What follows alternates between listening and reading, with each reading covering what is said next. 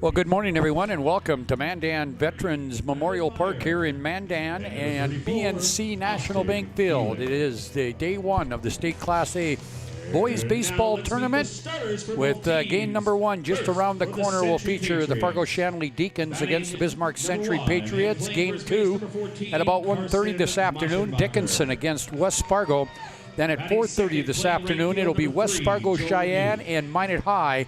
And your final game earlier or later tonight at about 6:30, we'll have Legacy against Grand Forks Red River. Back with two consolation round games tomorrow, the two semifinals, and then the fifth, third, and first place games will come your way on Saturday. You're listening to the Planet Pizza pregame show. Planet Pizza, proudly serving the Magic City for over 20 years. Call them now at 852-1700 and try their Blue Buffalo Pizza or chicken wings. You won't be disappointed. Planet Pizza, out of this world. Game one, Fargo-Shanley Deacons, number one seed out of the East. They're 25-5 on the year against the Bismarck Century Patriots, the number 4 seed. From the West, they come in with a 16-17 record. Fargo-Shanley was the tri-champions of the EDC's regular season. Again, as I mentioned, the number 1 seed in the EDC tournament. It's their 8th state tournament appearance, second straight, and 1 state title. They won it back in 2018. Their record through this versus the state tournament field: 2-0 against Red River, 1-1 against West Fargo, and 3-0 against West Fargo Cheyenne. For the Patriots, again, as I mentioned, they come in 16-17 on the year. They finished 5th in the WDA regular season. We're the number 4 seed in the WDA tournament. They're making their 12th state tournament appearance.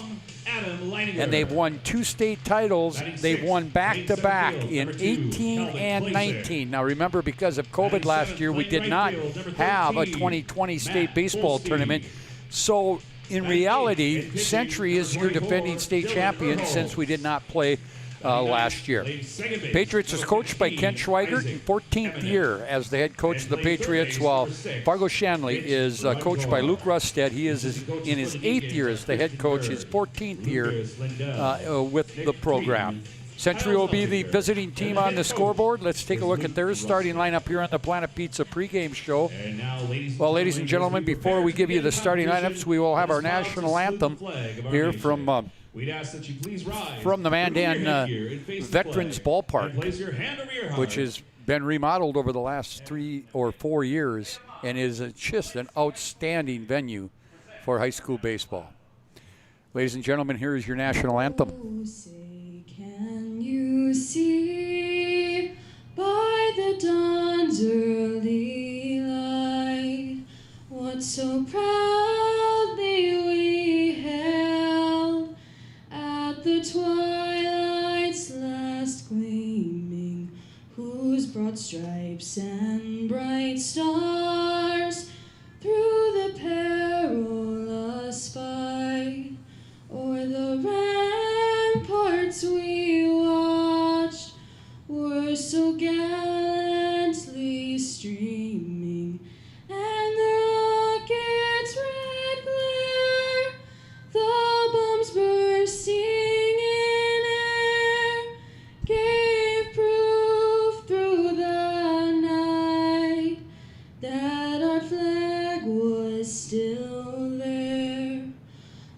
say does that star-spangled banner yet wave o'er the land of the free and the home of the brave. All right, great rendition of the national anthem, and we're about set to play baseball here in Mandan on a scorcher of a day. It's supposed to be about 95 today. Tomorrow they're talking maybe over this century mark. But I'll tell you what, if you're a baseball fan, you'd rather have this kind of weather than have 40-degree weather. Here's your starting lineups. First of all, for Century, they will go this way on the batting order. Leading off, playing first base, Carson Maschenbacher. Batting second, right fielder Joe Leduc. The third hitter will be the pitcher, Ryan Kipe. Batting fourth, designated hitter Noah Riedinger. Carter Kruger will bat fifth, and he'll play third base. Parker Sagsby, the left fielder, will bat sixth. Max Vig, the second baseman, bats seventh. Sid Olmstead, the shortstop, will bat eighth, and Gavin Lill, the center fielder, will bat ninth. That'll be Maschenbacher, Leduc, Kipe, Riedinger, Kruger, Sagsby, Vig, Olmstead, and Lill. Defensively for the Fargo Shanley Deacons, left to right in the outfield is Ben Osley, Kelvin Clausen, and Matt Holstein. At third base, Mitch Runcorn. The shortstop, Tommy Simon. The second baseman, Isaac Emineth. And your first baseman, Zach Sandy. Your catcher, Cooper Mattern. And on the mound, right-hander, Dylan Erholtz. Again, you've been listening to the Planet Pizza pregame show, proudly serving the Magic City for over 20 years. Call them now at 852-1700 and try their Blue Buffalo Pizza or chicken wings. You won't be disappointed. Planet Pizza, out of this world. I want to welcome you all along the PSP network for coverage of all 11 games from this state tournament right here in the PSP network. Erholtz is ready. Leadoff hitter Carson Maschenbacher. First baseman, number 14, Carson Maschenbacher. Maschenbacher wears uniform number 14. We'll give you the officials or the umpires here in just a bit. First pitch is outside, ball one. Behind the plate is Kevin Kerr. Down the first base line, Ryan Ingman. And down the third base line, Brian Hornecker. First pitch today delivered by our friends at the UPS store. There's a ground ball.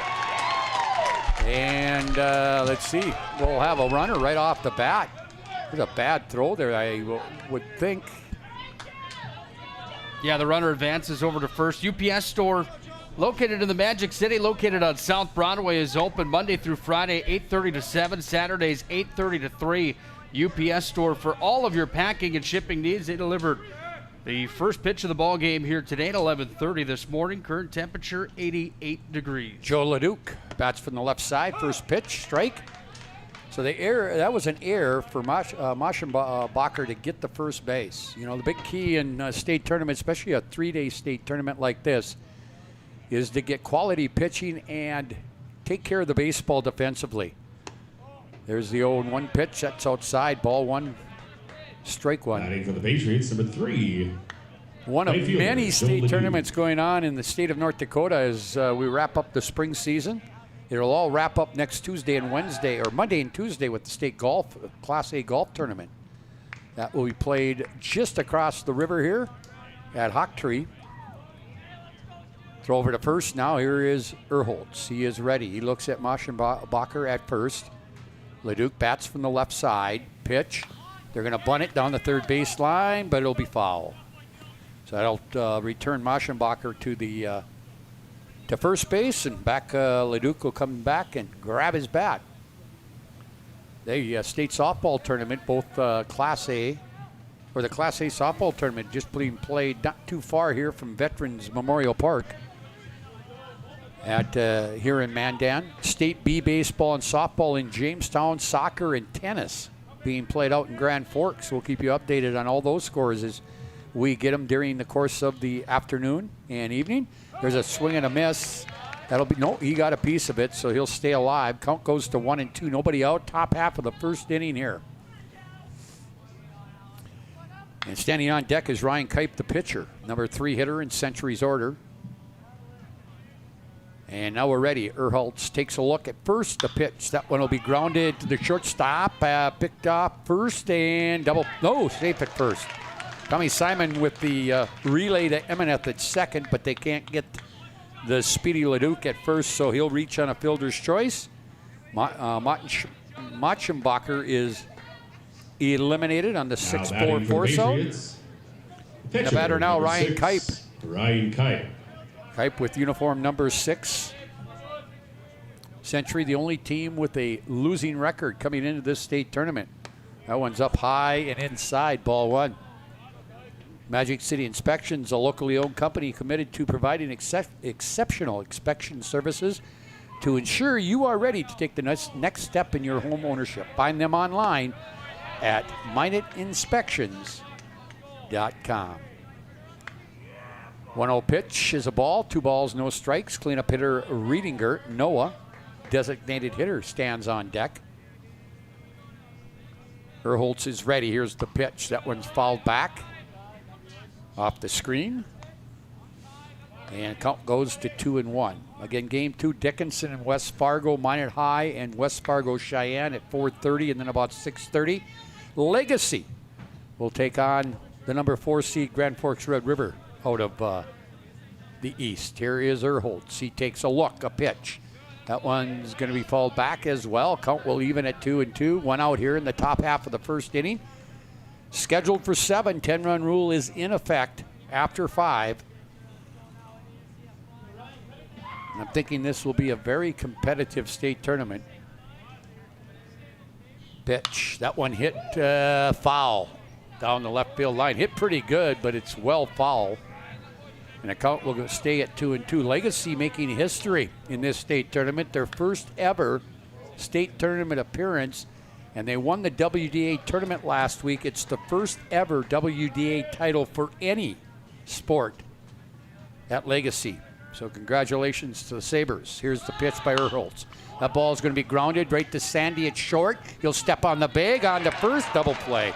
Taylor made double play. That was hit right at the bag. Simon made the play unassisted at second and then threw on to Sandy at first. And for Century in the top half of the first inning, no runs, no hits. There was one Shanley error.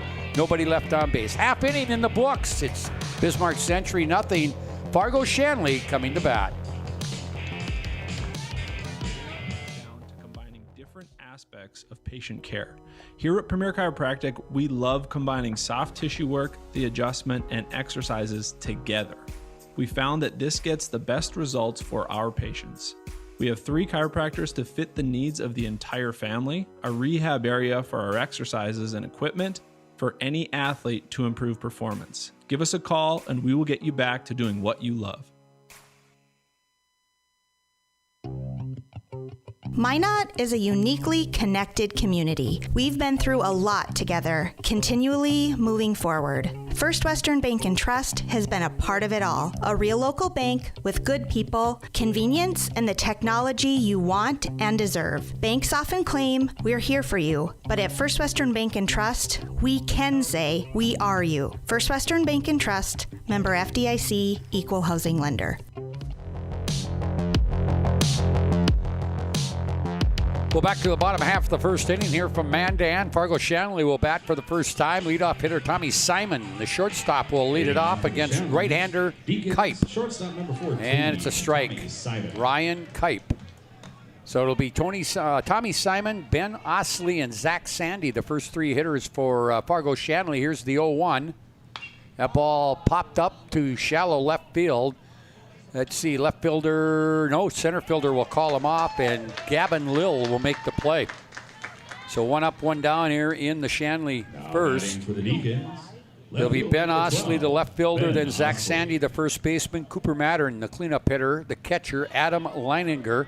The DH will bat 5th, Kelvin Clausen. The center fielder bats 6th, Matt Holstein.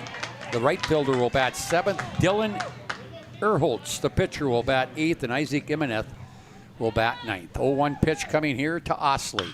That ball grounded to the shortstop, through his glove and into left field. That will go as an error.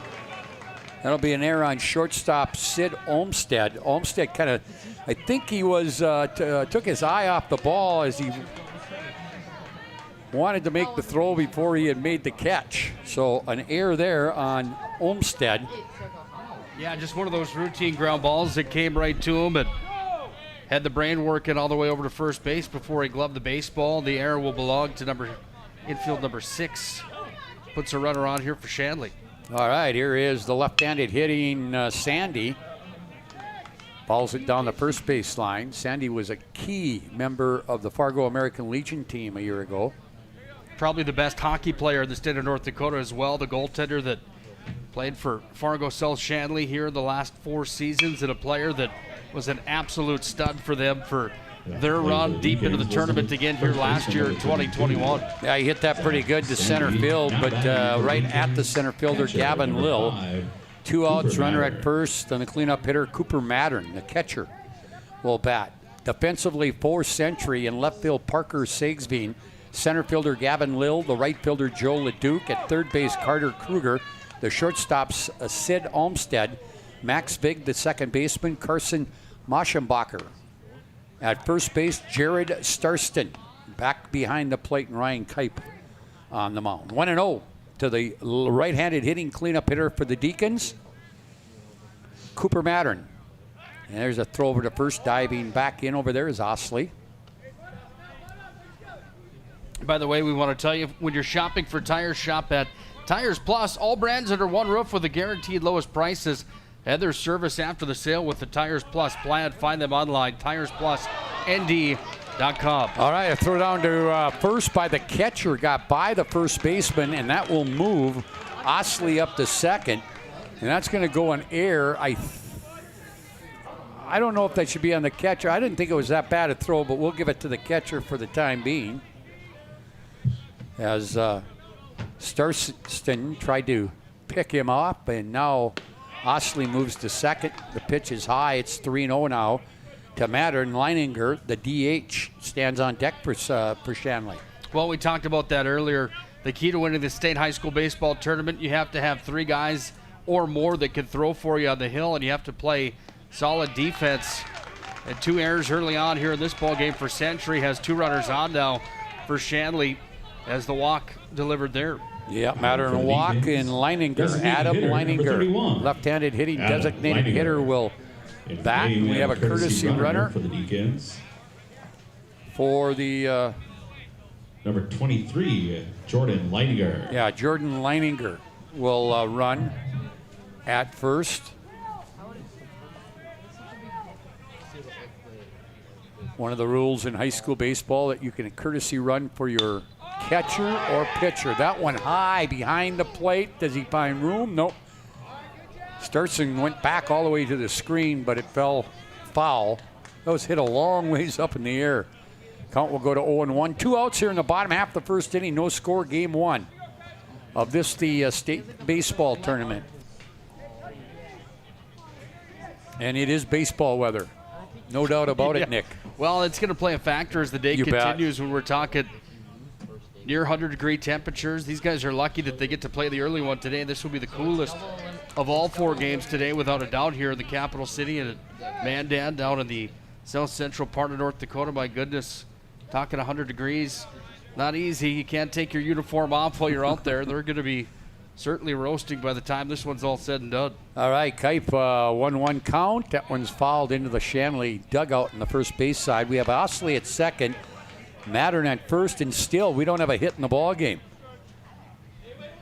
Century had 1 base runner. That was on an error. Now we've had an error and a walk here in the bottom half of the first inning. There is Kipe. Look at second at Osley, the pitch. It's off the plate. Count will go to 2-2. So we have 2s all the way across. 2 balls, 2 strikes, 2 outs. Bottom of the first. From Mandan Veterans Ballpark. Newly remodeled not too many years ago. That one inside 3-2. You know, Nick, another thing is that this is a turf field, and that will bode to make it feel a little bit hotter out there just because of the sun coming off the turf. Yeah, a lot of times that turf, for whatever reason, it just really draws that heat in. And Leininger is going to go down looking. First strikeout of the ball game for Kipe. And force Shanley in the bottom half of the first inning. No runs, no hits. There was 2 Century errors that didn't hurt them, and they left 2 on base. We played 1 complete here from the opening game of the state Class A baseball tournament in Mandan. It is Century nothing, Shanley nothing. Back with the top of the second right after this. Member FDIC, equal housing lender. We want to wish all student athletes good luck this season, and may the friendships you make and lessons you learn last a lifetime. At First International Bank and Trust, we're more than a bank. We're a family, a partner in the community where we live and work. We're proud of all that you are accomplishing and can't wait to see what your future holds. Good luck to all the teams. First International Bank and Trust, live first. Systems go for lunch when supper time's a crunch. T-minus now, it's time for Planet Pizza. With lots of space for fun, there's room for everyone. Don't be an alien to Planet Pizza. Space for Planet Pizza. Planet Pizza. Well, we go to the top half of the second inning. It was will be the 4, 5, and 6 hitters for Century, Riedinger, Kruger, and Sigsbeen to face Erholtz here. No score. First pitch to Riedinger gets by the catcher and all the way to the backstop. This tournament game is brought to you by Diamond T Ranch, 4 generations of Hereford and Red Angus with F1 Cross Baldies. Visit them online at DiamondTRanchND.com. Yeah, a couple former Modded High greats, Luke and John Erickson from Diamond T Ranch. If you know anything about cattle, you know that stuff is the real deal when you're talking about the Premier Herefords and the F1 Cross Baldies. That's really not my specialty, by the way, by any means. However, they tell me it's the real deal. I know that the steaks taste pretty darn good. All right, here's Erholtz's 2-1. That one fly. That's deep to right center field. Is that out of here? No, it's off the fence and over fence. That'll be a ground rule double for Ringer. Boy, when that took off, Nick, I almost thought that was out of the ballpark. He hit it to the deepest part at about that 390 sign, and he stands on second with a double. Yeah, that was an excellent hit and really got the fans rallied up here. The dugout for Century rallied up. That was a good shot out here to the tall green wall at Memorial Ballpark. Carter Kruger, the third baseman, will bat with a runner on second. Nobody out here. Top half of the first inning for Century. Pitch. That's a called strike. Kevin Kerr again. Long-time umpire behind the plate. Again, Ryan Ingman on first base, and our own Minot product, Brian Hornecker, assistant basketball coach at Minot High, down the third base line. That one outside. So Century, in reality, is your defending champion simply because we did not have a 2020 state baseball tournament because of COVID-19. And they're going for their third straight here in Mandan this weekend. They won in 18 and 19. That one down low. Do you have a favorite coming into the weekend, Scott? Is there a team that stands off the paper for you as one that you think than anybody else coming in? Well, I think coming in, you have to look at Shanley with the tournament they had out east. They've won a lot of close games. I understand they've got 3 kids that are pretty good on the hill. That one grounded down the third baseline foul. I also look at Legacy. They've had a great run here in the late going. And then Dickinson. Dickinson's always been a quality team. But you know what? I really don't think you can count anybody out. Minot High, if they can put 3 games together, could come out of here with a win. I think it's as wide open as it's been for a long time. Here's a stretch by Erholtz. Pitch. That one grounded the shortstop. That will be Simon. Up ahead over to Sandy. They'll make the play there. Runner will stay at second. Now batting for the Patriots, left fielder number 9. So Parker Sigsbee, the left fielder, wearing uniform number 9, will step in. Be interesting to see Grand Forks Red River because the only school in this tournament they only played 16 games all year, and all these other teams are playing 30 to 35. So All right, first pitch is a ball to Sigsby. Stretched by Erholtz. The look at second, Riedinger, who had a leadoff double. That one will be low. Gets away from Sandy or Mattern, not far enough to move the runner up. Again, as Nick mentioned, 86 degrees at game time, and they're in a. Well, I guess the wind's blowing a little bit. Old Glory is moving a little bit out there in center field. Erholtz's pitch. That's grounded deep in the hole. Simon long through. Got him. Good play by Simon. Nice stretch by Sandy. Boy, he had to go deep in the hole to make that play. And boy, he showed that he's got a pretty good arm right there, Nick. Yeah, he certainly did. That was an athletic play from across the diamond, across the body, tossed it over to first base to make the play. Now 2 down here as the Deacons trying to get out of a jam here a little bit here with a runner on second. Batter is Max Big, the second baseman, Century. There's a throw back to second. Ooh, boy. Riedinger just got back. That was closer than...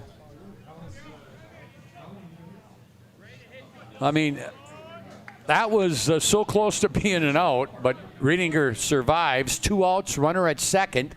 Pitch. That one hits Big. So that'll be a hits batsman. Riedinger will stay at second. Big goes to first. And the batter now, the number 8 hitter, Sid Olmstead. Olmstead, the shortstop, wearing uniform number 15. Riedinger led this inning off with a ground root double to the deepest part of this field here in Mandan. Here's Erholtz. That one's a strike. On deck, number 9 hitter Gavin Lill, the center fielder. Again, we'll keep you updated on any other scores from around the state, from other tournaments going on. Erholtz's pitch. That one grounded up the middle, taken by the second baseman on the short stop side of the bag. But making the play there is the second baseman, Emaneth, with the force out. So on the First International Bank and Trust scoreboard in the second inning, Century. Leadoff double doesn't hurt Shanley. No runs, 1 hit, no errors. 2 left after 1.5 innings of play on the First International Bank and Trust scoreboard. No score, Century and Shanley, bottom of the second, coming right up. Is a uniquely connected community. We've been through a lot together, continually moving forward. First Western Bank and Trust has been a part of it all. A real local bank with good people, convenience, and the technology you want and deserve. Banks often claim we're here for you, but at First Western Bank and Trust, we can say we are you. First Western Bank and Trust, member FDIC, equal housing lender. Smiles come from Vibetta Orthodontics. Vibetta Orthodontics is a certified Invisalign provider. Invisalign fits your budget and your lifestyle. Braces for children, teens, and adults with affordable monthly payments. Schedule your complimentary consultation and exam by logging on to VibettaOrthodontics.com or by calling 701-839-6010. Great smiles come from Vibetta Orthodontics. 6, 7, and 8 hitters for Shanley in the bottom half of the second. Clausen, Holstein, and Erholtz. Facing Kipe, Ryan Kipe, the right-hander. First pitch is a strike. Here's the 0-1. That's a curveball. Good pitch. Count 0-2 now. In the hole is Kelvin Clausen, center fielder for the Deacons. Pitch. That's up high. Almost hit him. 1 ball, 2 strikes. Winner of this will play the first semifinal tomorrow here in Mandan at 4:30. Loser will play in a consolation round game at 11:30. Strike 3 called. Nice pitch. Right there by Kipe. Second straight called, third strike. 13, Matt Holstein. Second, and the batter now, Matt Holstein, the left or right fielder, wearing uniform number 13. 24 hours a day, you can count on great food and variety at Schatz's Crossroads Restaurant. That's Schatz's Crossroads Restaurant. Always open 24 hours a day, 7 days a week. on the 2 and 52 bypass east. Visit them at shotscrossroad.com to order online. That was a drive to deep center field, and center fielder Lil at the warning track at the 390 mark makes the catch. So that's his third putout of the ball game. I was going to mention that top half is Tommy Simon, the shortstop for Shanley, has been a busy boy. He's had a lot of ground balls hit his way in the first 2 innings. 2 outs. Batter now is Erholtz, the pitcher. Bats from the right side. Winner of this will play the winner of the game number 2, Dickinson. That ball grounded to third baseman. And across, Kruger goes to Machenbacher, and it's a 3-up, 3-down. Nothing across, no runs, no hits, no errors. Nobody left after 2 complete here. Opening game of the State A baseball tournament. It is Bismarck Century nothing, Fargo Shanley nothing on the First International Bank and Trust scoreboard. We're back with the top of the third right after this. Down to combining different aspects of patient care.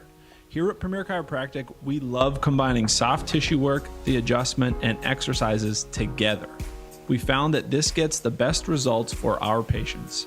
We have 3 chiropractors to fit the needs of the entire family, a rehab area for our exercises and equipment for any athlete to improve performance. Give us a call and we will get you back to doing what you love. Internet is an essential part of life today. So why is it so hard to figure out how much speed you actually need? At SRT, we provide fast, reliable internet packages to help you live your best internet lifestyle, so you can enjoy seamless connections across every device in every room. Get our popular social package for only $45.95 a month. Great for the whole family. It doesn't have to be difficult to get Wi-Fi that works. Contact SRT and start loving your internet. 9 1 and 2 hitters here for Century in the top half of the third inning. The PSP Network, your tournament headquarters, is powered by Paul Siebert, State Farm Insurance Agent, Subway, Beaupre Law Firm, and Minet's Finest Collision Center. Center fielder, number 18. Scott Cattell, along with Nick Hallberg, will be here over the next 3 days. Going to see a lot of baseball, aren't we, Nick? Yeah, we got a beautiful venue for this as well. Memorial Ballpark here in Mandan. This is one of my favorites inside of WDA baseball, inside of North Dakota on the west side of the state. Beautiful press box, beautiful facility, newly renovated. This place is fantastic, and we're just tickled pink to be here for the state tournament on the NFHS network, and of course the audio broadcast of the PSP network. It's going to be a fun weekend of baseball. All right, opening pitch of this third inning, popped high in the air by number 9 hitter Gavin Lill, caught by the second baseman Emmett. So 1 out. Now we go back to Machenbacher. The leadoff hitter reached on an error in the first and then was eliminated on a force out. Swings and misses at a pitch out of the strike zone. So it'll be no balls, 2 strikes here to the leadoff hitter. Pitch. Swing and a miss. Strike 3. First strikeout of the ball game for the Patriots, Erholtz. And the batter now will be Joe LeDuc, who reached on a fielder's choice and then was eliminated in a 6 unassisted to first base double play to end the first. He's 0 for 1. Bats from the left side. Pitch. Hits it hard over off the glove of third baseman Runcorn and into short left field. I think that will go as a hit, I would think. Yeah, the way that was delivered up the third base line right off the mid to the third baseman there, not much you could do. Came across his body, tried to make the play, but that thing was rifled pretty good. Ryan Kipe. So runner on first, 2 outs now, and Ryan Kipe will bat. He grounded into an inning-ending double play in the first. Pitch. That one grounded right at the third baseman. Nice play there. Runcorn goes the easy way at second. And the 2-out hit, no avail for Century. That'll go as 5-4 for the third out. Kipe will be credited with the fielder's choice. No runs, 1 hit. There was no Shanley errors and 1 man left on base. After 2.5 innings of play on the First International Bank and Trust scoreboard, no score, Century and Shanley, bottom of the third, coming up. Live. We don't see a new car car buyer or a used car buyer, we see a person giving us a chance to earn their trust, and we take that personally. We detail and inspect every pre-owned vehicle on our lot, so when you buy one, you'll leave feeling confident that the car is in great condition and you got a great value. Like this 2017 Sierra 1500 Crew, priced at an even 30 grand. That's more than $2,000 below NADA book value. Come see us today at Ryan Buick GMC, your dealership of choice. Systems go for lunch when supper time's a crunch. T-minus now, it's time for Planet Pizza. With lots of space for fun, there's room for everyone. Don't be an alien to Planet Pizza. Space for fun.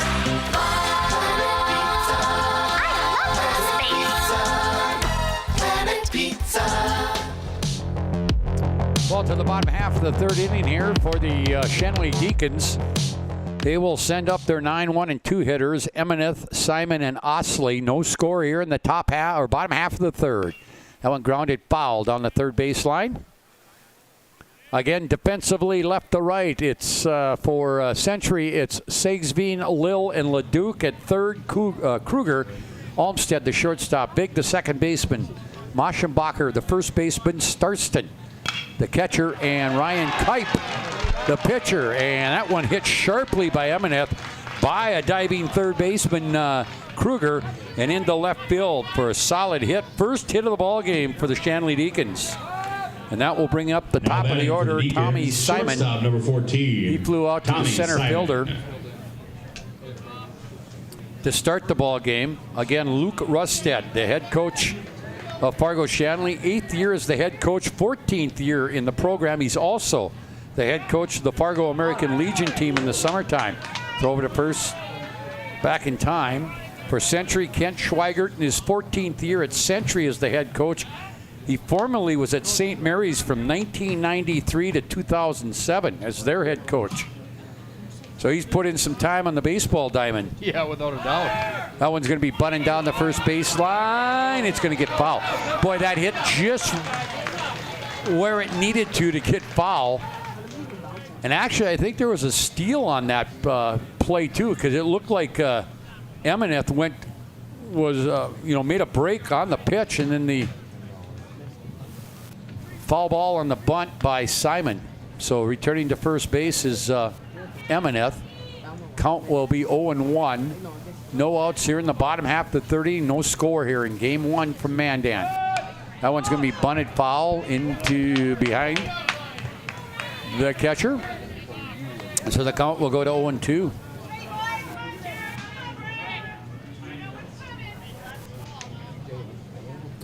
Oh, 2 on the right-handed hitting Tommy Simon, the leadoff hitter for the Shanley Deacons.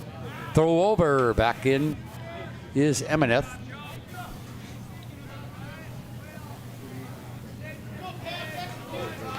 Stretch here by Kite. The look, the pitch. High, throw down to first. Ooh, nice play by Maschenbacher to get down and keep it in front of him, because that was a low throw right there.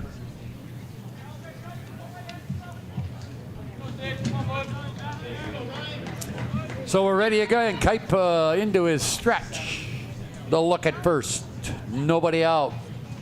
That ball popped up infield, second base side. Actually, yeah, second baseman Big will take it right behind the bag. And that'll be the first out of the third inning. That brings Ben Osley to the plate, the left fielder. Now batting for the Deacons, he reached on an error on Ben Osley. Olmstead in the first, and then got the second on an error, on a throwing error by the catcher trying to pick off Osley at first. So one out now, runner at first. Kipe ready, pitching to Osley. That one outside and low.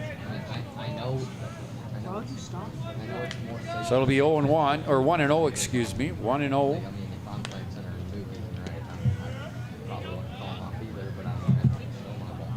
Here is the stretch, the look, the pitch, up high. Not too far from here. Bottom of the fourth in the state girls Class A softball tournament. Valley City leads Jamestown 6-2. That's in the bottom of the fourth. Throw over. Back in is Emineth.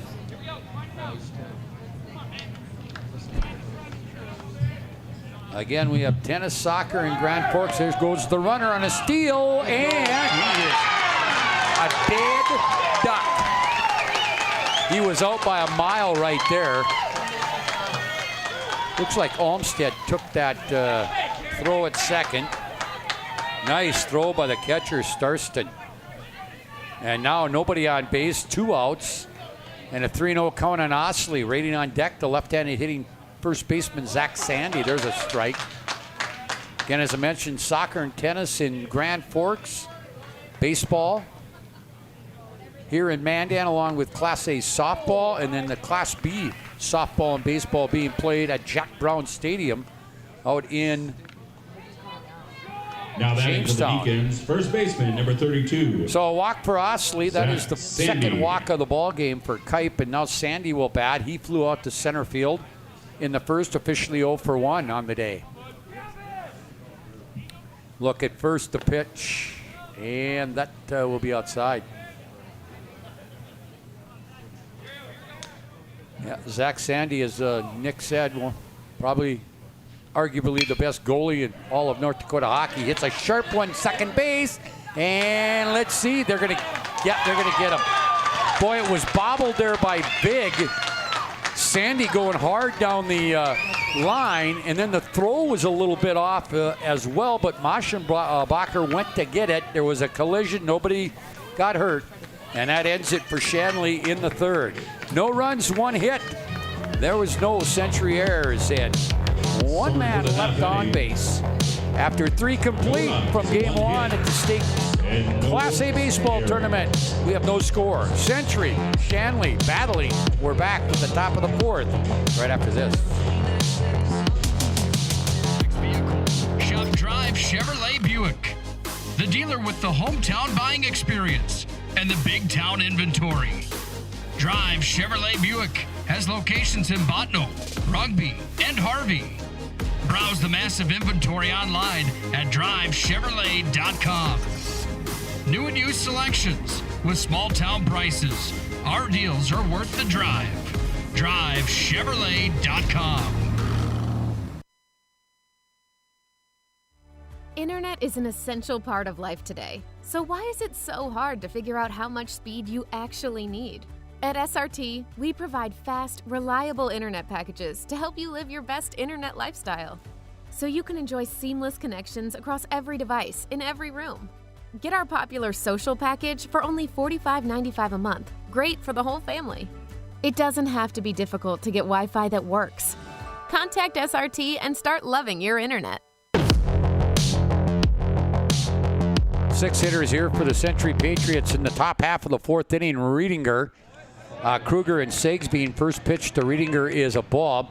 Riedinger hit a ground rule double to the deepest part of this field here in Mandan to lead off the second, but didn't go any farther after that. And he swings and misses at a high fastball. Count will go to 2-0. Or 1-1, excuse me, 1-1. Reminder, this is 1 of 4. There's a swing and a miss by Riedinger, game 2 today. Here in the PSP Network, we'll have Dickinson and West Fargo followed at 4:30 Minot High and West Fargo Cheyenne. Your final game, Grand Forks Red River and Legacy. Fouled back. Riedinger will stay alive.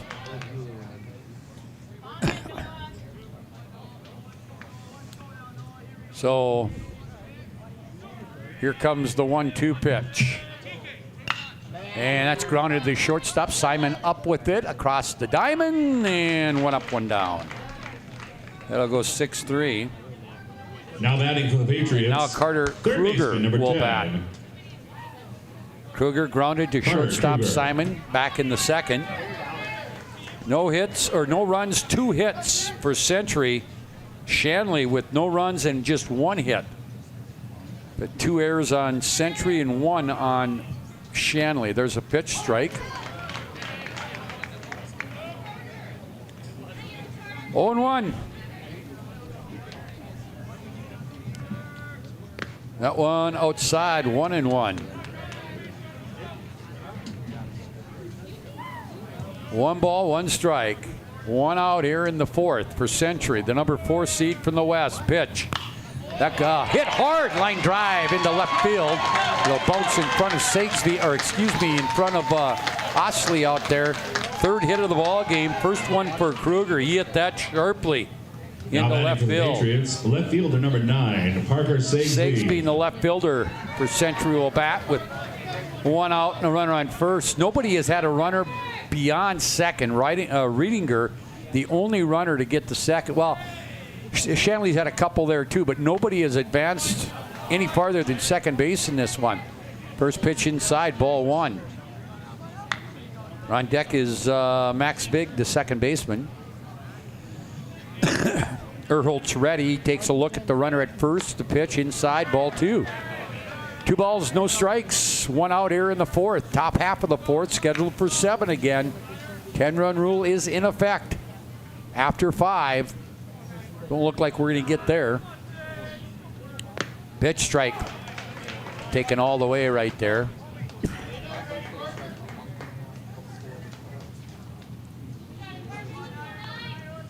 Here is Erholtz. Gets his sign from Mattern. Goes into the stretch. Takes a look at Kruger.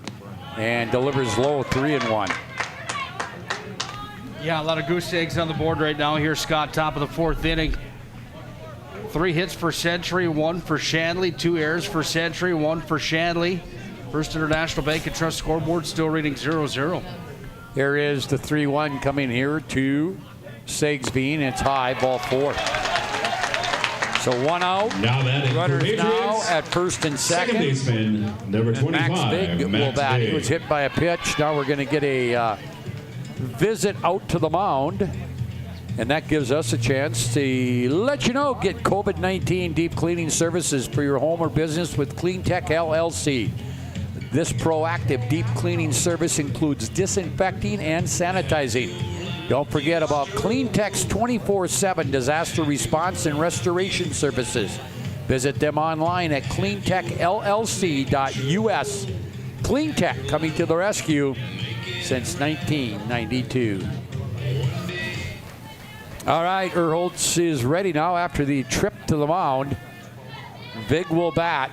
Runners at first and second. Kruger at second. Sagsby at first. Pitch.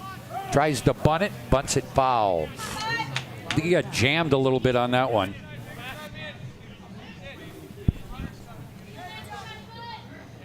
So it'll be 0-1 here now to the right-handed hitting Vig.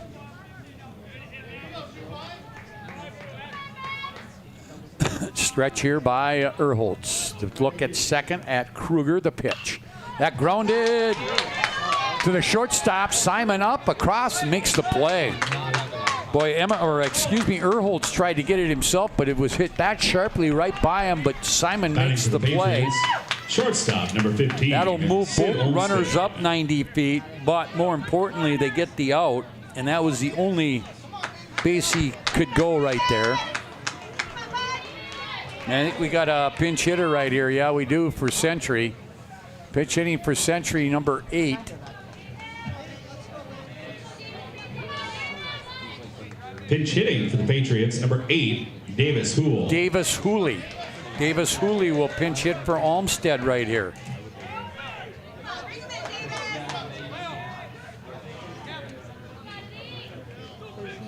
And now we got a runner 90 feet away to try to break this tie. First base runner to third in the ball game.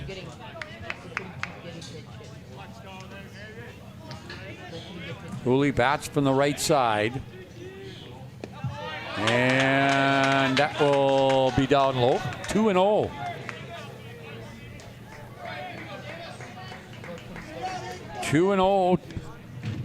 As Century tries to break this scoreless tie here in the top half of the 4th. Pitch, swing, and a foul. Count goes to 2-1. Erholtz trying to work himself out of a mini jam here in the top half of the 4th inning with no score here from Mandan Veterans Ballpark in Mandan. Pitch. Ooh, that's just off the plate. Count goes to 3-1. Waiting on deck, Gavin Lill, the center fielder. Here's Erholtz out of the full windup. The pitch. That's ball 4. Bases will be juiced now. Kruger at third, Sagsbean at first. And that is the center fielder, number 18. Second walk given up by Erholtz, both in this inning. He's also hit a batter. Lill popped up to second baseman. Second baseman Vig back, or excuse me, Emineth back in the third. He bats here with the bases loaded, 2 outs here in the Century fourth. 0-1 pitch. That's off. 1 ball, 1 strike. Leadoff hitter Machenbacher waits on deck. Again, winner plays at 4:30 in the first semifinal tomorrow. Loser will play at 11:30 in a Consi game. Pitch. That's fouled. I think it went off Lill's leg after he foul tipped it. So it'll be 1 ball, 2 strikes. Can Erholtz get himself out of this jam? Bases loaded, 2 outs, 1-2 count. Erholtz is ready. Out of the full windup he will come. Well, now he taking a long time getting his sign. Now he's got it. Here it is. 1-2 pitch. Popped up right side. It's right fielder. Ooh, nice play out there by Hallstein in foul territory, but made a dive at the end and just could not keep the glove on it. First baseman Sandy was chasing it as well. Hallstein looks to be okay, but what an effort by him out there. But staying alive is Lill. It'll stay 1-2. Remember, we do have a pitch count in high school postseason tournament action. Talk a little bit about that when we get a chance. Here's Erholtz, 1-2. That one hit grounder, short, big hop. Simon got him at first. That pitch was out of the strike zone, but Gavin Lill went after it. All 3 putouts or assists in this inning went to shortstop Simon. We're through 3.5, no runs, 1 hit, no Shanley errors, 3 men left on base after 3.5 on the First International Bank and Scoreboard. We're halfway through. It's Century nothing, Shanley nothing. Back right after this.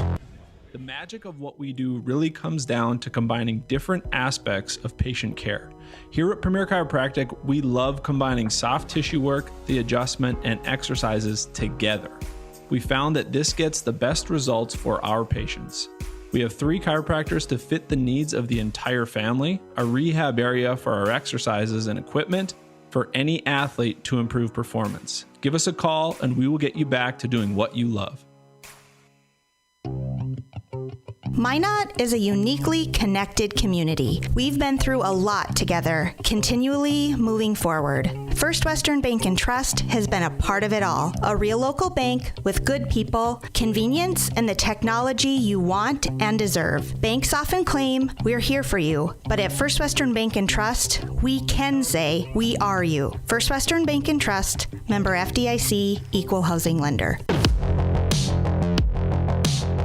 The 4th inning here, it'll be Cooper Mattern, Adam Leininger, and Kelvin Clausen for Shanley against Kipe. First pitch, fouled at the plate. Yeah, they're going to call that a foul ball. Magic City Inspections, a locally owned company, committed to providing exceptional inspection services to ensure you are ready to take the next step in your home ownership. Find them online at minutinspections.com.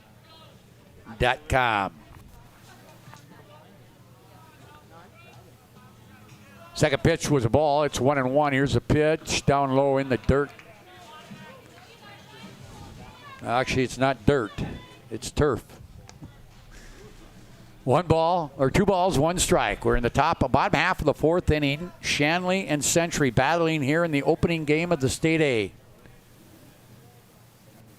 That one's high. That'll take it to 3-1.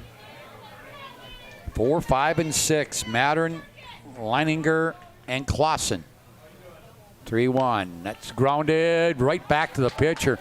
And Mattern, and he'll be taking care of it first. He tripped coming out of the batter's box, so it was an easy play for the pitcher, Kipe. Designated hitter. So 1 out here in the 4th, and Leininger will bat. He was called out on strikes in the first, one of 2 strikeout victims for Kipe. Bats from the left side, 0 for 1. Pitch. That one hit to center field. That's deep, way deep back. Great catch at the warning track by Lil. Again, Nick, that one was hit. I thought it was out of here when it left his bat too, but Lil did a nice job of running it down. Yeah, tracked that one down like a wide receiver in football on the way back to the wall. 385 out there towards center. And nice play from the center fielder to come up with that catch. That was the Deacons center fielder, number 2. Almost, like you said, when it came off the bat, I was sure that was going to be a base hit. Nice play from the center fielder. All right, so we will 2 outs. Batter is Kelvin Clausen. He's going to hit one to right center, and it's going to fall in front of the right fielder. Holstein, another solid single for Clausen. His first hit of the ball game. The second for Shanley.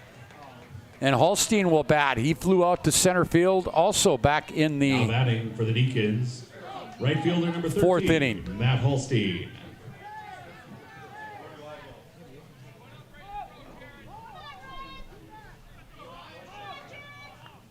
All right, so here is Holstein.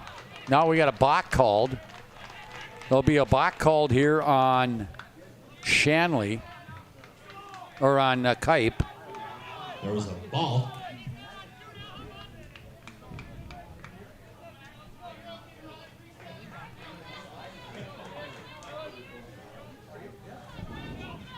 All right, here is stretch, pitch, no. Yeah, it was a called strike. 0-1.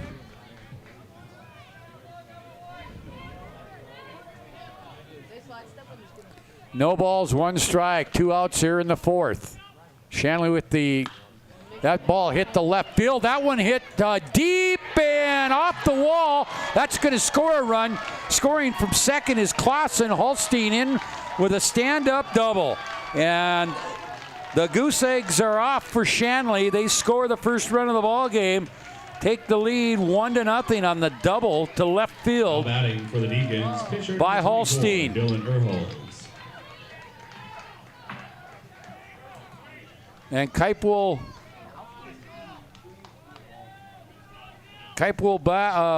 face now Dylan Erholz. Pitch.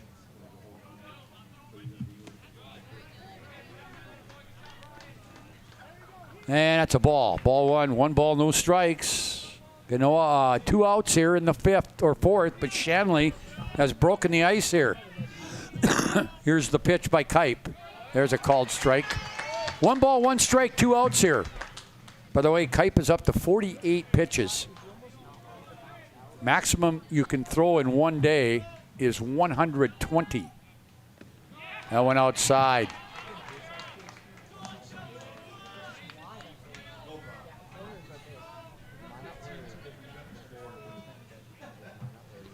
Here it is, 2-1, 2 outs. Pitch. That one hit into left field. That's going to drop. They're going to send the runner from second. That's Holstein. He'll score easily. And then quickly getting it back in is the left fielder, Sagsveen. But now back-to-back 2-out hits. And Shanley now has taken a 2-0 lead here in the 4th. That's an RBI for Erholz, helping himself out. Baseman number 15, Isaac Emeneth. And Emeneth now, the number 9 hitter, will hit. That's 3 hits in a row now.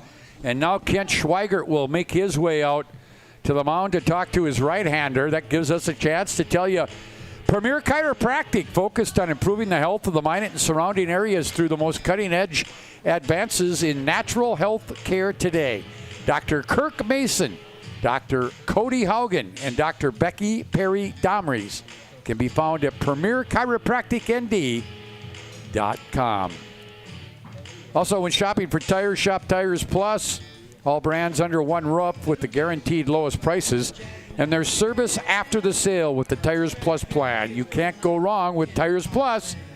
Visit them online at tiresplus.nd.com. By the way, I want to correct myself.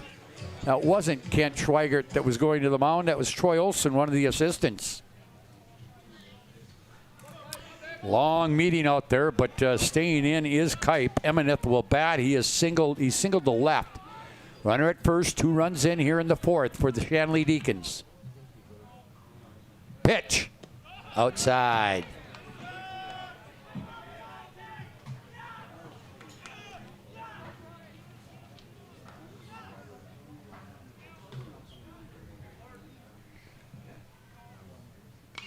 That one popped up right side. First baseman Machenbacher over on the Shanley dugout area, but makes the catch, and the inning is over. But Shanley breaks the ice. They will get 2 runs on 3 base hits. No century errors. 1 man left on base. 4 complete here from the State A. It is Fargo Shanley 2. Bismarck Century nothing. Back with the top of the 5th right after this.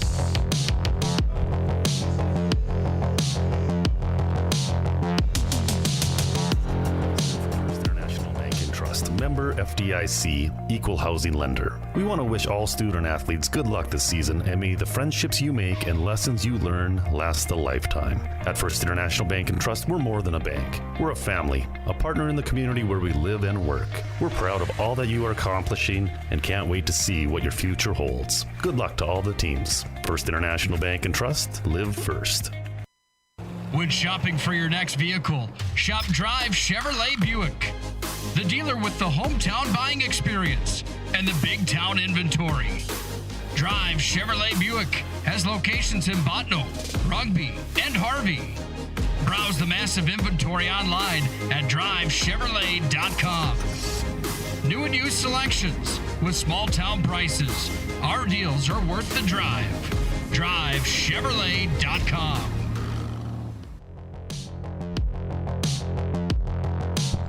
Machenbacher will lead off the top half of the 5th inning, and he will fly out to medium deep center field. And Leduc will bat. 1 pitch, 1 out here in the 5th. Leduc, he is singled and reached on a fielder's choice, 1 for 2. And that one fouled down the first baseline. And that'll be run down by, well, it won't be run down by Sandy. Dickinson and West Fargo in game 2, then Minot and Cheyenne, followed by Legacy and Red River. That's fouled back behind the grandstand here. Beautiful day here. Little hot, but we'll take it. Pitch. That's high and outside. Again, we will have all coverage of all games from this tournament. That one fouled out to third base side.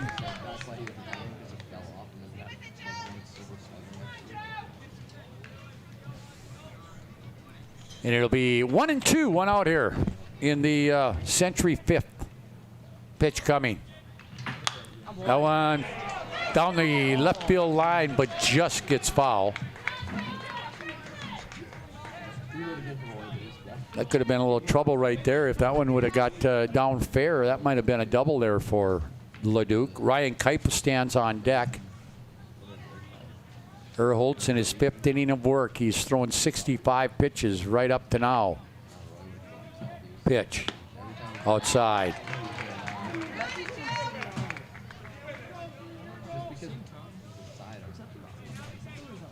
So it's 2 balls, 2 strikes, 1 out. Pitch is strike 3 called.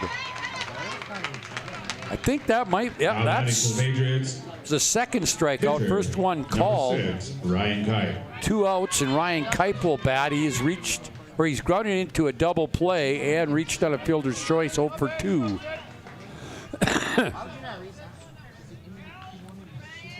Wind up, strike Erholtz gets ahead again. He's been ahead of a lot of hitters today. His ball club leads 2-0. Swing and miss. Boy, way out in front of that off-speed pitch. Count goes to 0-2.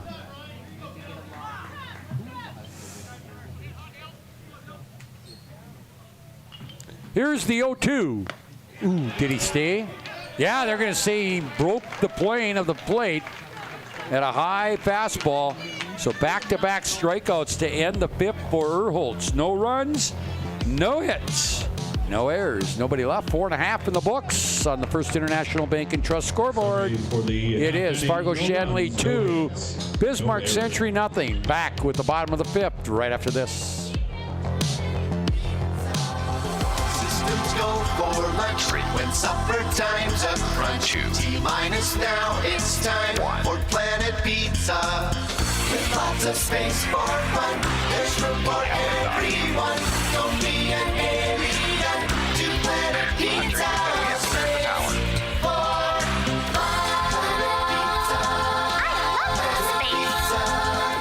Planet Pizza. At Ryan Buick GMC, we don't see a new car buyer or a used car buyer. We see a person giving us a chance to earn their trust, and we take that personally. We detail and inspect every pre-owned vehicle on our lot. So when you buy one, you'll leave feeling confident that the car is in great condition and you got a great value. Like this 2017 Sierra 1500 Crew priced at an even 30 grand. That's more than $2,000 below NADA book value. Come see us today at Ryan Buick GMC, your dealership of choice.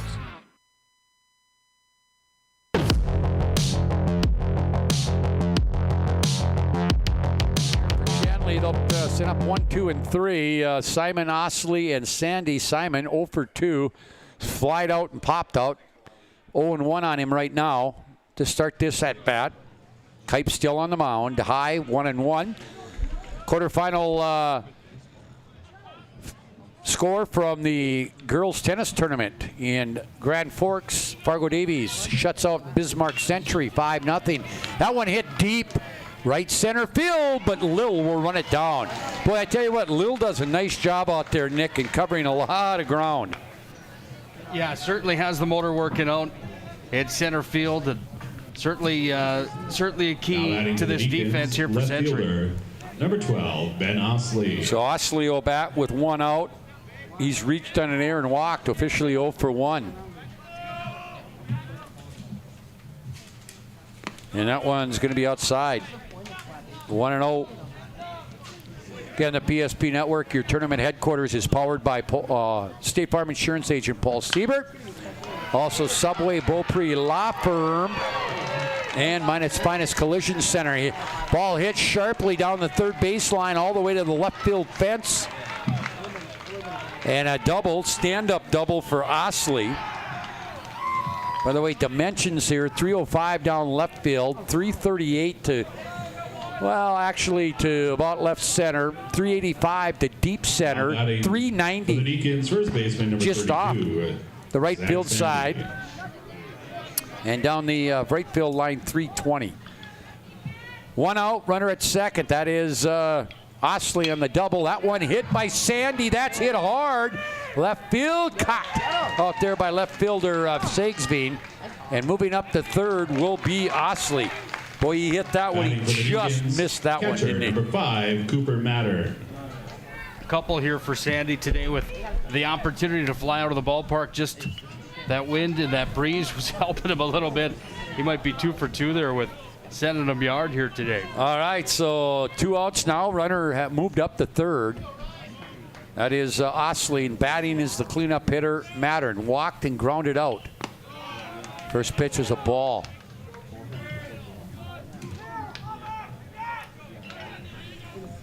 So ball 1. Here's the 1-0, 2 outs. Set one fly ball, lazy fly ball to left center. Sagsveen comes over to left center, and he'll make the play. So the 1-out double doesn't hurt the Patriots. No runs, 1 hit, no errors, 1 left. We've played 5 complete here from Mandan on the First International Bank and Trust scoreboard. It is Fargo Shanley 2, Century nothing. Back with the top of the 6th right after this.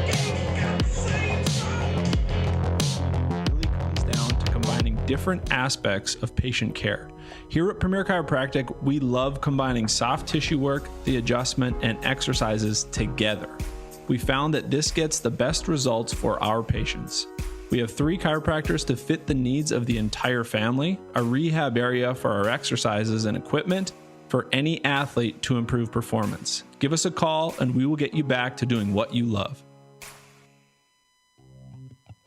Minot is a uniquely connected community. We've been through a lot together, continually moving forward. First Western Bank and Trust has been a part of it all. A real local bank with good people, convenience, and the technology you want and deserve. Banks often claim we're here for you, but at First Western Bank and Trust, we can say we are you. First Western Bank and Trust, member FDIC, equal housing lender.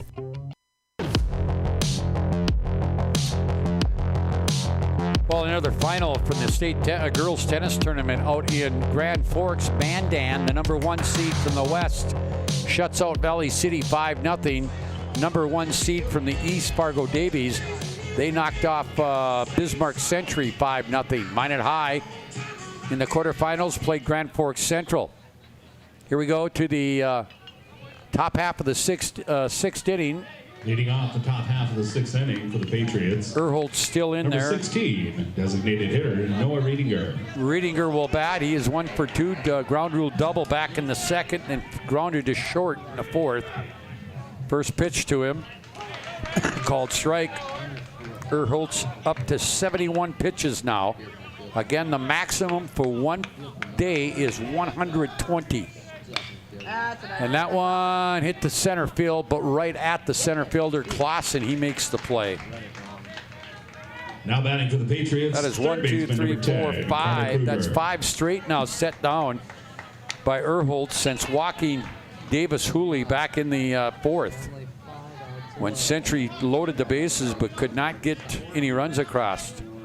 Kruger 1 for 2, grounded to short and singled to left. Pitch to him. That's going to be fouled on the third baseline.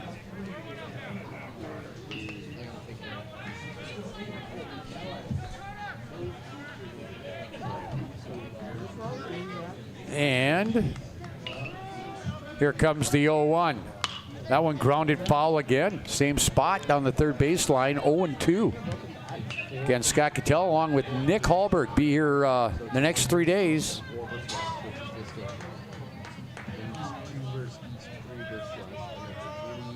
Here is the 0-2, 1 out. That's up high, 1-2. Fabulous hospitality and fabulous facility here at Mandan Veterans Ballpark. They do a bang-up job here. Here is the 1-2. Grounded to short, picked off by Olmstead, and he'll get the out. Excuse me, that's Simon, and he'll get the out at first. Batting for the Patriots, left fielder number 9, Parker Sagsby. Sagsby will bat now. Boy, I'll tell you what, Simon has been a busy shortstop for Shanley. He's had a lot of opportunities today. Here is Parker Sagsby, 0 for 1 officially, grounded out and walked. Pitch to him, swing and a miss. That one had him on the hands right there. There's a fall back into the screen. The pitching regulations is 120 daily maximum pitch count, 135 tournament maximum pitch count, and a maximum 3 tournament appearance. The ball outside gets away from Mattern, not very far. Got nobody out or nobody on, 2 outs here in the 6th. Shanley leads here. They are the home team.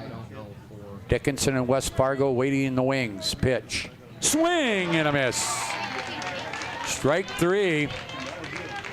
No runs, no hits, no errors. Nobody left. We played 5.5 here from Mandan. It is Fargo Shanley on the First International Bank and Trust scoreboard 2. Bismarck Century nothing. Bottom of the 6th. Up next here on the PSP Network.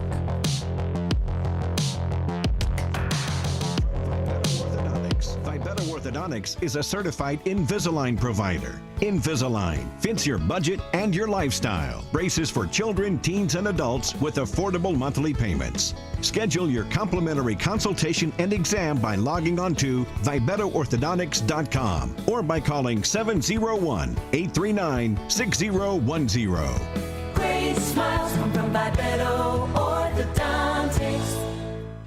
Internet is an essential part of life today. So why is it so hard to figure out how much speed you actually need? At SRT, we provide fast, reliable internet packages to help you live your best internet lifestyle. So you can enjoy seamless connections across every device in every room. Get our popular social package for only $45.95 a month. Great for the whole family. It doesn't have to be difficult to get Wi-Fi that works. Contact SRT and start loving your internet.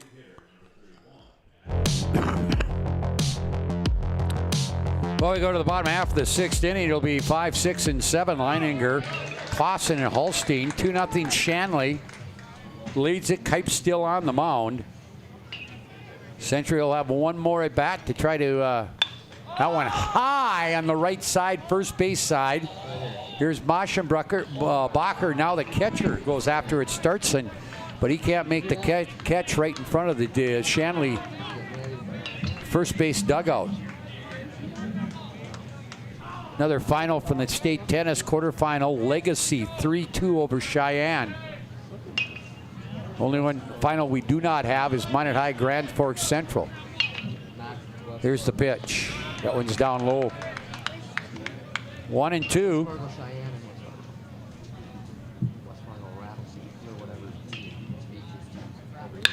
And that one hit sharply right at the second baseman. Big over to Mashin Bacher. 1 up, 1 down here in the sixth. Batter will be Clausen. He's singled and scored and been called out on strikes. 3 hits for the Patriots, just 5 hits for the Deacons.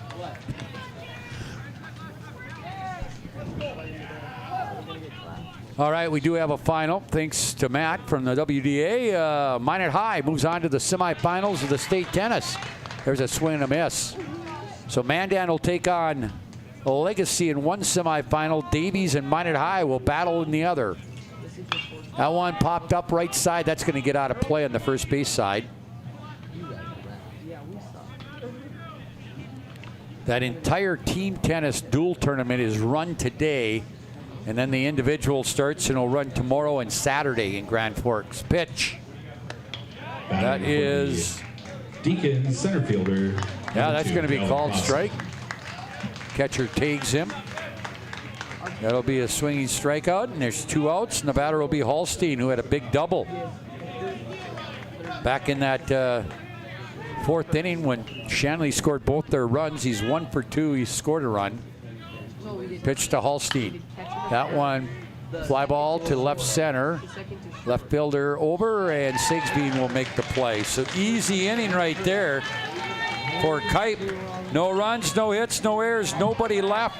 We've played 6. We go to the top of the 7th. Last chance for Century on the First International Bank and Trust scoreboard. It is Fargo Shanley 2, Bismarck Century nothing. Back right after this. Member FDIC, equal housing lender. We want to wish all student athletes good luck this season, and may the friendships you make and lessons you learn last a lifetime. At First International Bank and Trust, we're more than a bank. We're a family, a partner in the community where we live and work. We're proud of all that you are accomplishing and can't wait to see what your future holds. Good luck to all the teams. First International Bank and Trust, live first. Great smiles come from Vibetto Orthodontics. Vibetto Orthodontics is a certified Invisalign provider. Invisalign fits your budget and your lifestyle. Braces for children, teens, and adults with affordable monthly payments. Schedule your complimentary consultation and exam by logging on to VibettoOrthodontics.com or by calling 701-839-6010.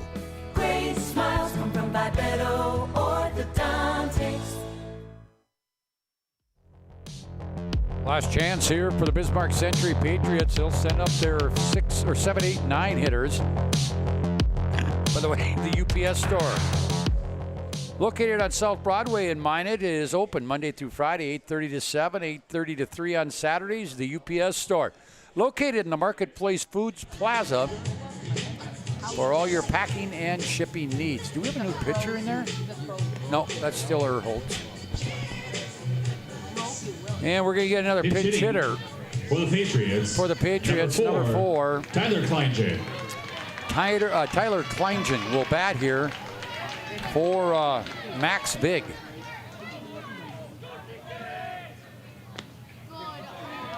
And the first pitch is a ball. Vig on the day was 0 for 1. He was hit by a pitch and grounded out. Kleingen swings through. Actually, foul tipped it into catcher Mattern's leg. Count will go to 1 ball, 1 strike, no outs. Last chance here for Century. Pitch. Outside, ball 2, 2 balls and 1 strike. Game 2 scheduled for about 1:30 will be the Dickinson Midgets and the West Fargo Packers. That ball fouled down the right field line out of play.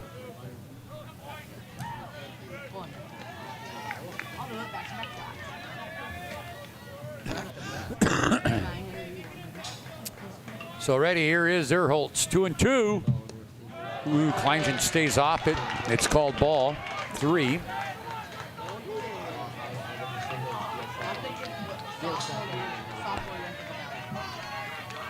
Here's the 3-2.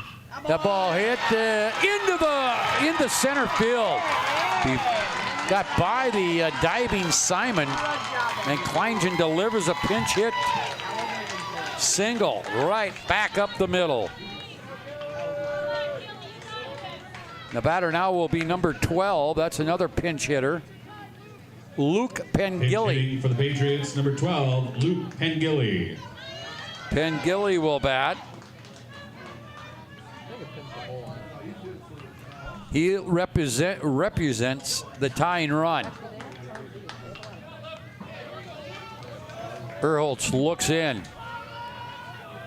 Gets his sign. Pitch. That one, did it hit him? No, it just got by. Yeah, it got by and all the way to the backstop. But not being able to move up there was Kleingen. Remember here in Mandan, the grandstand backstop is not that far away. That ball hit into shallow left center field. It will drop. And now the tying run is at first base. It's not how hard you hit him sometimes, Nick. It's where you hit him. Yeah, that was just a little blooper shot just on the other side of the brown of the turf. Fell in, and all of a sudden we've got a ball game here at the top of the 7th. First and second, nobody out, and the batter will be Gavin Lill, the center fielder, number 9 hitter. He's popped out and grounded out. You might want to look for a bunt here right now to put that tying run in scoring position. With your top of the order coming up, now they'll step off.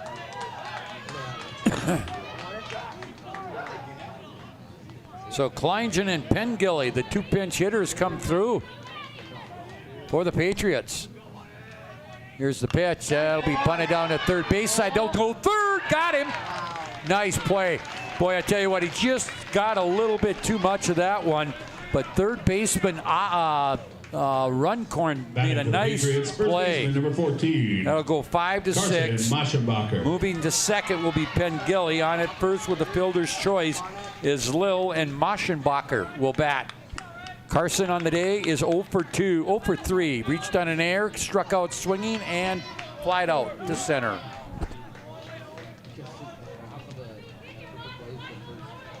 Winner to play tomorrow in the semis at 4:30. Will it be Shanley? Will it be Century? We'll find out here. That one inside and high, ball 1. Runner at second now is Pengilly. At first is Lill.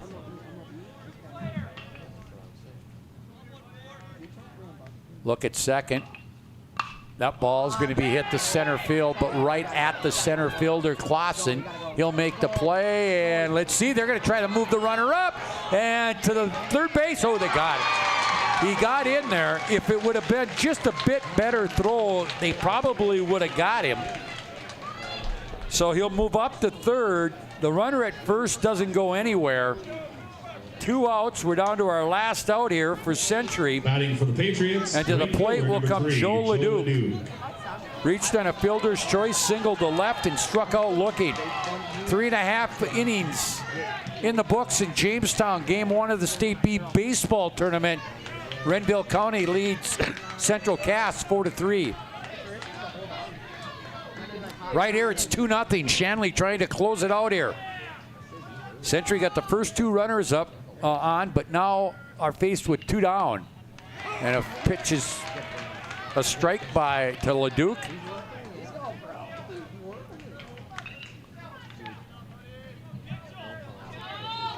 Here is Erholtz. He'll take a look. Runners at the corners now. Runner at third means nothing. And that's a ball. 1 ball, 1 strike. Shanley trying to get into the semifinals here. Century trying to rally. Here's the pitch, and that's going to be outside. Kipe stands on deck, the number 3 hitter, and then Riedinger.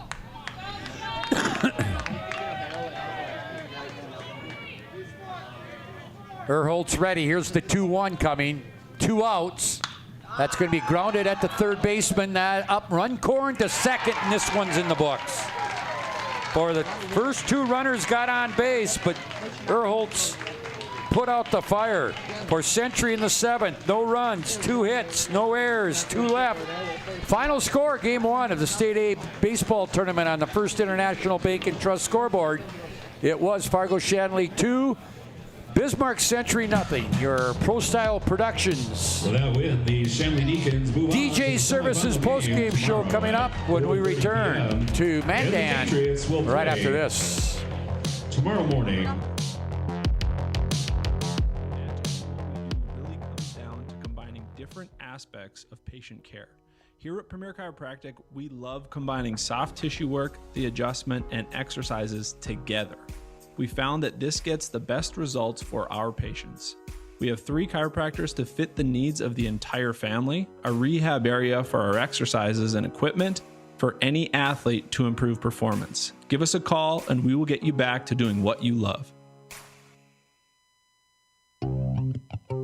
Minot is a uniquely connected community. We've been through a lot together, continually moving forward. First Western Bank and Trust has been a part of it all. A real local bank with good people, convenience, and the technology you want and deserve. Banks often claim we're here for you, but at First Western Bank and Trust, we can say we are you. First Western Bank and Trust, member FDIC, equal housing lender.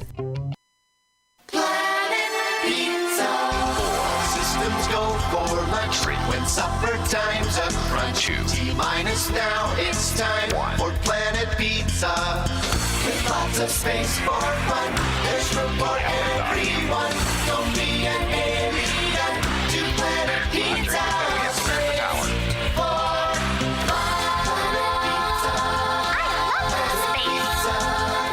Planet Pizza. Welcome back here to the Pro Style Productions DJ Services postgame show. We make your event Pro Style. Ask about our money back guarantee. It's www.prostyleproduction.com. Final line score in this one. Good ball game. Fargo Shanley had 2 runs, 5 hits. They committed 1 error and left 5 on base. For Century, they had no runs on 4 hits. They committed 2 errors and they left 8 on base. Winning pitcher Dylan Erholtz went all 7 innings, gave up 4 hits, no runs. He walked nobody, struck out 4, hit 1 batter in his 7 innings of work to get the win. The loss in a great game for him, too. Ryan Kipe loses the game. 6 innings pitched, 5 hits, 2 runs, both of them earned. He walked 2 and he struck out 3. For the 4 hits for Century, let's see, a single for Leduc, also a double for Riedinger, a single for Kruger, and I correct myself, that's 5 hits that they got on the day. And then Kleingen and Pingilly with a single apiece. For Fargo Shanley, they had 5 hits as well. A double for Osley, a single for Clausen. That was an RBI single. A double for Holstein, and also an RBI single for Dylan Erholtz to help his pitching victory today. And Imaneth also with a single. So both runs scored in the fourth inning. Shanley will go to 26-5 on the year. Century will drop to 16-18. Century will play at 11:30 tomorrow against the loser of the second game today. And the Shanley Deacons will play in the semifinals against the winner of game number 2 coming up here on the PSP Network. That will be West Fargo and Dickinson. Again, the final score on the First International Bank and Trust scoreboard in game number 1 of the State A baseball tournament. Fargo Shanley 2, Bismarck Century 0. We're going to take a little break. We'll be back for game number 2, set to go about 1:30 this afternoon. We'll be back to Mandan after this short break.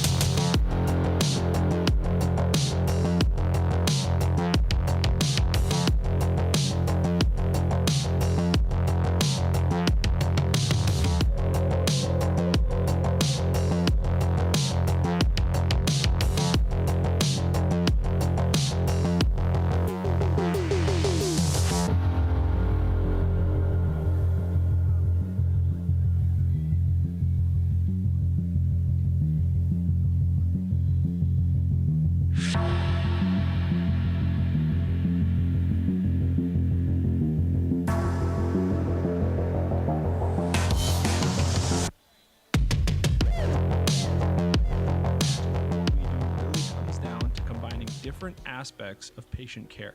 Here at Premier Chiropractic, we love combining soft tissue work, the adjustment, and exercises together. We found that this gets the best results for our patients.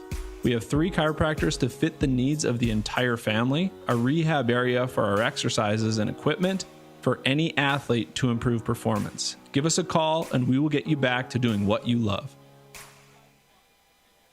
The magic of what we do really comes down to combining different aspects of patient care. Here at Premier Chiropractic, we love combining soft tissue work, the adjustment, and exercises together. We found that this gets the best results for our patients. We have 3 chiropractors to fit the needs of the entire family, a rehab area for our exercises and equipment for any athlete to improve performance. Give us a call and we will get you back to doing what you love. At Ryan Buick GMC, we don't see a new car buyer or a used car buyer. We see a person giving us a chance to earn their trust, and we take that personally. We detail and inspect every pre-owned vehicle on our lot. So when you buy one, you'll leave feeling confident that the car is in great condition and you got a great value. Like this 2017 Sierra 1500 Crew, priced at an even 30 grand. That's more than $2,000 below NADA book value. Come see us today at Ryan Buick GMC, your dealership of choice. At Ryan Buick GMC, we don't see a new car buyer. Shop Drive Chevrolet Buick, the dealer with the hometown buying experience and the big town inventory. Drive Chevrolet Buick has locations in Botno, Rugby, and Harvey. Browse the massive inventory online at drivechevrolet.com. New and used selections with small town prices. Our deals are worth the drive. drivechevrolet.com. When shopping for your next vehicle, shop Drive Chevrolet Buick, the dealer with the hometown buying. So why is it so hard to figure out how much speed you actually need? At SRT, we provide fast, reliable internet packages to help you live your best internet lifestyle, so you can enjoy seamless connections across every device in every room. Get our popular social package for only $45.95 a month. Great for the whole family. It doesn't have to be difficult to get Wi-Fi that works. Contact SRT and start loving your internet.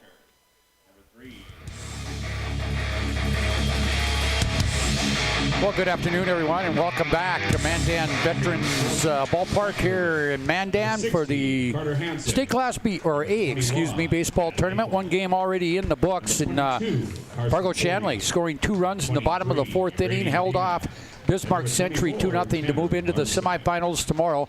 They will play the winner of today's second game between Dickinson and West Fargo.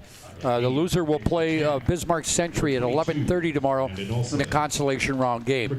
For these two teams, Dickinson comes in 26-5 on the year. They won the WDA regular season title. They were number 2 seed in the WDA tournament. Their 15th state tournament appearance, their second straight.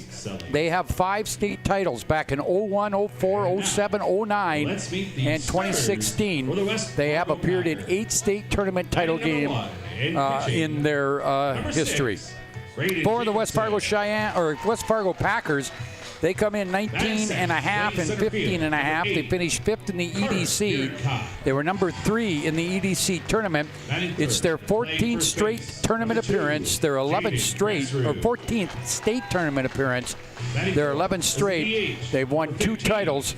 One in 2012, one in 2017, and they have appeared in the state title game 3 times. Records for these two teams against tournament teams.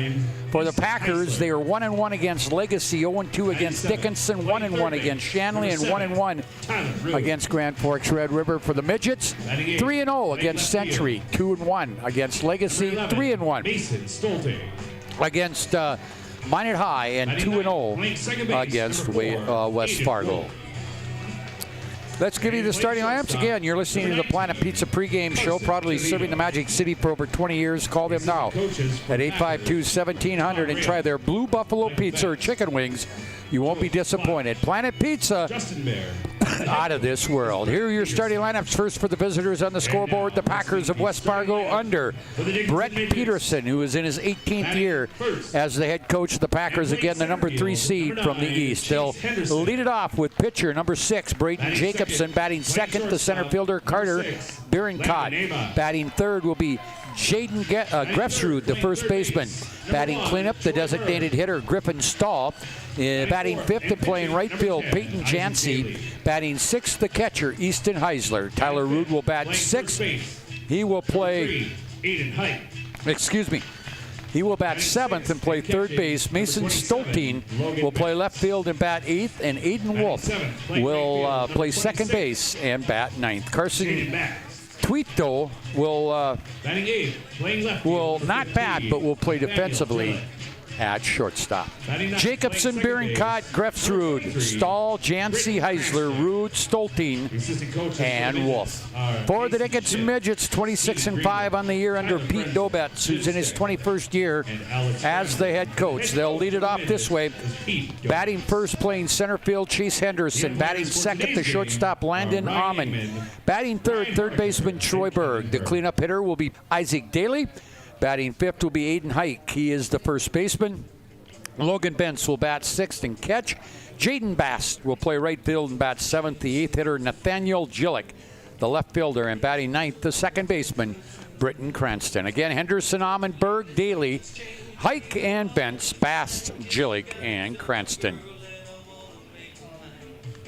Set to go. West Fargo will bat first, being the lower seed. Defensively for Dickinson. In left to right in the outfield, Nathaniel Gillick, Chase Henderson, and Jaden Bast. At third base, Troy Berg. The shortstop, Landon Amon. The second baseman, Britton Cranston, and Aiden Hike at first. Behind the plate, Logan Benson on the mound. Left-hander, Isaac Daly. Again, winner will play at 4:30 tomorrow against Fargo Shanley. Loser will play Century tomorrow afternoon or tomorrow morning at 11:30. Let's go through scores that we have from around the state. As I mentioned, Shanley beat Century 2-0. Last score we had from Jamestown in the Class B boys tournament, or Class B baseball tournament. Renville County led Central Cass 5-3. That was at the end of 5 innings. We have nothing from the softball here in Mandan. We do know that Valley City led after 4 innings. The score there was 6-2. We have not received a final on that. Nothing from the softball in Jamestown. We can tell you in the tennis, Mandan beat Valley City 5-0. Legacy over Cheyenne 3-2. Fargo Davies beat Century 5-0. Minot High over Grand Forks Central 4-1. Consolation round right now, Valley City against West Fargo Cheyenne. Century against Grand Forks Central. Semifinals being played right now. Mandan and Legacy and Fargo Davies and Minot High. Braden Jacobson, the right-handed hitting pitcher, steps in here for the first pitch of game number 2 from Mandan. First pitch is a ball. Our officials, or our umpires for today's game, Ryan Ingman behind the plate, Brian Hornecker down the first baseline, and Kevin Kerr down the third baseline. Here's the 1-0 pitch. Popped up high on the infield left side towards the dugout on the West Fargo side, and it's going to get into the dugout. It'll be out of play. Nick, can you give me just a little bit more headset? I sure can. Thank you. By the way, that first pitch delivered by our friends at the UPS store. UPS store located on South Broadway. About it. Open Monday through Friday, 8:30 to 7. Saturdays from 8:30 to 3. UPS store located in the Marketplace Foods Plaza for all your packing and shipping needs. Time of the first pitch of game number 2 of the state tournament, 1:36 p.m., 89 degrees. All right, second pitch hit right down to the third baseman. That was picked up there by Berg on a backhand, and he throws out Jacobson at first for the first out of the baseball game. It'll be Carter Berencott, the center fielder, wearing uniform number 8, stepping in. So Berencott, pretty good football player, also a pretty good basketball player. Yeah, certainly was on their run to the state championship here in 2021. That state title game took place at the Bismarck Event Center just across the river. They took down number 1 out of the West Region, Minot High, in a nail-biter at the Civic Center. Here's the 0-1 pitch to Berencott. He'll take that one for ball 1. 1 ball, 1 strike. Again, remember pitching regulations in this tournament, 120 daily maximum pitch count for any one pitcher. Here's the 1-1. That's fouled back into the screen. Count goes to 1-2. 1 ball, 2 strikes. Beautiful day here in Mandan. A little on the, I guess, the hot side, but yeah, I misspoke in the UPS delivery of the first pitch. 92 degrees actually, Scott. So give Mother Nature a little more credit for how hot she's got the burner on today. It is a warm one, 92. Certainly not chilly by any means. All right, so 2-2 now to Berencott. On deck is Grefsrud. Here's the pitch to Berencott. He'll take it high and outside. Ball 3. Count goes full at 3-2. Minot High will play game number 3 at 4:30 this afternoon against West Fargo Cheyenne. Final game, Legacy and Red River. There's Stays Alive. Hits it back into the grandstand. Backstop. Again, we'll have that one and the last one here on the PSP network. We'll also be back for all 4 tomorrow and the 3 on Saturday. Inside corner, strike 3. Barancott, I think, thought it was inside, but Jared Ingman said no, it was right there. First baseman, number 2, Jaden Grefsrud. Grefsrud now bats from the left side. He'll step in there. Barancott kind of jumped back from that one, thinking it was inside, and it was rung up. First strikeout of the ball game. Ball goes off the chest protector of catcher Logan Bentz.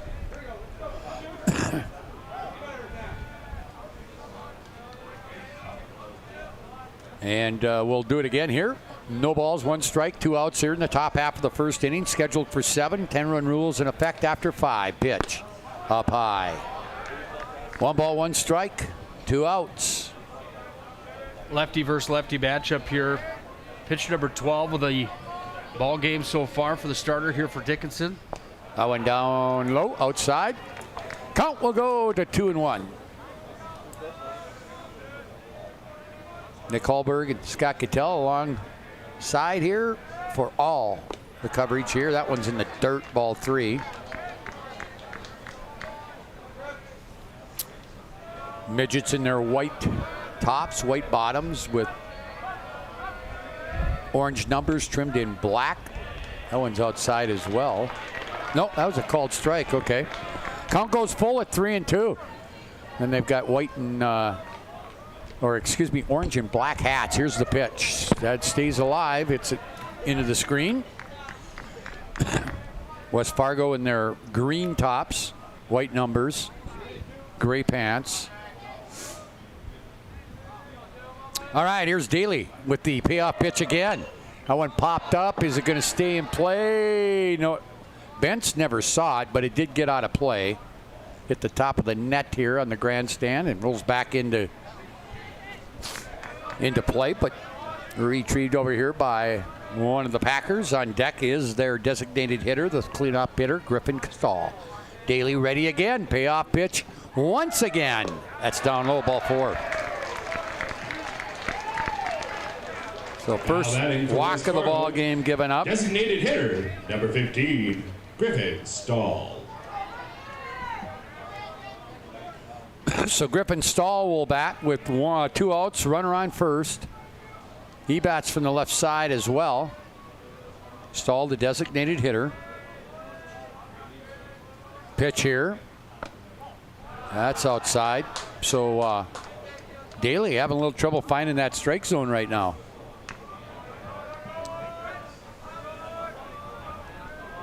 He's ready, 1-0. And now he'll throw over to first.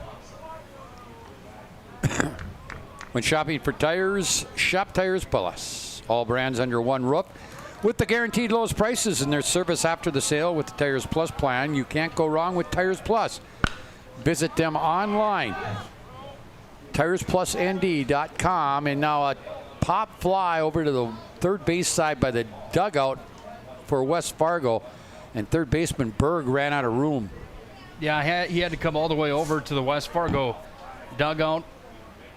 Had the opportunity there, just couldn't quite get the glove on it out of play. Nice crowd on hand here at Mandan's Veterans Ballpark. Again, newly renovated over in the past 3-4 years. Nice facility here now. There's a stretch by Daly. Look at first, and he'll throw over there again. But easily back in is Grefsrud. We're in the top half of the first inning here from Game 2 of the State A baseball tournament. I think it's hot today. It's supposed to be even hotter tomorrow. That one outside. So the one thing you got to do as coaches and players is make sure to stay hydrated. Yeah, 100%. I think the heat's going to play a factor, especially down the stretch when you get into day number 3. as you know, that one's high and away there, Scott. But as you know, after just being outside on a hot day, let alone competing at the level that you are at the state high school baseball tournament, you get to day number 3 of this. You really do need to be careful and be aware of what your body needs at that point after 2 full days of competition. Yeah, Pete Dobats will make a trip to the mound. He's 3-1. Daly has been mostly high and high on his pitching, and Pete Dobats goes out there just to have a little talk. Requires real commitment when things get tough. Get COVID-19 deep cleaning services for your home or business with Clean Tech LLC. This proactive deep cleaning service includes disinfecting and sanitizing. Don't forget about Clean Tech's 24/7 disaster response and restoration services. Visit them online at cleantechllc.us. Clean Tech coming to the rescue since 1992. Here is the 3-1 from Daly to the left-handed hitting Stahl. And now that's a ball 4. So really struggling on the mound right now is Daly. That's his second walk. Hit batter on the pitch. Oh, it's a hit batter. Okay. Now batting for the Packers. One way or the other, he got on first base. Peyton Jancy. And Jancy will bat, the right fielder, Peyton Jancy. So runners at first and second. Here's the pitch to Jancy. And that's a strike. 24 pitches now in this first inning for Daly. This will be the 25th right here. Stretch the look at second, the pitch. That one's going to be fouled back into the screen. Well, the thing for Daly, he had 2 outs with 12 pitches in the inning number 1 here. Traden's kind of come off the tracks for him a bit, trying to get reset. Logan Bentz, the catcher here for Dickinson, doing his part, trying to calm his pitcher down, trying to get out of a 2-out jab here in the top half of the first. Here's the pitch to Jancy. That one's outside. Count goes to 1-2. 2 outs here. At second is Gressrud. At first is Stahl. On deck is Easton Heisler, the catcher. Cheyenne Mustangs entering the stadium here. They play in game number 3. There's the pitch. Ooh, just missed that one. So the Cheyenne Mustangs, who will take on Minot High, are in the building.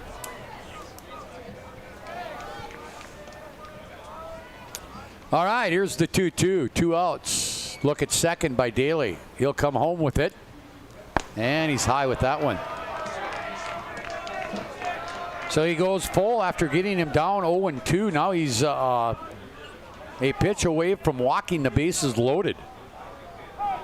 Daly ready. Now he'll step, or Jancy steps out.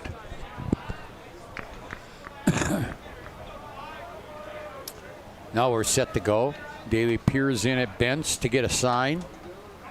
And there goes the runners. It's popped up behind the plate. Will it stay in play? No, it's going to get up off the roof and down into the parking lot here. Nick, I'm going to tell you this right now between games. I went down to the bathroom between games. The burgers really smell good. Yeah, I was down there as well.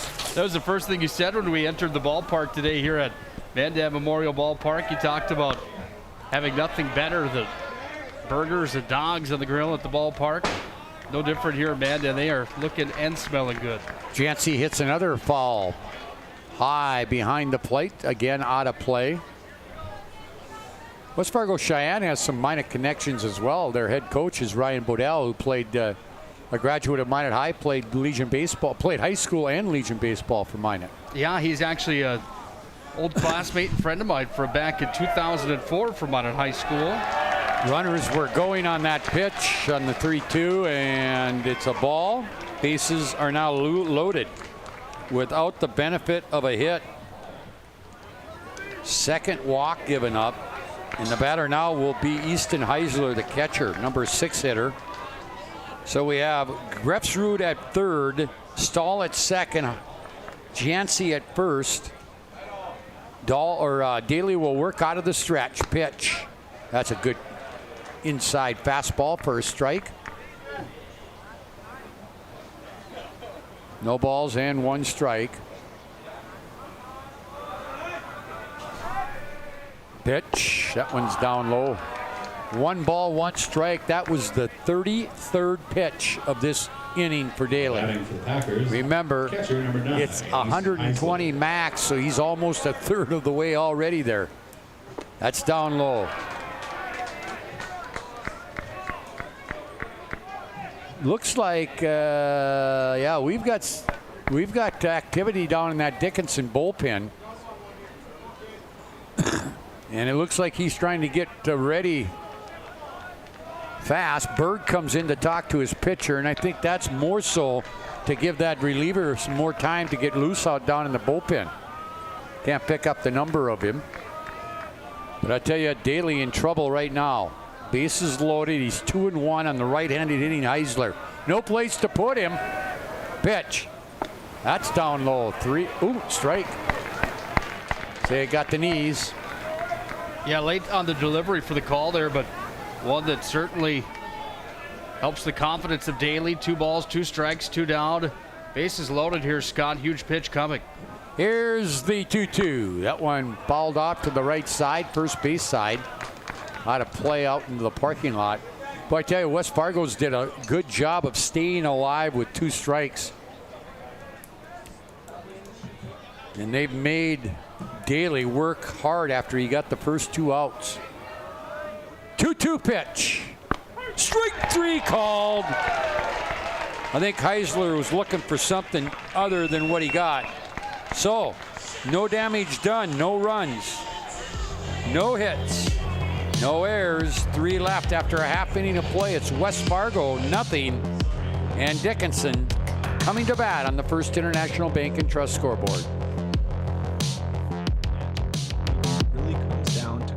Different aspects of patient care. Here at Premier Chiropractic, we love combining soft tissue work, the adjustment, and exercises together. We found that this gets the best results for our patients. We have 3 chiropractors to fit the needs of the entire family, a rehab area for our exercises and equipment for any athlete to improve performance. Give us a call and we will get you back to doing what you love. This is Kevin Vigestad from First International Bank and Trust, member FDIC, equal housing lender. We want to wish all student athletes good luck this season, and may the friendships you make and lessons you learn last a lifetime. At First International Bank and Trust, we're more than a bank. We're a family, a partner in the community where we live and work. We're proud of all that you are accomplishing and can't wait to see what your future holds. Good luck to all the teams. First International Bank and Trust, live first. Well, we go to the bottom of the first inning. Right-hander Brayton Jacobson on the hill. Defensively for West Fargo. In left field, Mason Stolting. In center field, Carter Birincott. And in right field, Peyton Jancy. Third base, Tyler Rood, Carson Tweeto, excuse me. At shortstop, Aiden Wolf. At second base, Jaden Grefsrud. At first, behind the plate, Easton Heisler. Again, Jacobson on the mound. Stepping in, right-handed hitting Chase Henderson, the right center fielder for Dickinson, takes a strike. Congratulations to the Muskrats of Renville County. They won their opener in the state B-boy baseball tournament in Jamestown, 7-3 over Central Cass. Yeah, that may be an upset according to some across the state of North Dakota. It is if you look at seeds, because Central Cass had that 2 seed and Renville County didn't have a seed. So the Muskrats will play in the semis tomorrow against Lemoore, Litchfield, Marion, or North Star. So congratulations to them. I've not received anything from the B softball tournament in Jamestown, which has area teams in there, including Mohall, Lansford, Sherwood, Kenmare, Bowbells, and Des Lacs, Burlington, Lewis, and Clark. 1-2 count on the leadoff hitter, Chase Henderson for Dickinson. Almond and then Berg. And that's the ball. 2 balls, 2 strikes. Jacobson throws pretty hard. Here is the 2-2. Swing and a miss, strike 3. So 1 up, 1 down. Now batting in the West Fargo, or in the Dickinson first, and here's Landon Almond, the shortstop. Number 6, He also bats from the right side. By the way, I did have a score with 34 minutes left in the quarterfinals at the soccer tournament. Minot High led West Fargo 1-0. Minot, one of the favorites maybe to win that state girls soccer tournament. Here is the 1-0 swing and miss. Well, I tell you what, Jacobson brings it pretty good, doesn't he, Yeah, Nick? he certainly does. I don't see the gun hooked up here today at Memorial Ballpark, but from what we saw in game number 1 with Century and Shanley, there's no doubt about it that Jacobson is throwing the hardest of the pitchers that we've seen earlier on today and so far in this one. Yep, strikes him out. Swung through 3 straight pitches. 2 up, 2 down, both strikeouts swinging. Third baseman. And the batter now will be Troy Berg, third baseman. Boy, we were listening to some things coming down. Jody Norstedt, from Mitko did a preview. Troy Berg has 32 steals in 31 games this year. Wow. That one in the dirt, ball 1. Remember the movie Major League? What was the guy in Major League? Yeah. It was the I can't remember what his name was. Willie Mays Hayes. Yeah, what it was. something like Willie Mays Hayes. Thank you, Scooter. I don't remember all. You're not a movie names. guy. I'm a movie guy. It's just that I don't remember. You know, that comes with old age, you know, Nick. There's a swing and a miss. Boy, I tell you what, I like watching this kid. Yeah, and you know, and he works fast too. I was just going to say, and he works quick. He takes the call he wants to deliver. He's got the mojo working here with a 1-2 count with 2 down. 1-2. That one popped up infield. Shortstop Tuito, and he'll make the catch. And it's an easy inning for Jacobson. No runs, no hits, no errors. Nobody left. We played 1. It is West Fargo nothing, Dickinson nothing on the First International Bank and Trust scoreboard. We're back with the top of the second right after this.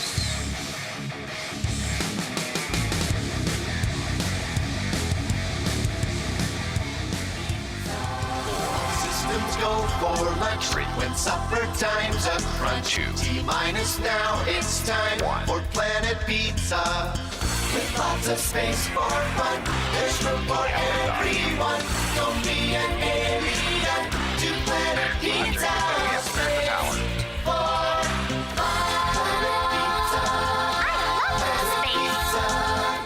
Planet Pizza.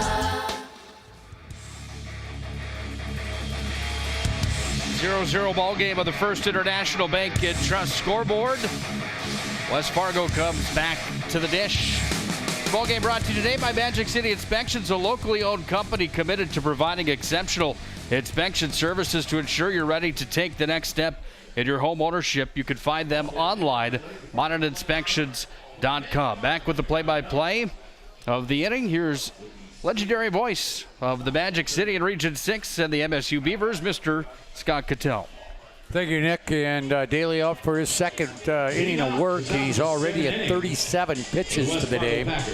Congratulations to Peggy Pearson and the Lac Burlington Lewis and Clark Lakers softball team. They win in the quarterfinals over Mayport CG Hatton Northwood 5-0. Final from the Class A softball.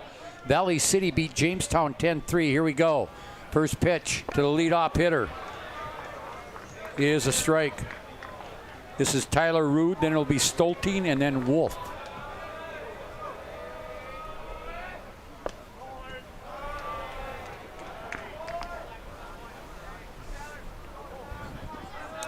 All right, so here is the 1-1 pitch coming here to Tyler Rude, the right-handed hitting third baseman for the Packers. That's up high. Up to a third of the way through the 120 max pitch count for one day. That ball is going to be grounded to the right side, picked up by second baseman Cranston over to Pike, and it's 1 up, 1 down here. Yeah, that was a huge at-bat there for Dolly, actually, with what he went through in the first inning.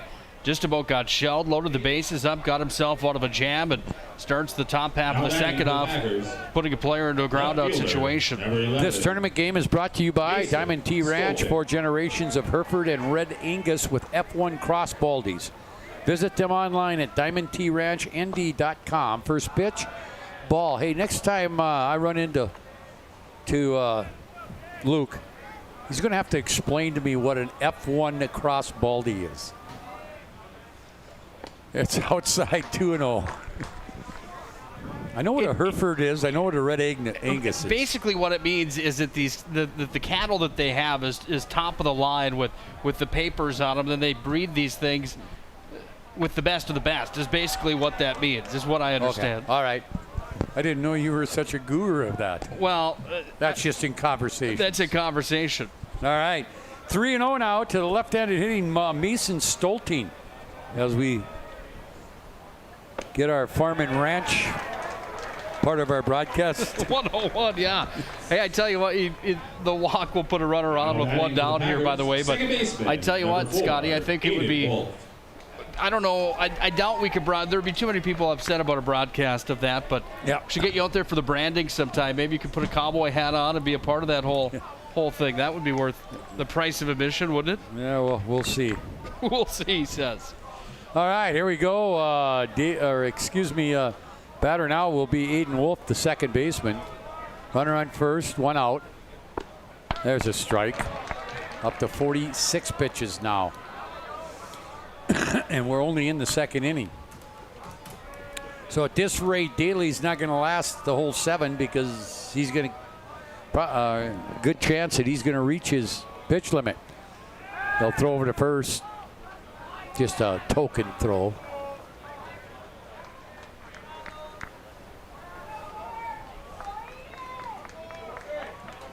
And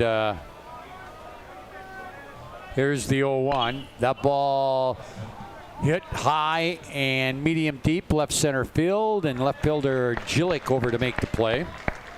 That'll chase Stolting back to the pitcher, number 6, Braden Jacobson. To the first base, and Braden Jacobson, who grounded out to third baseman Berg to open up the game, will come to the plate. So we've had 4 base runners for West Fargo in the first 2 innings here without the benefit of a hit.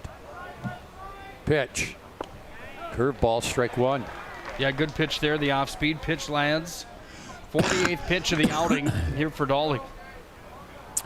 He's ready. Takes a look at first. Into the stretch. He'll come to the plate.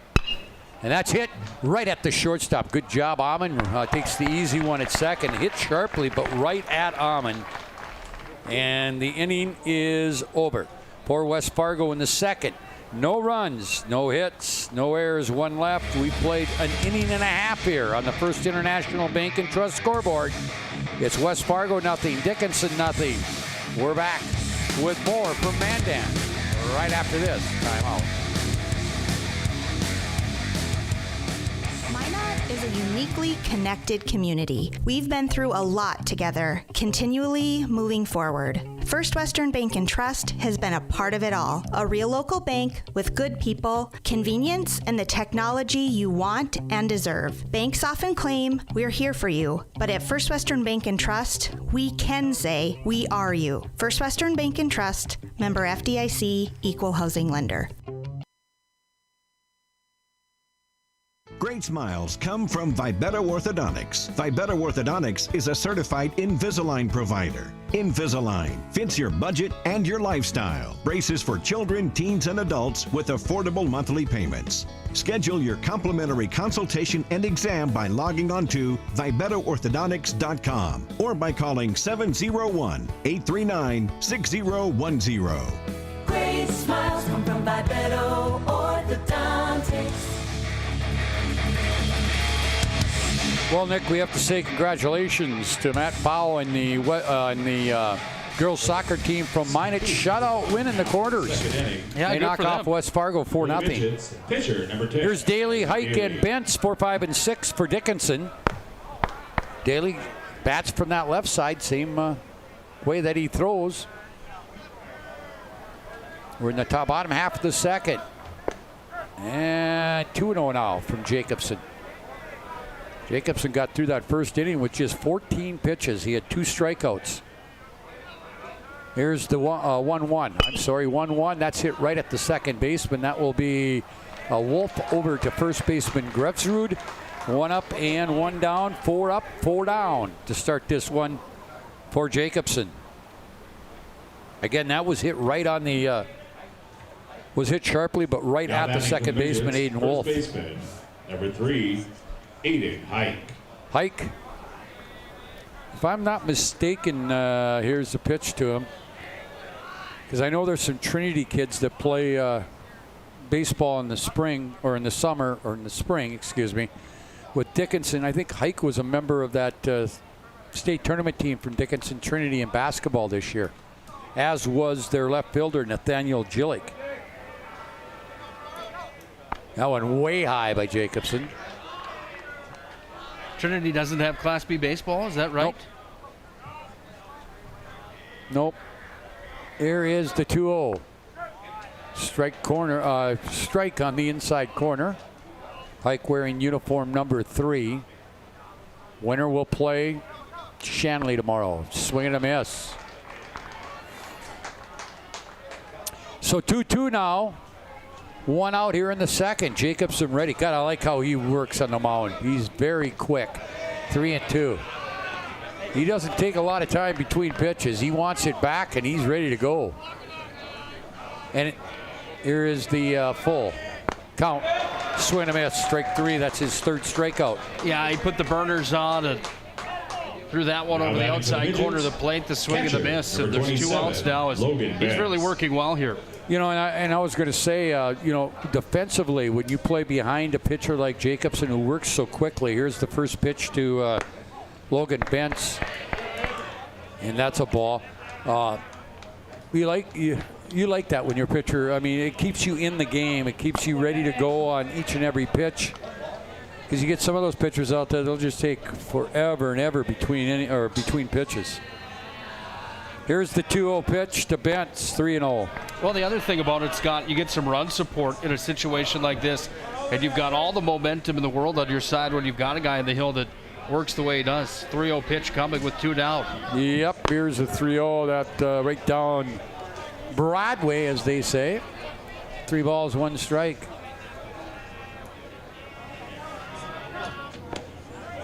And now it's 3-2 as he comes all the way back. We go full, 2 outs here in the second. No score, Dickinson and West Fargo from the State A baseball tournament. Jacobson ready. Here comes the payoff pitch, 3-2. Ooh, just missed. Boy, he couldn't have missed that by much. Issues his first walk of the ball game, and now the batter will be Jaden Bast, the right fielder. Now batting for the Midgets. So, oh yeah, we'll get right fielder number 26, Jaden Bast. I want to make sure.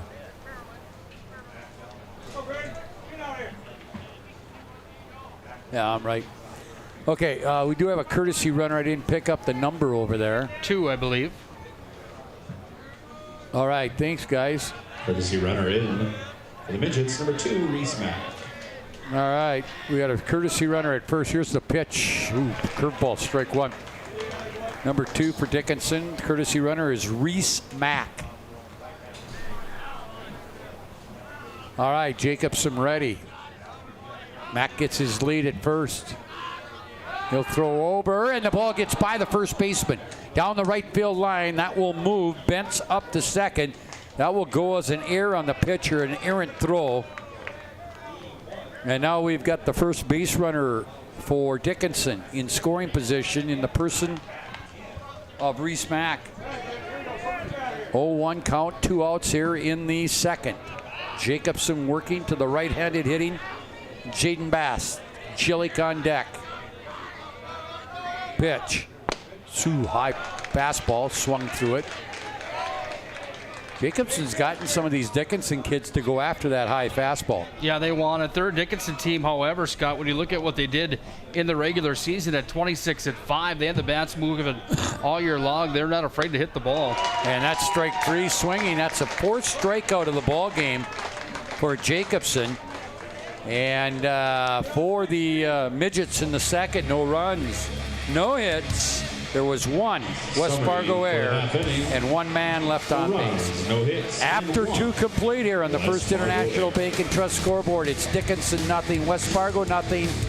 Top of the third is next here from Mandan.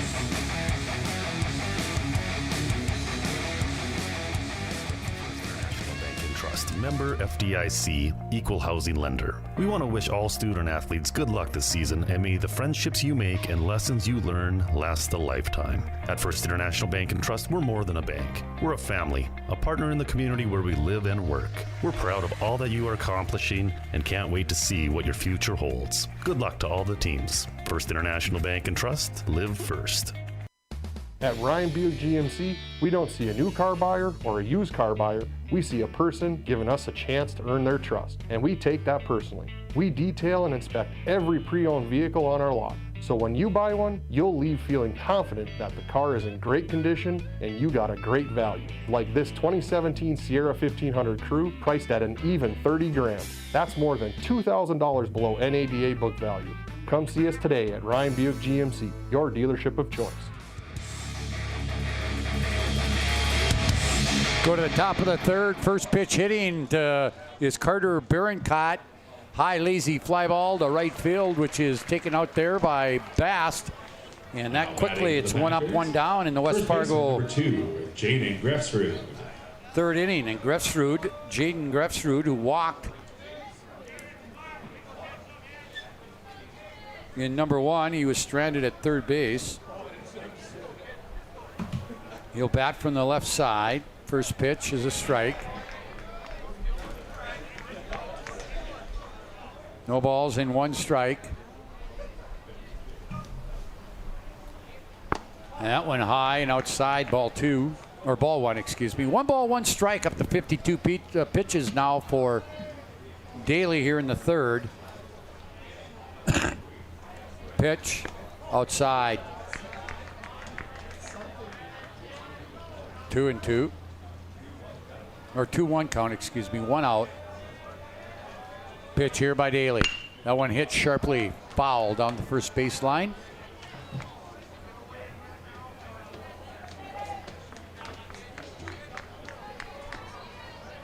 Minot High in West Fargo, Cheyenne. Our final tonight, Legacy and Red River. That one in the dirt. That one went about 58 feet instead of 60.6 or 66. 60 feet, 6 inches.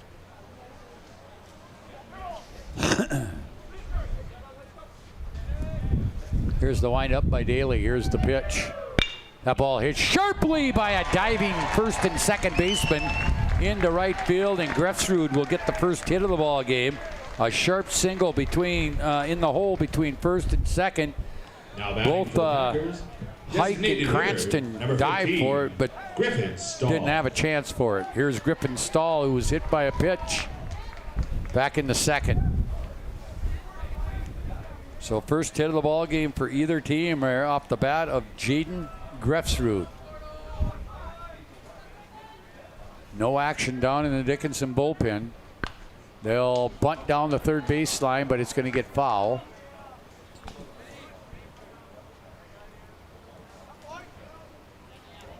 Stahl at the plate, Jancy on deck.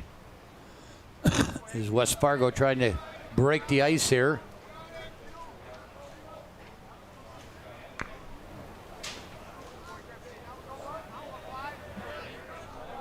Again, these two teams did meet twice during the year, way early in the year. There's a ball outside. Dickinson won both games of that doubleheader.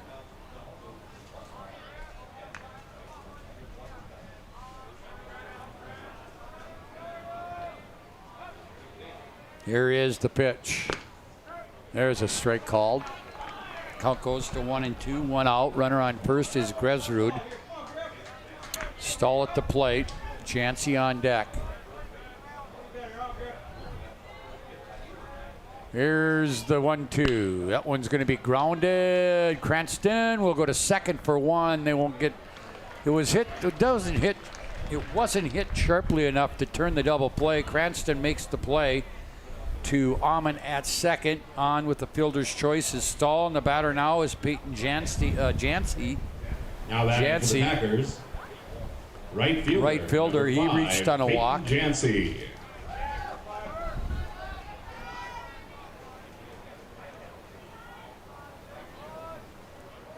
Daly will throw over. Getting back in is Stahl.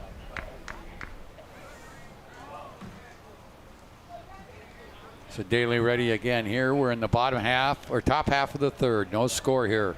There goes the runner on the steal. And he'll get it head first. Catcher Bentz. Yeah, I mean, he got a great to jump, and Bentz got up to throw and lost the handle on the ball, but I don't think he would even had a chance to get the runner at second. Stahl just had a absolutely great jump.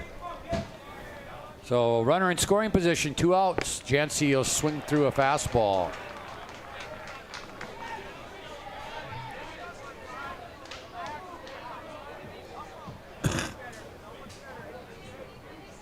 There's the stretch by Daly. Look at second. Look again at second. He'll come home. Now we got a time called by Jancy.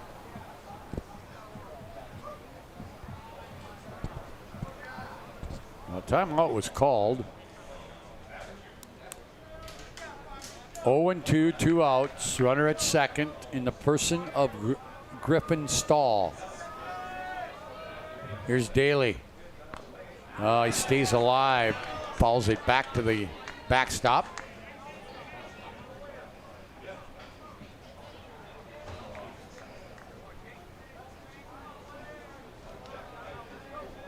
Daly ready, looks at, goes to the plate high and outside. 1 ball, 2 strikes.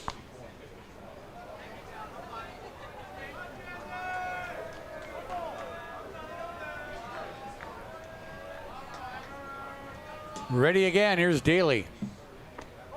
Just missed. Count goes even at 2-2 with 2 outs.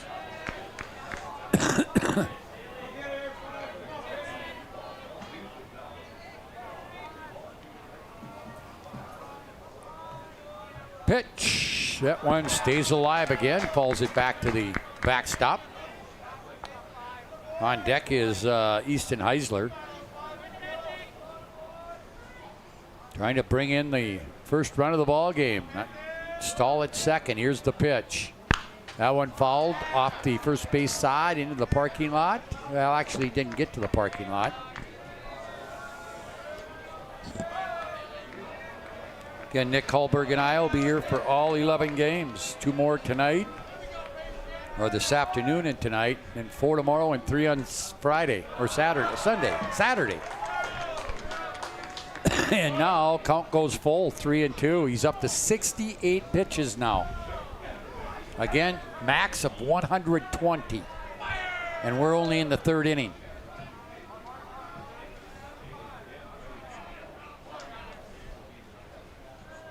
He's ready. The look at second. Here's the pitch. Runner going. And he will be out. Bentz will throw him out. Bentz didn't see him going until late and still threw him out easily. No runs, 1 hit. No errors. No runs on 1 hit. Nobody left. No After 2.5 innings of play here from Mandan, First International Bank and Trust scoreboard reads West Fargo 0, Dickinson 0. Back right after this. Go for lunch when supper time's a crunch. T-minus now, it's time for Planet Pizza. With lots of space for fun, there's room for everyone. Don't be an alien to Planet Pizza. Space for fun.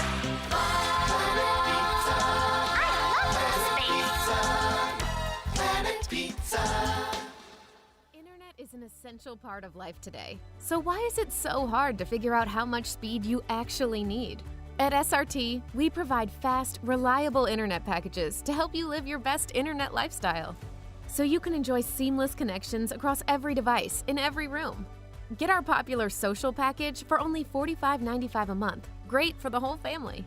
It doesn't have to be difficult to get Wi-Fi that works. Contact SRT and start loving your internet. 24 hours a day, you can count on great food and variety at Shots Crossroads Restaurant. That's Shots Crossroads Restaurant. Always open 24 hours a day, 7 days a week on the 2 and 52 bypass east. Visit them at shotscrossroad.com to order online. First pitch to Nathaniel Gillick is a ball from Braden Jacobson. Pitch. There is a called strike. 1 ball, 1 strike.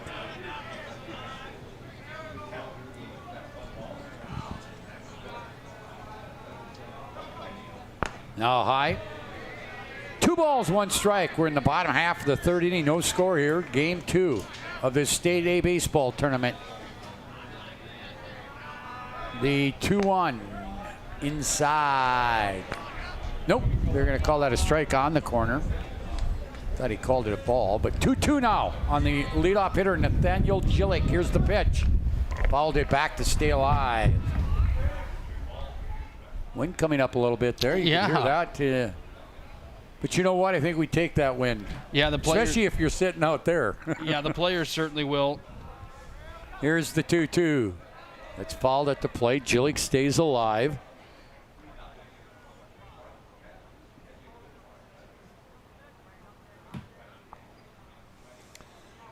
So 2-2.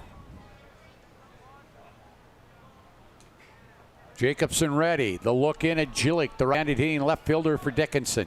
Swing and a miss, strike 3. 5th strikeout of the ball game for Jacobson. Second baseman, number 23, Britton Cranston. And Cranston, the number 9 hitter, will bat. Second baseman, wearing uniform number 23.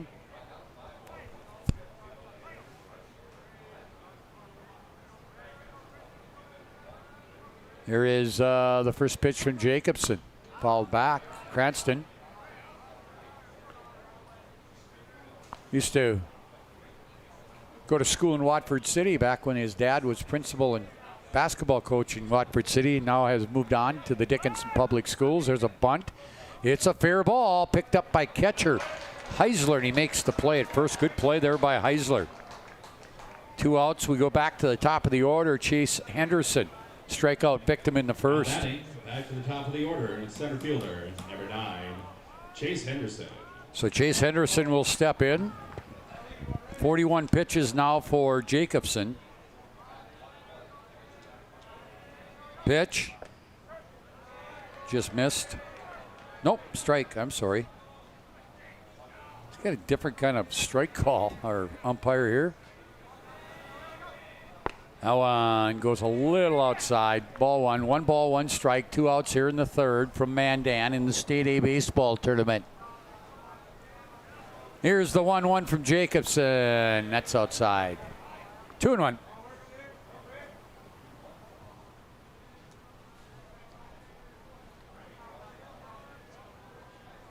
Two balls, 1 strike. Here's the pitch. 3-1. Jacobson's walked 1, struck out 5. Has not given up a hit. And that's down low. So after opening with a strike call, 4 straight put Henderson on with 2 outs. Second walk issued there by Braden Jacobson. And the batter will be Landon Amon. He was a strikeout victim also in this first inning.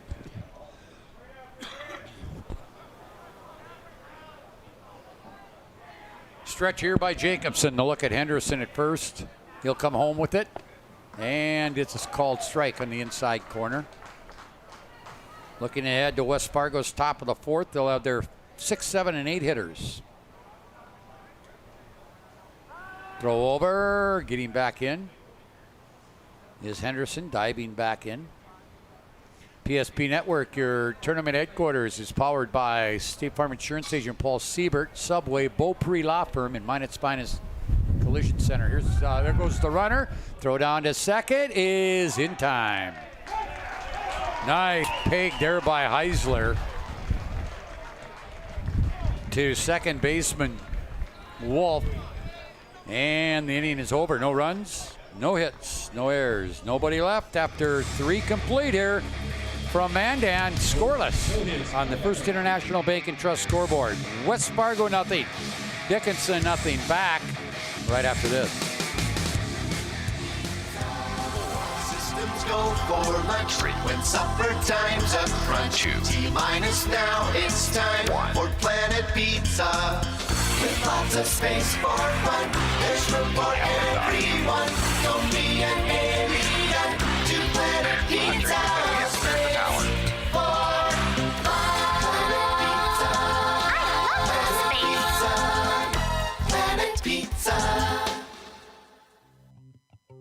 Minot is a uniquely connected community. We've been through a lot together, continually moving forward. First Western Bank and Trust has been a part of it all. A real local bank with good people, convenience, and the technology you want and deserve. Banks often claim we're here for you, but at First Western Bank and Trust, we can say we are you. First Western Bank and Trust, member FDIC, equal housing lender.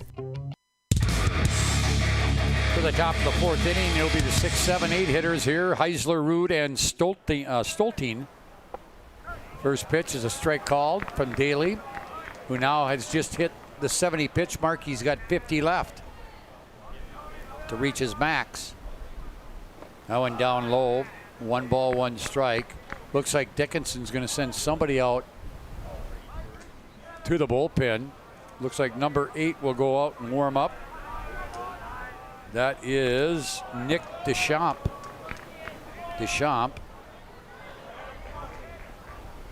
Looks like he's making his way out to the bullpen for Dickinson to start loosening up. 2-1 pitch coming here to the leadoff hitter, Easton Heisler. Called out on strikes. This one he'll rope into center field. And he picks up the second hit of the ball game. Right up the middle. Not hard hit, but placed well. So runner on first base, Tyler Rude will bat. He grounded out to second baseman Cranston back in the second. Now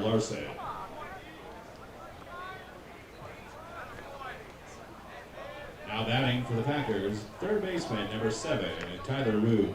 Rude bats from the right-handed side. Nobody out here.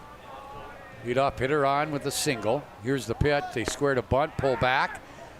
And then Bentz looked as if he was going to fake a throw to first on the runner, and then the ball just got out of his hands, but fortunately it bounced right back to his pitcher, Daly.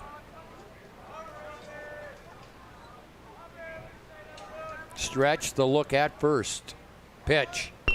He'll get the bunt down. It gets to the pitcher, and now he wanted to go to second, but then decided to go back to first and got him. So that'll go 1-3, a sacrifice for Rude.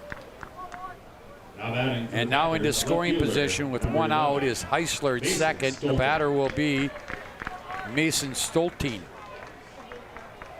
Stoltine, the left fielder, walked and then was erased on a force out to end the second inning. Bats from the left side. Here's Daly's pitch. Strike called, curveball. Kind of fooled Stoltine. I don't think he thought that was an off-speed pitch. There's a swing and a miss back into the backstop. Winner to play Fargo Shanley at 4:30 tomorrow in the semis. Loser will play Century at 11:30 tomorrow morning in the consolation round. Here's the pitch. 0-2. Ball tipped at the plate.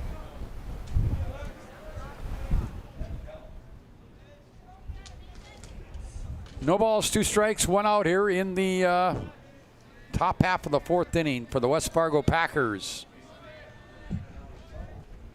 That one's going to get away from Bentz, and he'll move up. Actually, I don't think that was a bad pitch. I don't think Bentz just didn't handle it. We'll give him a pass ball on it. So now the first run of the ball game is 90 feet away with 1 out. Count is 1-2 on the left-handed hitting Stoltine. Number 9 hitter Aiden Wolf stands on deck.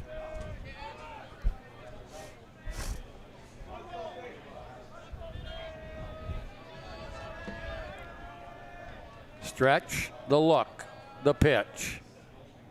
That one, he'll fall out over our heads here on the third base side.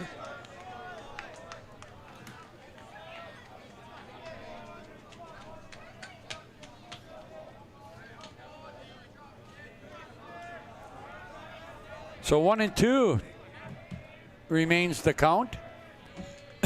Pitch is coming. Swing and a miss at an off speed. Way out in front of that one was Stolting. Now batting for the Packers. Mixed the second out. It was Daly's third to strikeout. And the batter now, Aiden Wolf. He flew out to left fielder Gillick back in the second. That one foul back out of play.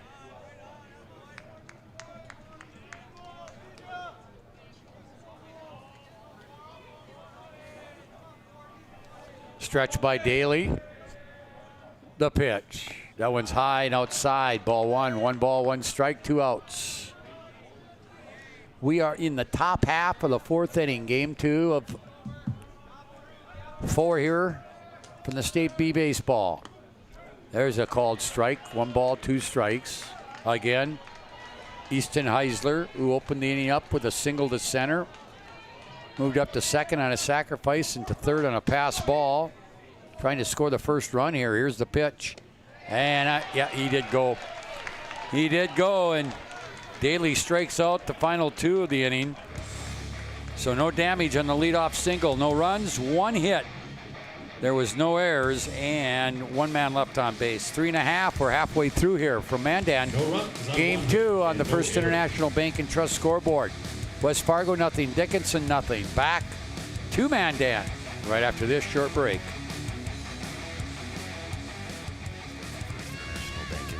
Member FDIC, equal housing lender. We want to wish all student athletes good luck this season, and may the friendships you make and lessons you learn last a lifetime. At First International Bank and Trust, we're more than a bank. We're a family, a partner in the community where we live and work. We're proud of all that you are accomplishing and can't wait to see what your future holds. Good luck to all the teams. First International Bank and Trust, live first. Systems go for lunch when supper time's a crunch. T-minus now, it's time for Planet Pizza. With lots of space for fun, there's room for everyone. Don't be an alien to Planet Pizza. Space for fun.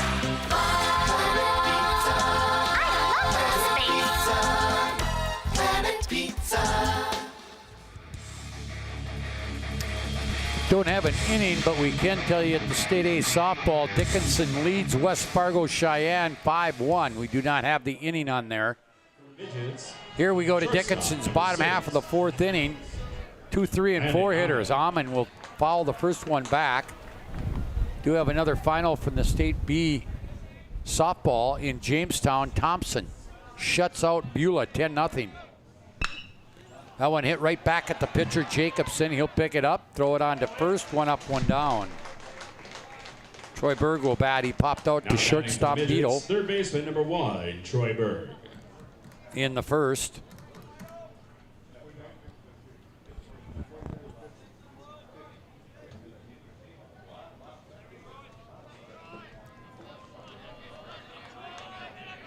Pitcher is up high. Ball 1. Pretty much being played straight away, although right fielder Jancy way over in towards the right center field area. That is ball 2. 52 pitches now for Jacobson through 3+ innings. That one's high. 3-0.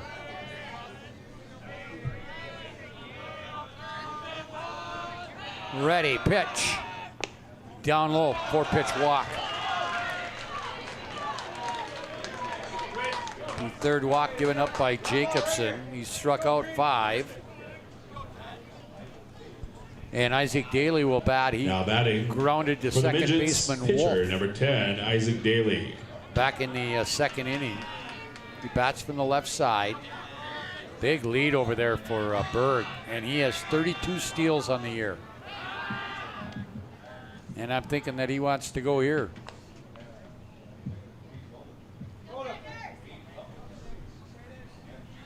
So DLB and Thompson in one semifinal of that Class B softball tournament in Jamestown tomorrow. That's a called strike at the letters in the outside corner. Shanley will play the winner of this one tomorrow in our first semifinal. 0-1 the count to Daly. One out here. Throw over. Berg diving back in.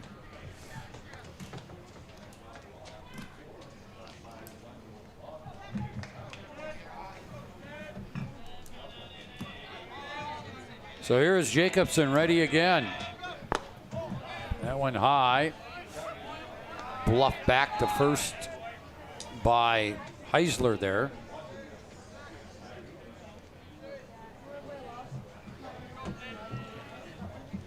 Stretch here by Jacobson. The look at Berg. Berg's going on this pitch, and Billy safe. 33rd stolen base.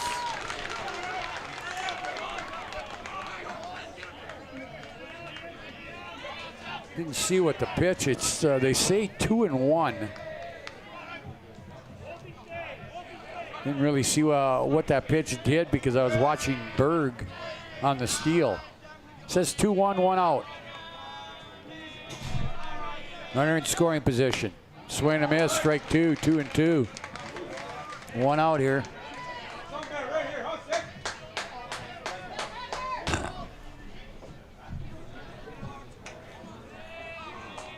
Try it again here. Here's 2-2. And that one will be fouled off. Third base side behind us. That was the 59th pitch of the game for Jacobson.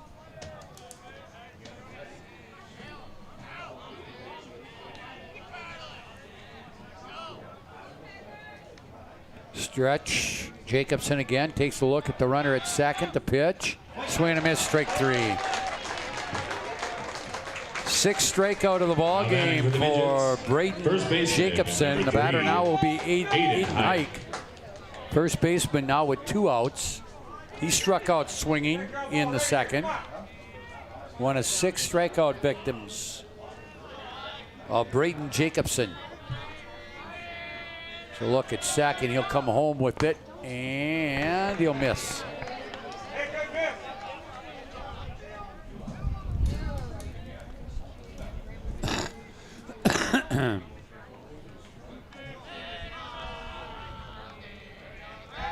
And now stepping off the rubber is Jacobson, chasing Berg, the base runner, back to second.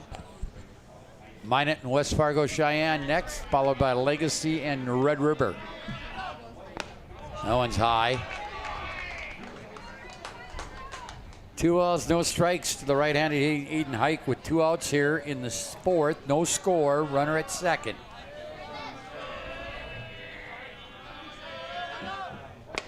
There's a strike called to Hike. 2-1.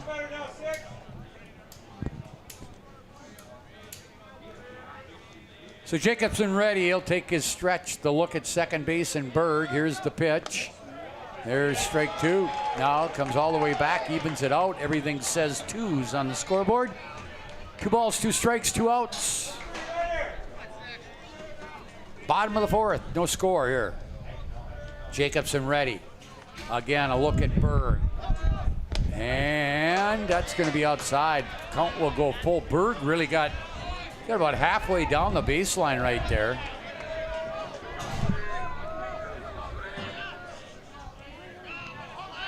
Stretch here comes the payoff pitch from Jacobson to Hike. That one's going to be bounced foul. Just got a piece of it. So the count will remain 3-2.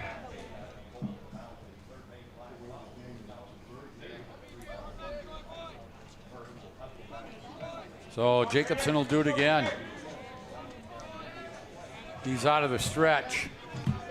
The look at second. And now he'll step off and chase Berg back again.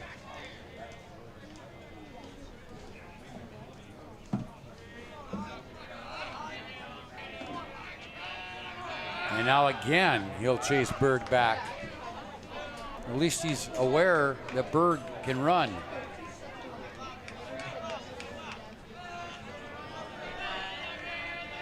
Jacobson ready. Here's the pitch. Swing and a miss. Strike 3.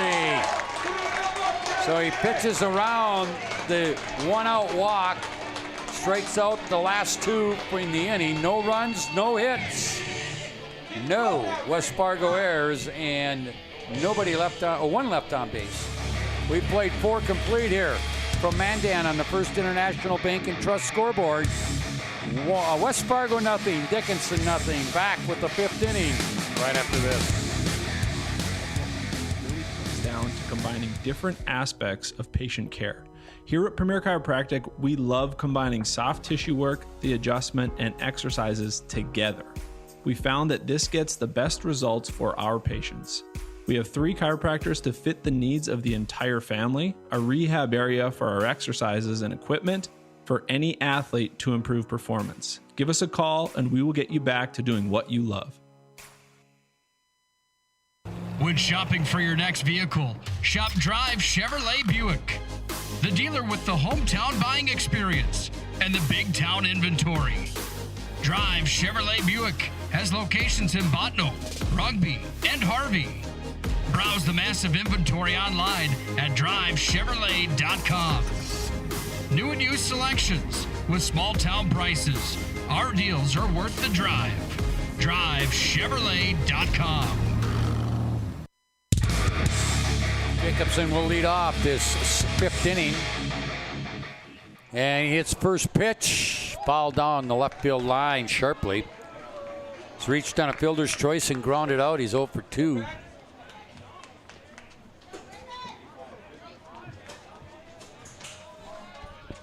So here is the 0-1. That was in the dirt, gets by the catcher, Bentz.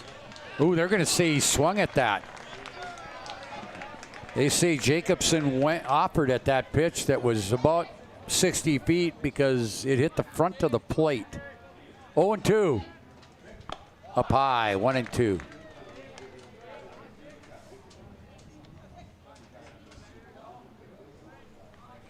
Again, nice crowd on hand here at Mandan for this tournament. That one fouled down the third base line. This next pitch for Daly will be his 90th.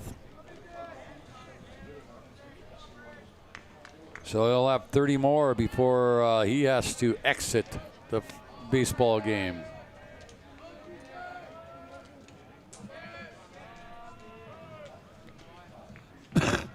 Now Jacobson will step out.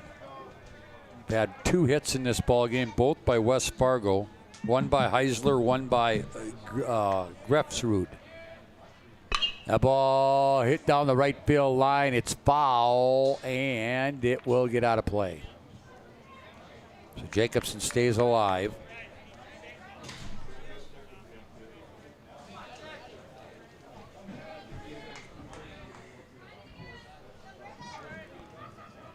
All right, Daly ready. Pitch to Jacobson. Hey, strike 3 called. He knew it too. Jacobson knew that one was a strike. 4th strikeout for Daly, and Barincott will bat. He was called out on strikes in the 1st and flied to right in the 3rd. And that one's up high. Offered at it, but did not stay away from it. West Fargo Packers starting to lose, or West Fargo Cheyenne Mustangs starting to loosen up down that right field line. Do have some activity in that bullpen out there for Dickinson. I still think it's out there is Deschamps. That ball high, fly ball, medium right center field. Center fielder over, cuts in front. That's Henderson, cuts in front of Bass to make the play. Now batting for West Fargo. So that'll be 2 down. The batter, Jaden Grefsrud. Jaden Grefsrud.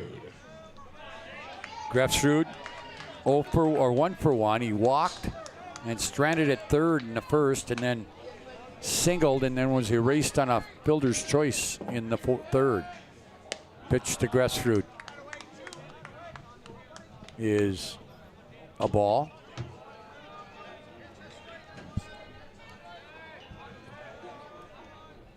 And now high and inside, ball 2. 2-0.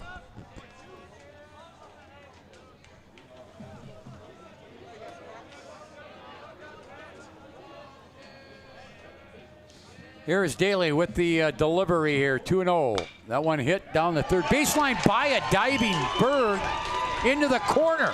Rounding first, digging for second, Grefsrud, and he's got a 2-out double to give West Fargo some life here. That just got by the diving Berg at second base, or at third base. Now batting for West Fargo, designated hitter. So now 15, their cleanup hitter, the designated hitter, Griffin Stahl, will bat.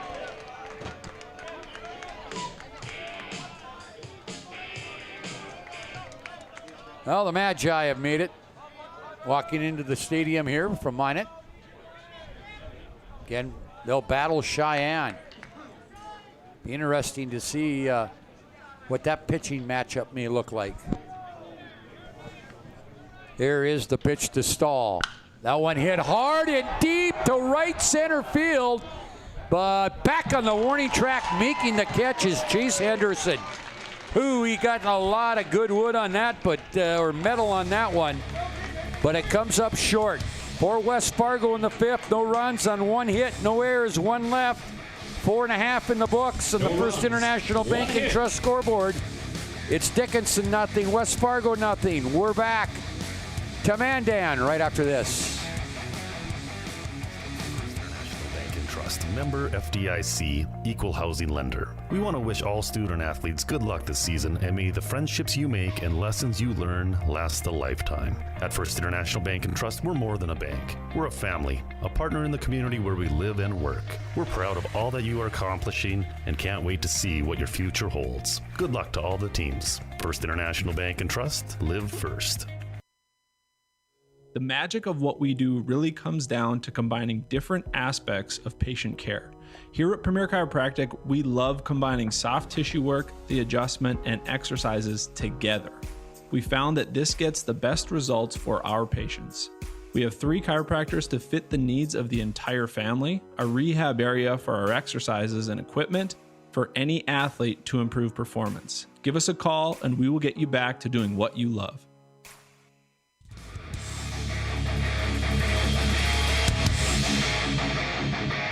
No score here as we go to the bottom of the 5th inning. Be Bentz, Fast, and Jillick for Dickinson. But I tell you what, we had some pretty good baseball here for the first couple of games. We've had a total of 2 runs scored so far in the tournament. Yeah, and a total of 8 hits total, I believe, too, right, Scott? Well, no, we had 5 for each team, so 13 hits in 2 games. Only 3 in this one. Yeah, and all by West Fargo. Jacobson up high, 2-0. And this will be his 70th pitch right here. That's a strike. 2 balls and 1 strike. Winner opposite Fargo Shanley in tomorrow's semis. That's high, 3-1.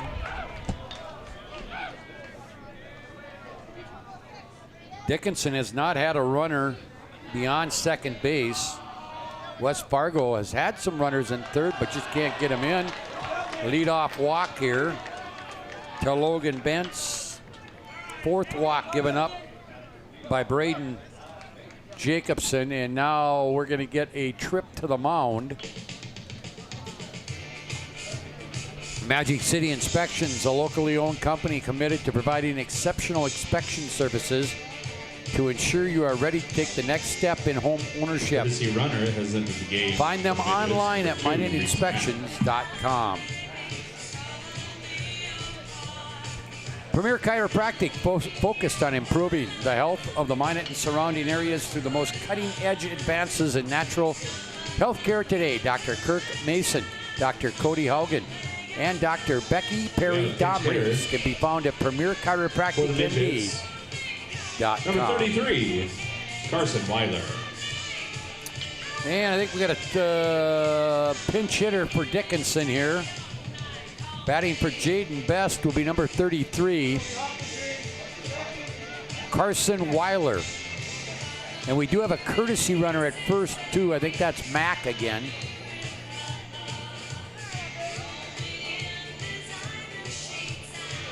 So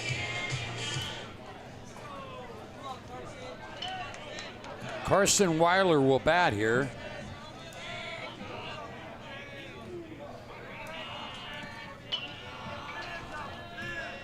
And he will bat here for Jillick, or for Bass, excuse me. Lead at first, pitch up high, 2-0. Yeah, that is Mack over there at first.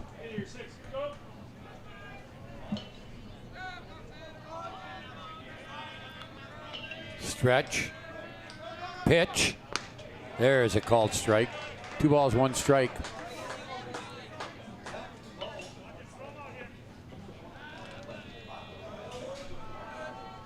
Two and one to Weiler. Nobody out. Runner on first for Dickinson. Bottom of the 5th. He squares the bunt, pulls back, and now a throw over to first. Ooh, I'll tell you what, just getting back in the nick of time was Mack. That'll go as a strike on the...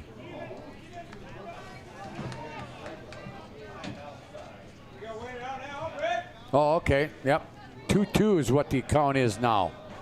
Weiler offered at that one. Pitch up way high. Nice job by catcher Heisler to keep that one from going back to the backstop. Full count, nobody out here in the 5th. Bottom of the 5th, Dickinson trying to break this scoreless tie. And Weiler will strike out swinging. 1 out. That is the 7th strikeout for Jacobson. The batter now will be Nathaniel Jillick. Strikeout victim in the 3rd. He's up to 78 pitches now, Jacobson is. 1 out now, runner on first, in the person of Reese Mack. Stretch the pitch. Good block there by Heisler. Ball in the dirt there.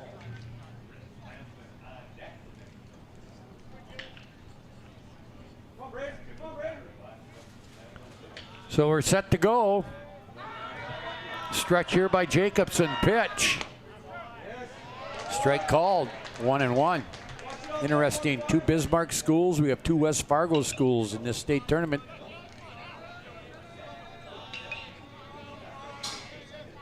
That'd be a throw over by Jacobson. Back in.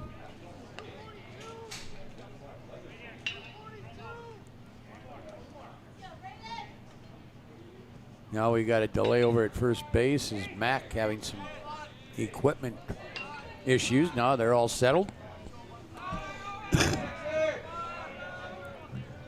Stretch by Jacobson. Here's the pitch. There goes the runner. That ball hit high to left center field. Center fielder. Oh boy, they lost it in the sun. They lost it in the center fielder. Barincott lost that in the sun. Left fielder Stolting, I think, lost it in the sun too. That will go as a hit. But Barincott just,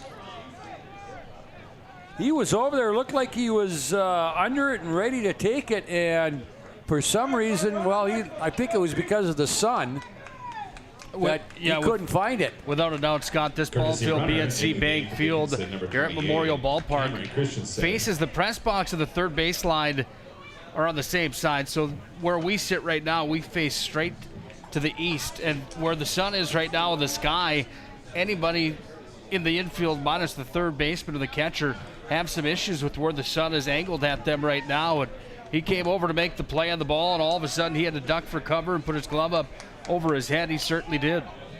All right, so that gives them runners at first and second, 1 out. We do have another pinch runner at second base. It was now batting Mack. Now they put Cameron Christensen in there. Cranston. And now it's Britton Cranston who will bat. Tried to bunt his way on the first time up, was thrown out by catcher Heisler. Here's the pitch. Ball. Dickinson cruised through the regular season inside of WDA play this year. Quite a while there. They had an unblemished record in the loss category here in 2021, a team that is one of the favorites to win this tournament. Huge at bat here for Cranston with A 1-1 count and 1 down, 2 runners on. Here in the bottom half of the 5th. Jacobson ready. He'll take a look at second. Here's the pitch. Up high, 2-1. 83rd pitch of the ball game for Jacobson. So we're, or 84, excuse me. So we're on the verge of losing or seeing both these pitchers not make it through the whole game because of their pitch count. There's a swing and a miss by Cranston. We're in the 5th inning here, scoreless. Minot and West Fargo scheduled for 4:30 this afternoon, then 6:30 Century or Legacy and Red River. Pitch. Strike 3 called. Boy, Jacobson bowed his neck there, got the big out. That is his 8th strikeout of the ball game. 9, Chase Henderson.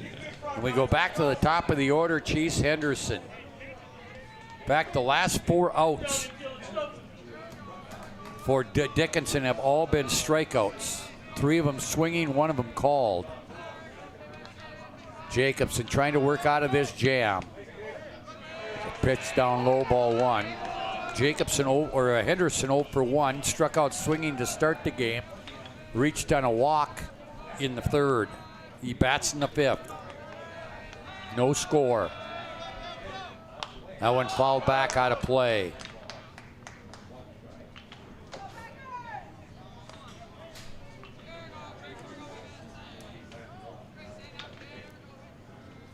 And again, going to be a toasty weekend. It's toasty now. It's supposed to get even toastier tomorrow. Here's the 89th pitch, and that's a strike.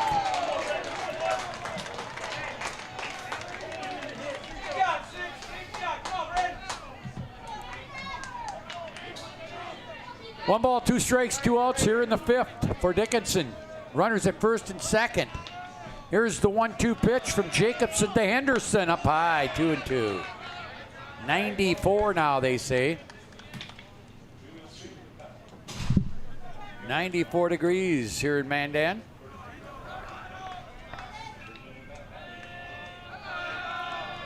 Jacobson ready, 2-2 pitch. Ooh, just got a piece of it. Oh, they're good. Wait a minute now, they're gonna, let's see. We're not gonna go anywhere. Yeah, there's no doubt that was a foul ball, Scott. Yeah, now the home plate umpire is gonna bring in his, Ryan Ingman brings in both Brian Hornecker and Kevin Kerr. I thought it hit, yeah. You could almost hear it in our crowd mic that, or in our mic that he did touch or get the part of the ball.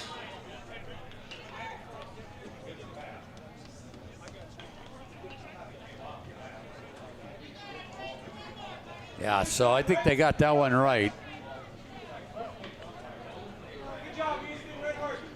Jaden Grefsrud has to retrieve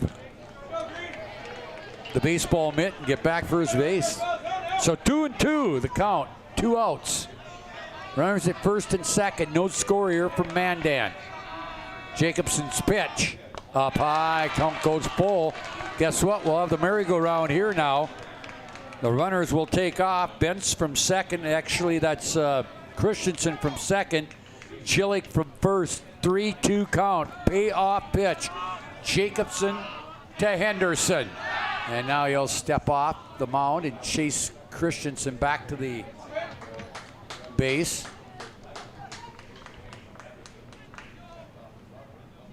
So Jacobson peers in at Heisler, gets his sign.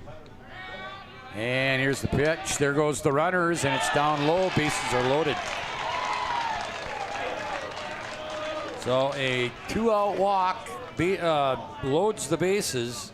Now batting for the Midgets, shortstop number 6. Christensen goes to third. Jillick to second. Henderson will walk. And I think we're going to have a pitching change here. 93rd pitch for Jacobson, but I think his day is done. We'll wait for head coach Brett Peterson to make the move here, but I think it's the second trip this inning out there, so I think he's forced to take him out of the ball game. Yeah, I think that's where we're at. 2 down, bottom half of the 5th. Bases are loaded for Dickinson, and the conversation with everybody from the infield at the hill right now, that's going to continue on. We'll tell you about our friends at Tires Plus. That's where you need to shop if you're shopping for tires, all brands under one roof. The guaranteed lowest prices and their service after the sale with the Tires Plus plan. Can't go wrong with Tires Plus. Visit them online, TiresPlusND.com. Tires Plus, proud supporter of North Dakota high school athletics. I don't get that because, if I'm not mistaken, that's the second trip to the mound this inning. I thought the rule said that you have to take him out, but the home plate umpire indicated to Coach Johnson, or Peterson, that it was this first trip, so. High pitch there to Landon Amon. He struck out and grounded out. First pitch is high. No place to put him. Here's Jacobson out of the full windup. And that's outside 2-0. And you can't fault these kids. It's hot out there, and this will be the 96th pitch. That one's fouled out of play, out of behind the stadium here. Yeah, this is a tremendous outing here for Jacobson at the state high school baseball tournament. He's given up 1 hit. Bases are loaded down, no errors charged here to the Packers. Here's the pitch. That ball hit deep left field. The ball got down. I got screened out. We're going to get 2 runners. All 3 score. We get screened out here because we can't see the left field corner. It just got into the corner. Stolting made a great try at it, but it clears the bases. A 3-run double for Landon Amon. Now batting, and it's 3-0 Dickinson. Troy Berg. Just one big hit can change the complexion of a game. Here's Berg. Here at BNC National Bank Field, Memorial Ballpark, 305 down to that left field corner, but there's a monster fence that you've got to clear. Fence has got to be, 30 feet high, 25 feet high over there. Ball was over at our blind spot. Nevertheless, in for the double. Scores 3 on the RBI double there. So 3-0 Dickinson. A big hit from Landon Amon. Here's Berg's 2-0 pitch. Called strike. Jacobson, this next pitch will be his, that was his 100th pitch right there.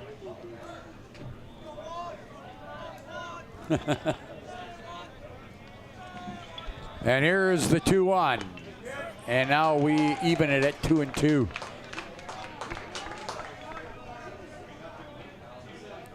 So Dickinson trying to get into that semifinal round.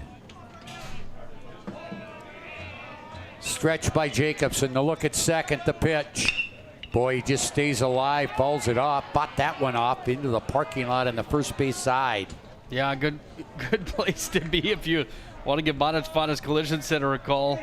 701-0989, 839-0989. You don't want to call him, do you? No, that's why I parked over behind the trees on the other side.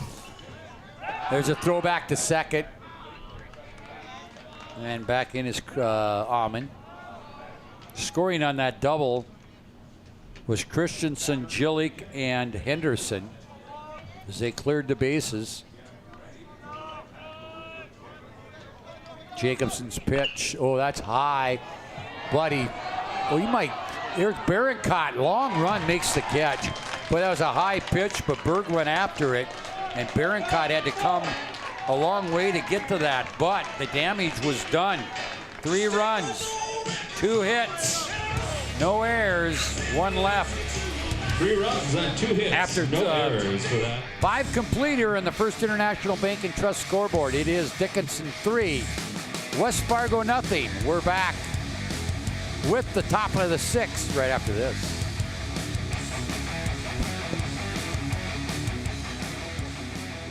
Down to combining different aspects of patient care. Here at Premier Chiropractic, we love combining soft tissue work, the adjustment, and exercises together. We found that this gets the best results for our patients. We have 3 chiropractors to fit the needs of the entire family, a rehab area for our exercises and equipment for any athlete to improve performance. Give us a call and we will get you back to doing what you love.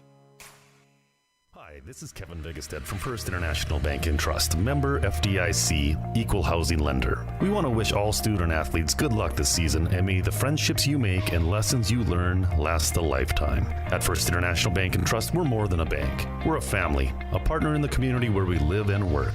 We're proud of all that you are accomplishing and can't wait to see what your future holds. Good luck to all the teams. First International Bank and Trust, live first.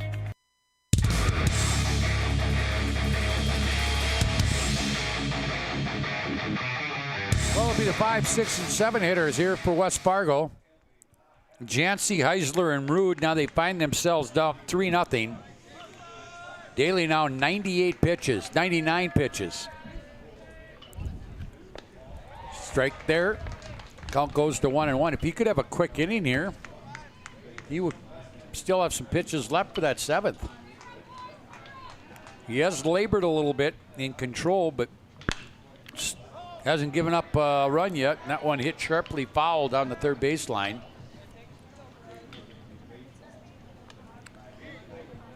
Semifinals going on in the tennis.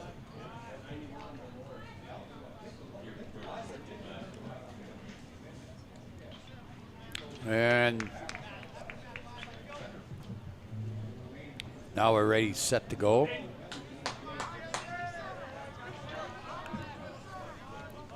Right now, Minot High getting beat by Fargo Davies in the semis 1-0. It's a 5-match.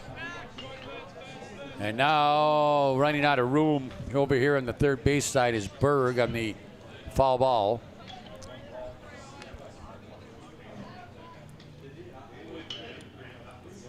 Again, we have activity going on down in the Dickinson bullpen.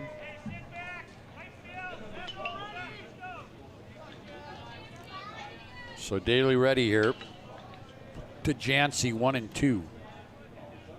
Up high, 2-2.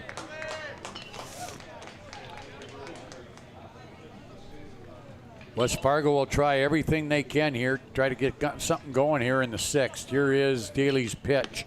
Ooh. Whew. Just off the corner. Full count, 104 is his pitch count. Again, remember, and now he walks him. So Jancy on. Well, here comes Pete Dobitz. This might be all for Mr. Daly.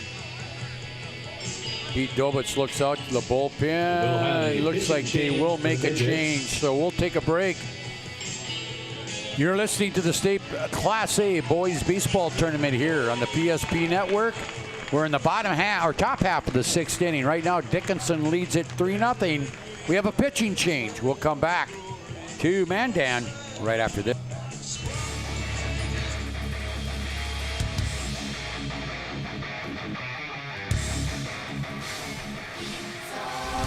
Systems go for lunch when supper time's a crunch. T-minus now, it's time for Planet Pizza. With lots of space for fun, there's room for everyone. Don't be an alien to Planet Pizza. Space for fun. Planet Pizza. Planet Pizza.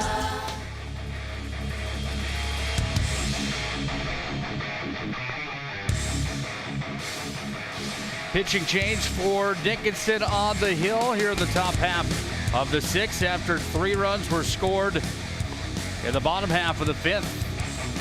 For the number 2 seed out of the West region, this one's been a dogfight all afternoon here in Mandan. This ballgame and state tournament coverage on the PSP Network is brought to you by our friends at Shots Crossroads Restaurant.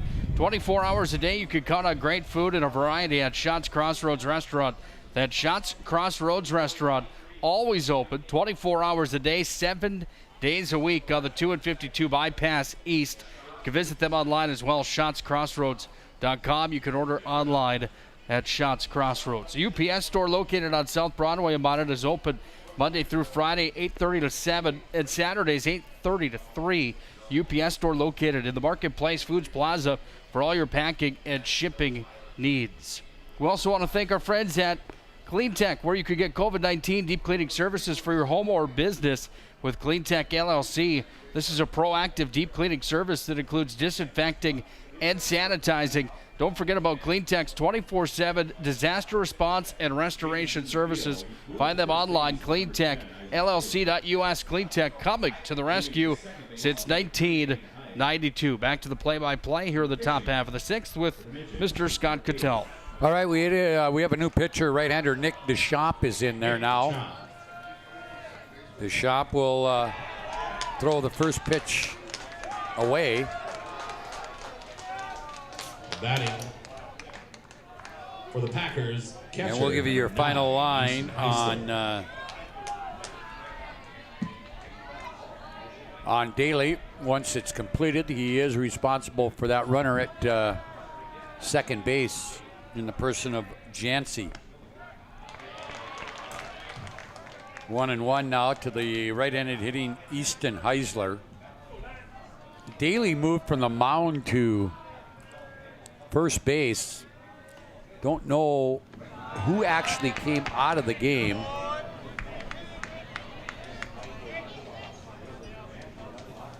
Still got Henderson. We got a different guy out there. Is that Christensen? No. There's a strike. Now ball gets by, going back to the pitcher. Oh, I see what happened. Okay, Hike moved to second.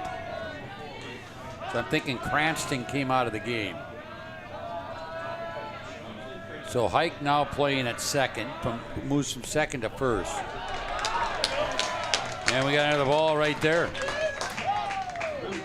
Now batting for the Packers, third baseman, number 7, Tyler Rude. Tyler Rude will bat. Runner into the game for West Fargo. Now we got a pinch runner, or a courtesy runner. Tanner Larson will run at first for Easton Heisler. And the batter, Tyler Rude, he's grounded out and sacrifice bunt. 0 for 1 officially. Tying run at the plate now for the Packers, trying to mount a comeback here. And the pitch is off the plate.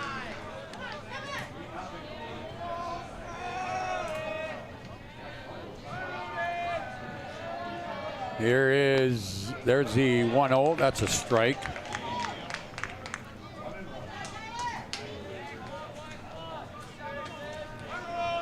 So 1-1, nobody out here. Runners at first and second for West Fargo. Oh, got way behind that swing, and it's go to 1-2.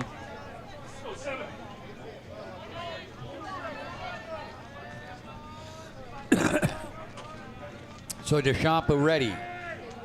He'll come home. That ball is going to be grounded to the second baseman. Hike, he'll get one at second, on to first, not in time. Ball gets by Daly, and that'll score a run.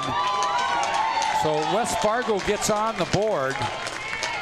That will go as a 4-6 for the force out at second. And then a fielder's choice for Rude. And then a error on Amon to allow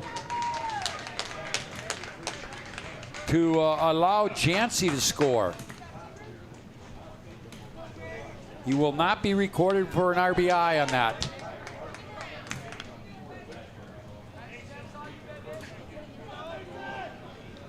So that error will go on the shortstop to allow the run to score. We have one out. And now just one runner on first. Here's the pitch to the left-handed hitting Mason Stolting. Scoring was Jancy. I think we got a courtesy runner over there or a pinch runner over at first. That one down low and outside. So West Fargo on the board with one here.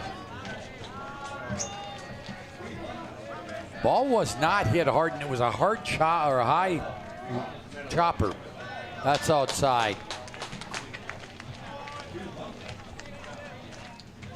So that will not.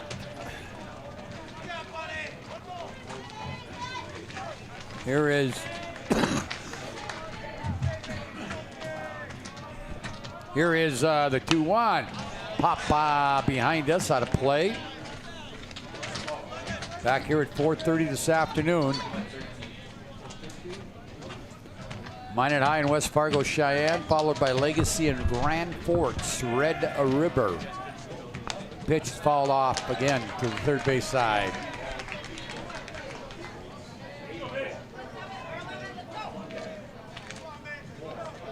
Two balls, two strikes, one out here in the West Fargo sixth inning. 3-1 the score in favor of Dickinson. Pitch. That ball going to be hit to center field, but just medium deep, and it'll be caught out there by the center fielder Chase Henderson for the second out.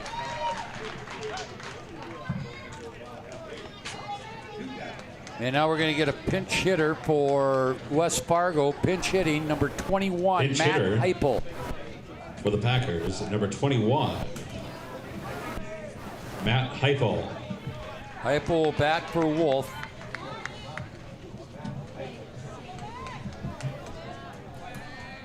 Number 21.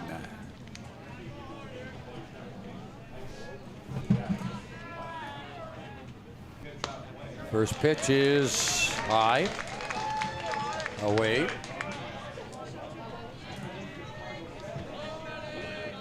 Winner plays here, Shanley in the semis tomorrow. Loser will play Century. That hit down the third baseline. Berg with a backhand. Long throw, won't be in time. That'll go as an infield hit. Berg made a great play. He had to go deep behind the bag. So Heupel will pick up a single. It's an infield single. Now batting. That will go as an Packers. earned run now on Daly. Pitcher number 6, Braden Jacobson. And Braden Jacobson will bat. Now the tying run at first. Go ahead run at the plate, and Jacobson. We'll give you the line on Daly once we get a chance here.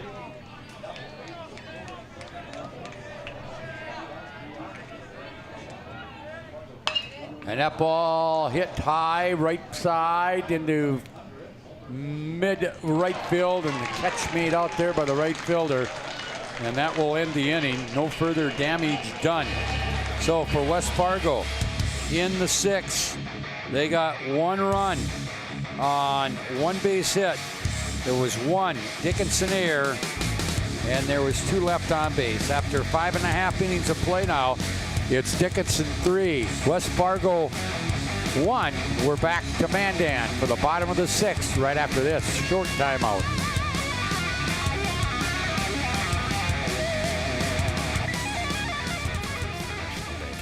Member FDIC, equal housing lender. We want to wish all student athletes good luck this season, and may the friendships you make and lessons you learn last a lifetime. At First International Bank and Trust, we're more than a bank. We're a family, a partner in the community where we live and work. We're proud of all that you are accomplishing and can't wait to see what your future holds. Good luck to all the teams. First International Bank and Trust, live first. The magic of what we do really comes down to combining different aspects of patient care. Here at Premier Chiropractic, we love combining soft tissue work, the adjustment, and exercises together. We found that this gets the best results for our patients. We have 3 chiropractors to fit the needs of the entire family, a rehab area for our exercises and equipment for any athlete to improve performance. Give us a call and we will get you back to doing what you love. New pitcher for the West Fargo Packers, the left-hander Matt Heupel, who came in as a pinch hitter for Aiden Wolf. He'll go to the mound. Moving from the mound to second base is Braden Jacobson. Number 6, Braden Jacobson moves to second base. Not a bad outing there for Jacobson, even though he's down 3-1. 21. We'll get his line for you here in a bit.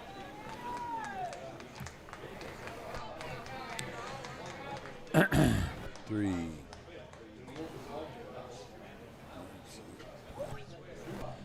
All right, so here we go. First batter will be Daly. Daly will bat here. Daly, Hike, and Bentz. Daly, first pitch. Is a strike.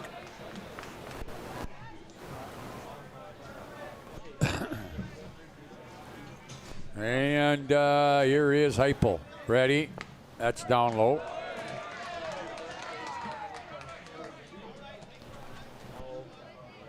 So we're in the bottom of the 6th. West Fargo have one last chance in the top half of the 7th. Here's the 0-2 from Heupel. Just missed.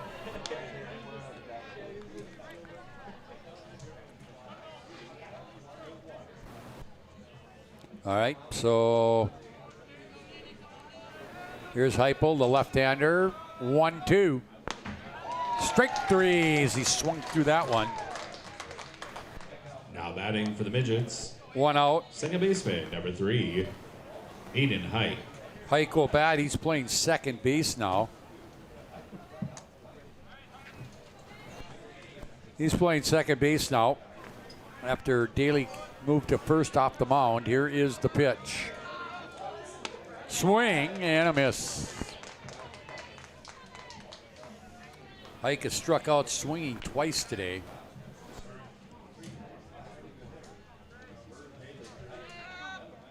There's the 0-2. Boy, he's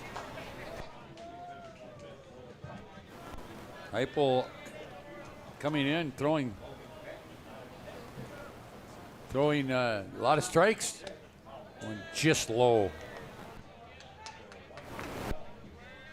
Jacobson only gave up 2 hits, but the one big one was that bases clearing double in the 5th. It's 3-1. Pitch. Swing and a miss. Struck him out. So Heupel has got 2 for 2 so far here in the 6th. Now batting for the Midgets, catcher Bentz number will bat. 27, Logan Bentz. He has walked twice, scored a run. So officially, he hasn't been to the plate. Officially.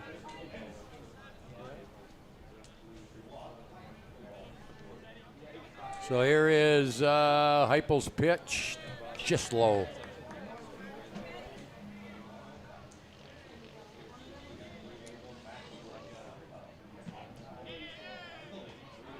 All right, here is Heupel ready for the 1-0 pitch. To Bentz, that's down low.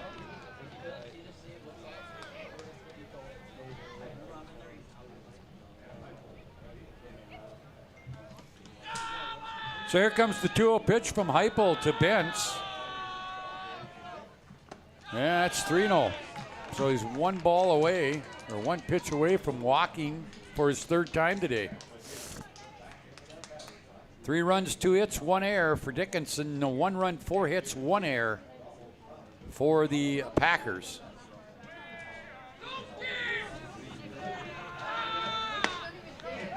There's a strike called, 3-1.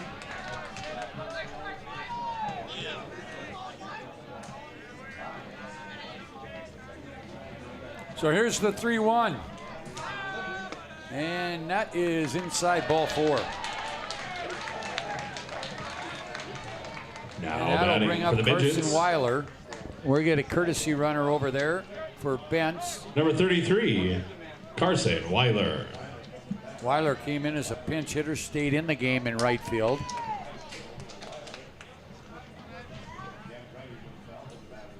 We've got a pinch runner, or courtesy runner. Yeah, Landon Olson running at first base as a courtesy runner.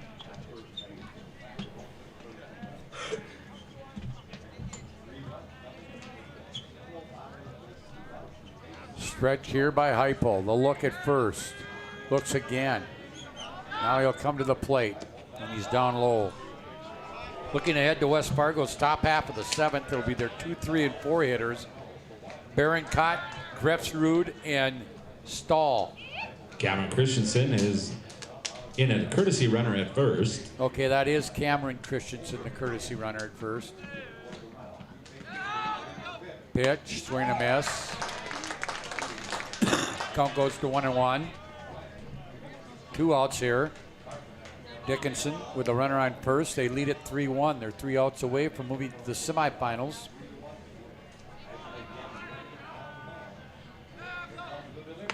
That's strike 2. Good curveball right there. West Fargo, Cheyenne, and Minot High at 4:30, then followed at 6:30 by Legacy High School and Grand Forks Red River. So we complete day 1 here at the state tournament. There's strike 3 called. Weidler knew it too. Weidler knew it right away. So he faces 4. He walked 1 and struck out 3. No runs, no hits, no errors, 1 left. We played 6 full. No hits, 6 full. no West Fargo with 1 happening. last chance to score. Dickinson 3, West Fargo 1 on the First International Bank and Trust scoreboard. We're back right after this.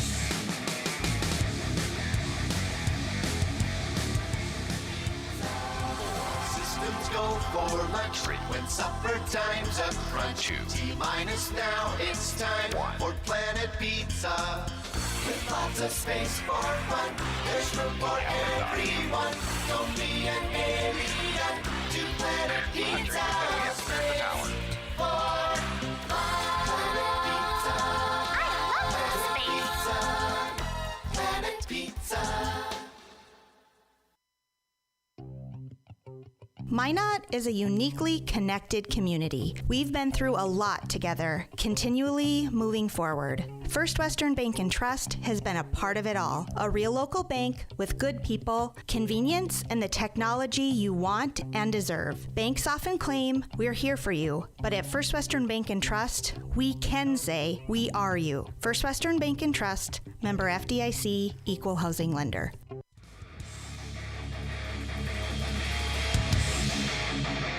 Top of the 7th, 2, 3, and 4 coming to the plate for West Fargo against Deschamps, who is in his 2nd inning of relief.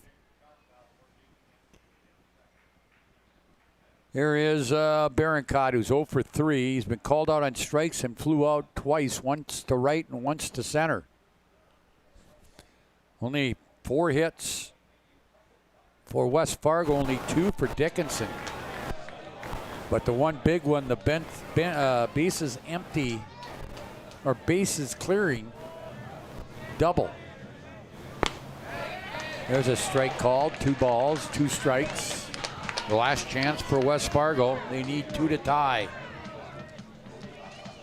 Here's the 2-2. And that one's chopper, third base. Berg with a long throw, doesn't get him. And now what that'll happen there, that'll go as an infield single because he would have beat it out. And then it'll be an error on the throw to allow him to go to second. Tough error for Berg as he was another tough play. It was a high chopper. So it'll go as a infield single and then he moves to second on the throwing error.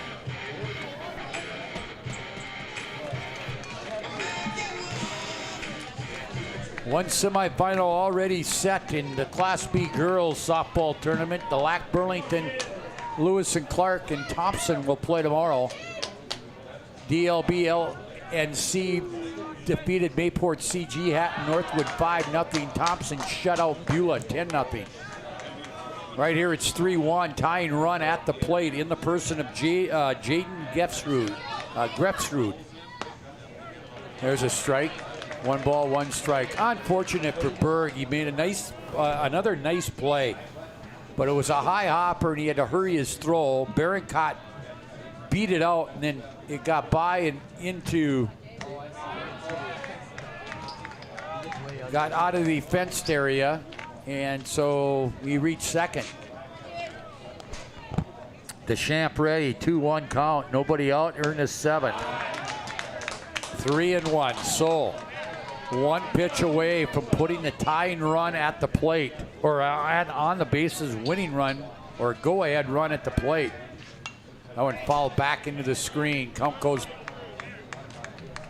full at 3-2.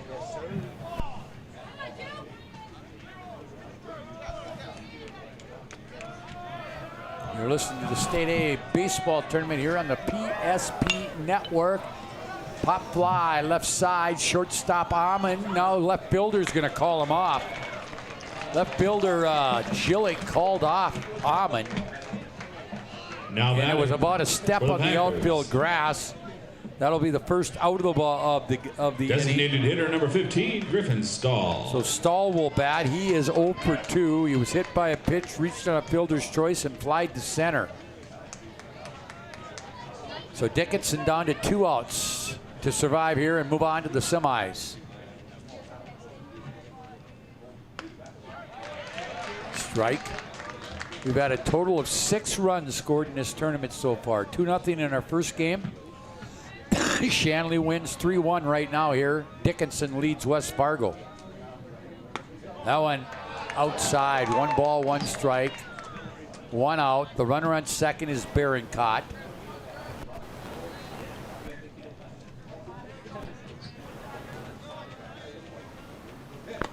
There's the pitch. It's high. 2-1. West Fargo, the runner at second, Barroncott means nothing.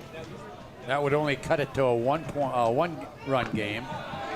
Now the count goes to 3-1. Deschamps is kind of struggling. He's up to 34 pitches already.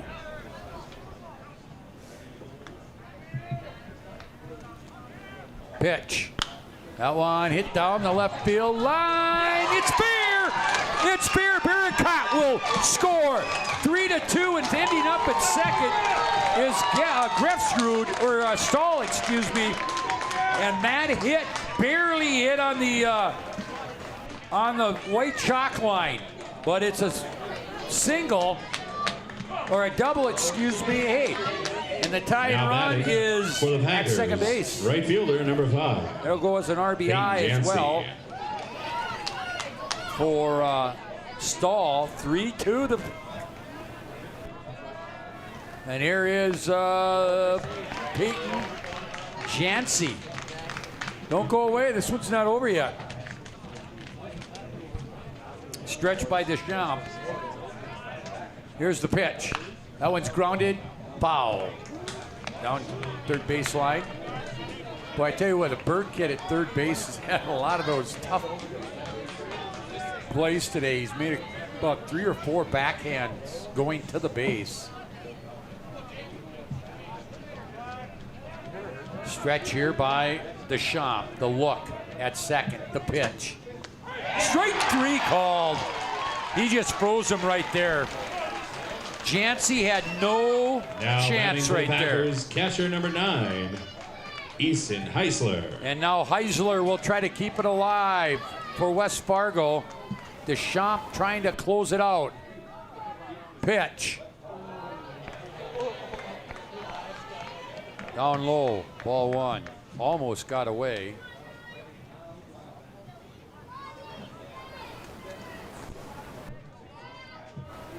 Pitch. Pitcher of record, I think, in this one is the reliever, because Daly left with when there was no score. Here's the 1-1. Ooh, that's a pretty good pitch, but it must have been off the plate. 2-1. Runner at second is Griffin Stahl. He is the tying run. 3-2 the score. Yeah, we had a timeout taken. Tell you what, we've had some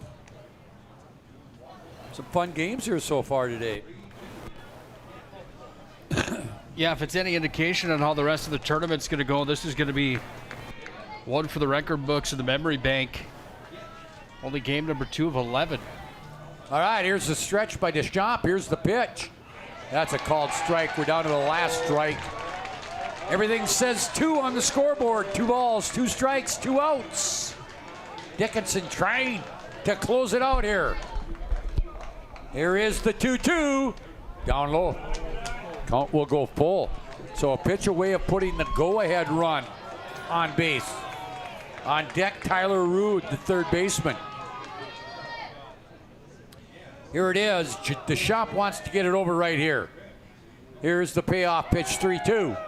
That ball hit down the right field line, and it'll drop foul. He fought that one off and just got a piece of it to stay alive. Magi and the Mustangs in game 3, followed by the Sabres and the Rough Riders. The complete day 1 here at beautiful Mandan Veterans Ballpark. Here's the 3-2 again. That ball hit into right field. Right fielder Weiler will make the catch. I'll tell you what, that was hit hard. That was hit hard and was not very far away from tying this game up. But West Fargo will come up 1 short. 1 run on 2 hits, 1 Dickinson error, and one man left on base. Final score in game 2 was a good one. On the First International Bank and Trust scoreboard, it is the Dickinson Midgets 3, the West Fargo Packers 2.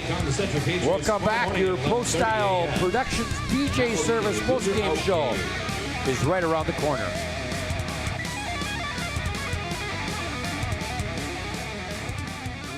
Down to combining different aspects of patient care. Here at Premier Chiropractic, we love combining soft tissue work, the adjustment, and exercises together. We found that this gets the best results for our patients. We have 3 chiropractors to fit the needs of the entire family, a rehab area for our exercises and equipment for any athlete to improve performance. Give us a call and we will get you back to doing what you love. When shopping for your next vehicle, shop Drive Chevrolet Buick, the dealer with the hometown buying experience and the big town inventory. Drive Chevrolet Buick has locations in Botno, Rugby, and Harvey. Browse the massive inventory online at drivechevrolet.com. New and used selections with small town prices. Our deals are worth the drive. drivechevrolet.com.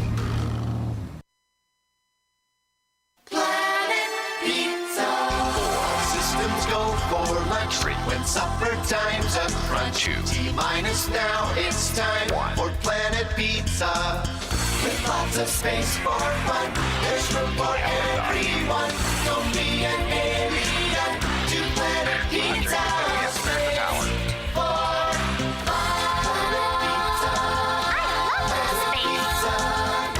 Planet Pizza.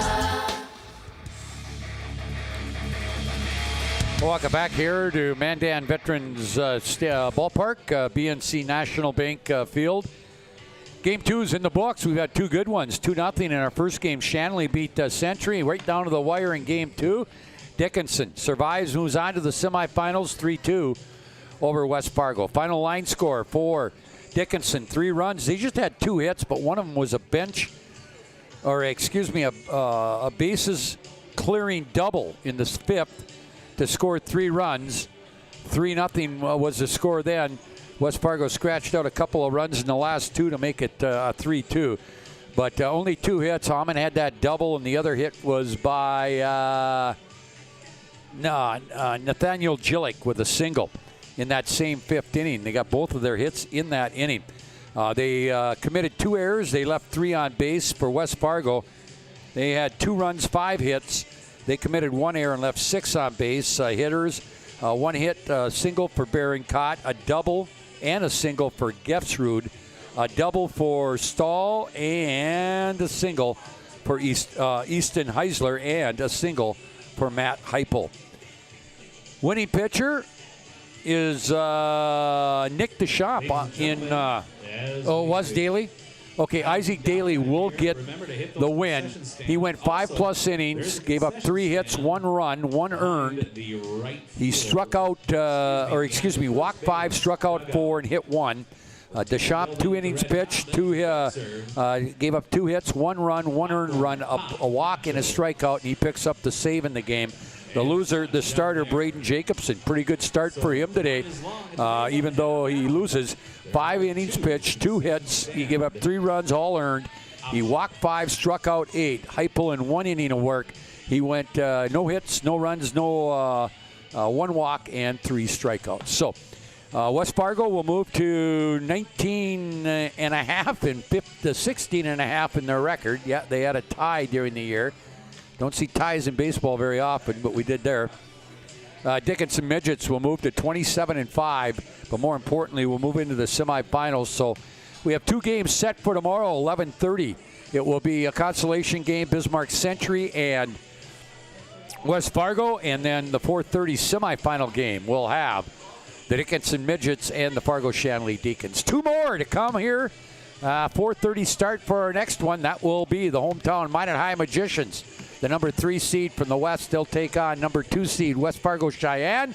And then our final game later on tonight, about 6:30, that will feature the Bismarck Legacy Sabres, the number 1 seed from the West, against number 4 seed from the East, Grand Forks Red River. Again, final scores of our 2 early games. The early one, 2-0 on the First International Bank and Trust scoreboard. That was won by Fargo Shanley over Bismarck Century. And the final score on the First International Bank and Trust scoreboard, game 2, it was the Dickinson Midgets 3, West Fargo Packers 2. We're going to take a short break. We'll come back. Nick getting things ready for the Minot High game here tonight. Nick and I will be back with all the coverage of the 2 night games. Again, about 4:20, 4:25, we'll hit the air. Minot High and West Fargo Cheyenne from the state tournament. Until then, we're going to take this short break.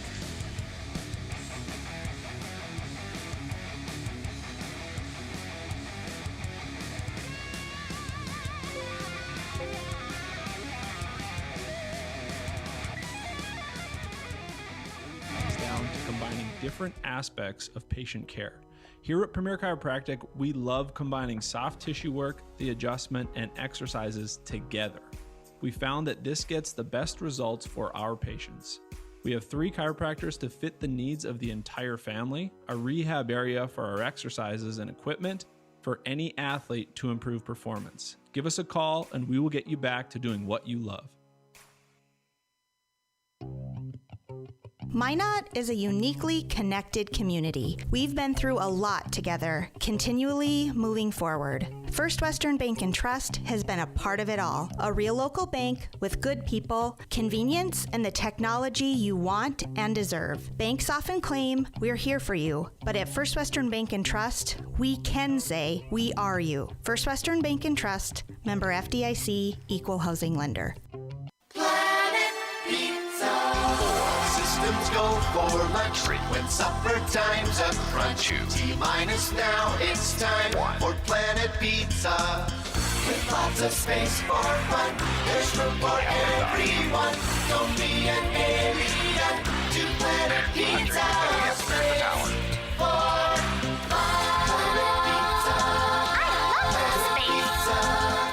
Planet Pizza. At Ryan Buick GMC, we don't see a new car buyer or a used car buyer. We see a person giving us a chance to earn their trust, and we take that personally. We detail and inspect every pre-owned vehicle on our lot. So when you buy one, you'll leave feeling confident that the car is in great condition and you got a great value. Like this 2017 Sierra 1500 Crew, priced at an even $30,000. That's more than $2,000 below NADA book value. Come see us today at Ryan Buick GMC, your dealership of choice. Hi, this is Kevin Vigestad from First International Bank and Trust, member FDIC, equal housing lender. We want to wish all student athletes good luck this season, and may the friendships you make and lessons you learn last a lifetime. At First International Bank and Trust, we're more than a bank. We're a family, a partner in the community where we live and work.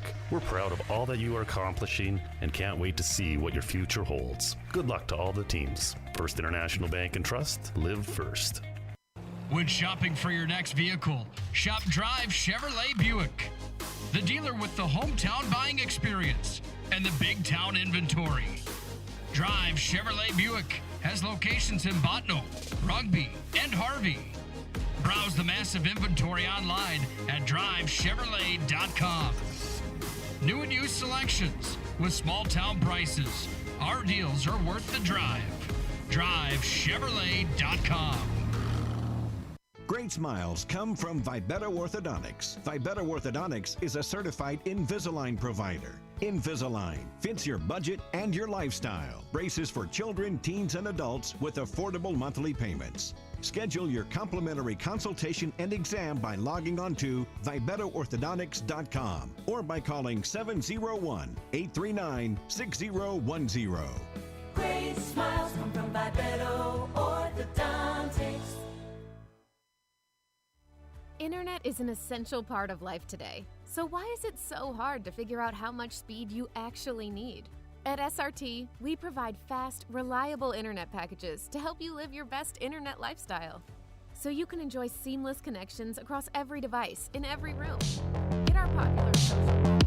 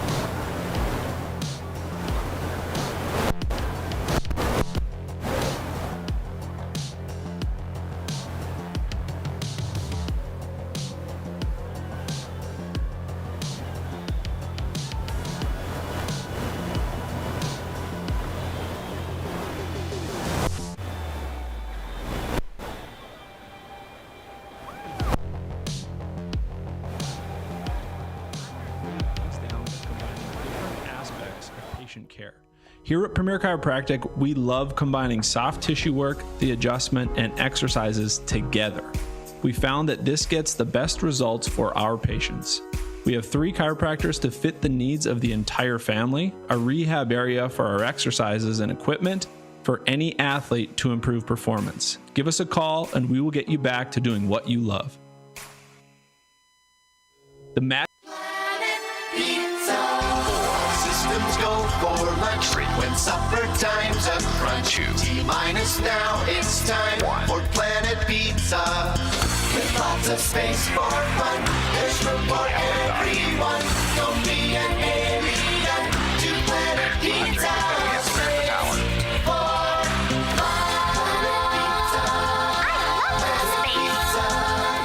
Planet Pizza.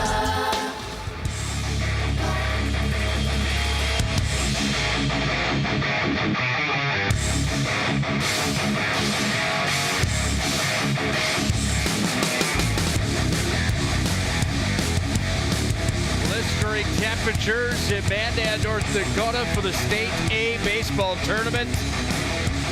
And game number 3 is upon us.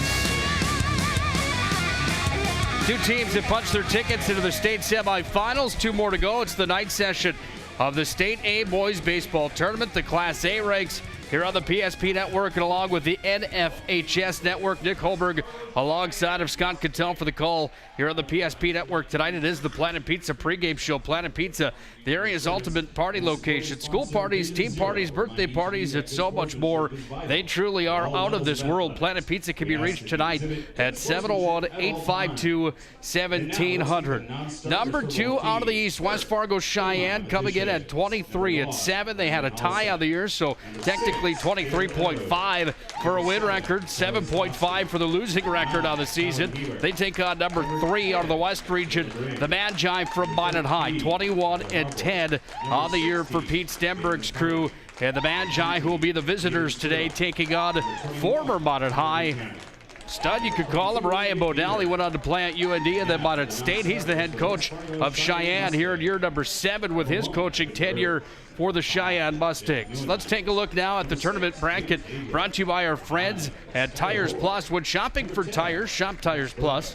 All brands under one roof with the guaranteed lowest prices and their service after the sale with the Tires Plus plan. You can't go wrong with Tires Plus. Visit them online, TiresPlusND.com. Earlier on today, 11:30 this morning, things got started. Shanley, number 1 out of the East region, took on Century, number 4 out of the West, and it was the higher seed that got the job done in game number 1 here today. Shanley won by a score of 2-0. They move on to take on Dickinson after the Midgets took down West Fargo by a score of 3-2. Just an excellent outing for everybody involved on the hill today here at the opening round of the Class A tournament.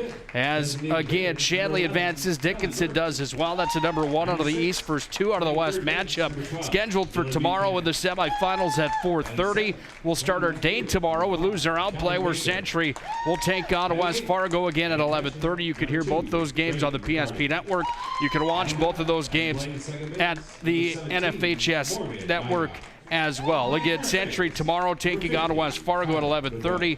Tomorrow night, you'll see game number 7 of the tournament, Shanley taking on Dickinson tomorrow night. Nick Holberg here on the call alongside of legendary voice of the Magic City and region number 6, MSU Beavers as well. It's Mr. Scott Cattell that joins me in the booth here tonight. Scotty, what does it take to get a state championship underneath your hat? It's not an easy thing to do, but we talked about pitching, we talked about defense. Anything else that comes to mind in a situation like this here tonight? Well, I think it still comes down to pitching. I also think that you got to take care of the baseball. When it's hit to you, routine plays need to be made. You can't be giving teams in a state tournament 4 or 5 outs. And you got to have timely hitting. We saw that in the Dickinson game here with the bases loaded, 2 outs in the 6th inning or in the 5th inning, and Landon Amon from Dickinson hit that one to the fence in left field down in the corner that basically opened up the game for him. You just gotta, and the thing about it is what you tell your pitchers. You tell your pitchers, go out there, guys, don't get too fancy. Don't try to be hitting spots and corners, that sort of. Just throw the ball over the plate, let them hit it, and let our our defense make the plays? Well, the defense are going to need to be sharp today as two of the top teams in North Dakota will go toe-to-toe. They were predicted inside of their conferences at the start of the season to be number one in the respected conferences. Cheyenne, number one out of the East, Mountain High, number one out of the West. And now they rumble here, coming in as the number 3 seed out of the West for Mountain High, number 2 out of the East for West Fargo Cheyenne. Here's the starting lineup. It's presented by our friends at Clean Tech. Clean Tech has 24/7 disaster response and restoration services. You can visit them online, cleantechllc.us. Clean Tech coming to the rescue since 1992. Quade Peters, the center fielder for Cheyenne, will bat first. The third baseman, Lance Oster, will play third base and bat second. Batting third, the shortstop is Alex Urlaub. The right fielder batting cleanup here today for Cheyenne, Cooper Borkart.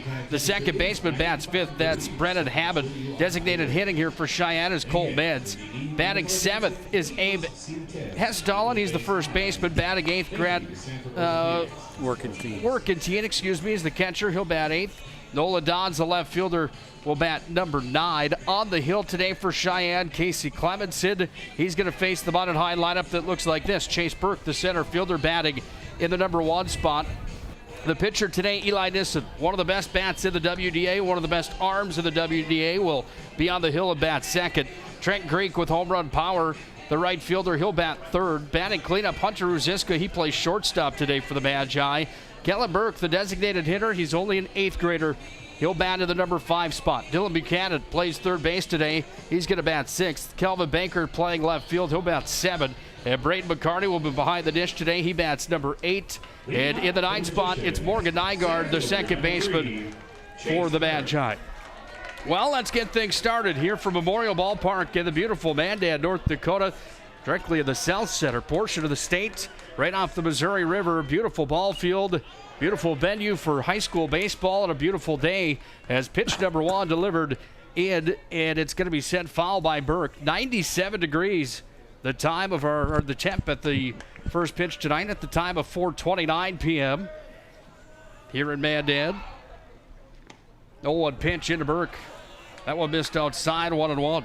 You know, Nick, one thing about this Clemenson kid that's on the mound for Cheyenne, he has some Minot roots along with Ryan Bodell. He's the grandson of former Minot High assistant basketball coach Dale Olson, who worked with Gene Manson for many, many years. Her mother, or his mother, was a pretty good standout athlete at Minot High, basketball-wise, and at Minot State. Here's the 1-2 pitch coming to Burke. Swing and a miss. He struck him out. And the first one for Casey Clemenson. A strikeout to start his ball game here tonight. Hey, behind the dish today, umpiring Nick Coolis. Down the first base line is Nate Selly, and down the third base line, Jed Steiner. Thank you, Scotty. First pitch and first at bat delivered by our friends at the UPS store located on South Broadway in the Magic City. Open Monday through Saturday for all your packing and shipping needs. Well, Casey Clemenson off to a good start. He's ahead of Eli Nissen now with an 0-1 count with 1 down here in the top half of the first. Nissen, the youngster, the sophomore, batting from the right side of the dish. Pokes that one up towards second. It's going to go off the second baseman's glove, and Hammond had trouble with it. It bounces out into left field, and Eli Nissen will be on with a single for the Magi. That will bring up Trent Grink, the right fielder. Nissen kind of reached out. The left-handed batter just kind of came out to kind of poke at it. It went over towards second base. One hopped in front of Hammond, went off the front of his glove and out into left field. That allowed Nissen to get over to first. Well, they charged that an error. Yeah, they did charge that an error. E4. Yep, E4. For Nissen to reach first base. He's got a pinch runner here with him on the hill today. Nissen goes back to the dugout for the Magi. Pinch runner over at first with Trent Greek at the dish. Saw the first pitch in. He swung at it, missed for strike 1. No balls, 1 strike, 1 down. Top half of the first. Mounted High in their white today on a beautiful day from Mandan at BNC National Bank Field at Memorial Ballpark here at Mandan. Fouled back by Greek. 0-2 the count here with 1 out. Evergreen trees cloud the outfield right at the 385 mark. The farthest distance out is 390. That's over in right center field.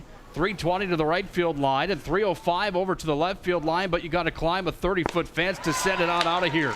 Won't happen this time. Greek is struck out for the second strikeout of the ball game as Casey Clemenson throwing some heat here. Strikes out batters 1 and 3 for Mount High. And there's 2 down here for the Mustangs in the top half of the first.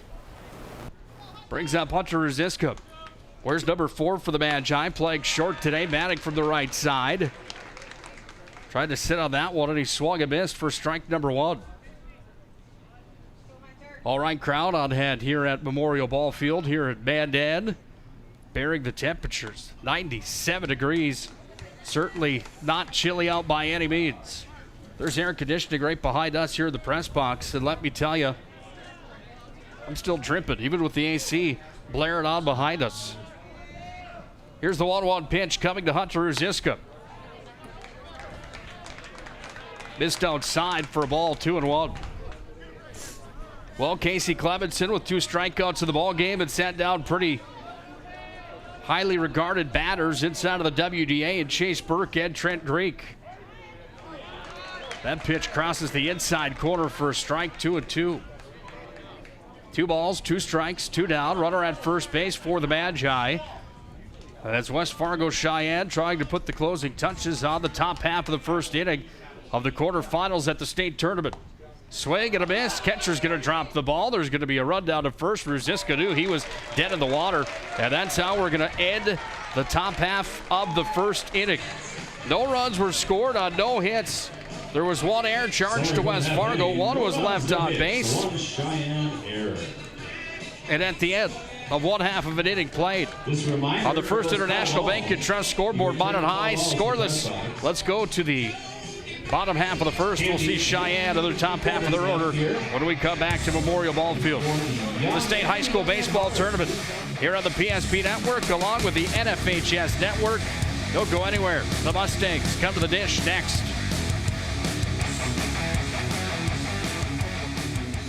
Down to combining different aspects of patient care. Here at Premier Chiropractic, we love combining soft tissue work, the adjustment, and exercises together.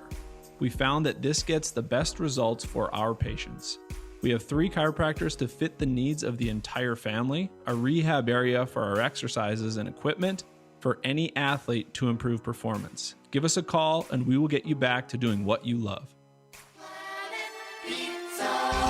Systems go for lunch when supper time's a crunch. T-minus now, it's time for Planet Pizza.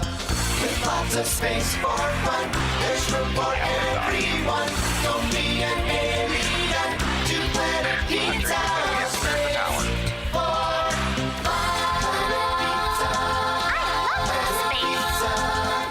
Planet Pizza. 4 Mount High batters, 3 strikeouts for Casey Clemenson. We've got a 0-0 ball game as we go to the bottom half of our first inning here on the PSP Network and the NFHS Network. Here this evening from Mandan, it's the quarterfinals of the state tournament 2021. First hit to the ball game. First batter's going to take one all the way out, 338 feet, all the way out to left center. And a monster shot came there from Cade Peters. And Peters is on with a single as the first pitch of the ball game was almost out of here.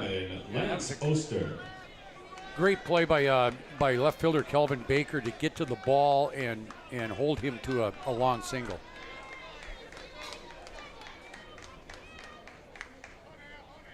Lance Oster, the third baseman, followed by Alex Erlob, the shortstop. Batting cleanup, Cooper Borkart, the right fielder. This is the right-handed hitting Oster. The throwdown is going to come across to second. That one from behind the dish from McCarty. That one's going to get away from Nygaard out into center. Burke had the cover. The runner advances as Peters steals second base. And there's a runner in scoring position for Cheyenne early on here in the bottom half of the first. Pitch was in for a strike, by the way. No strike.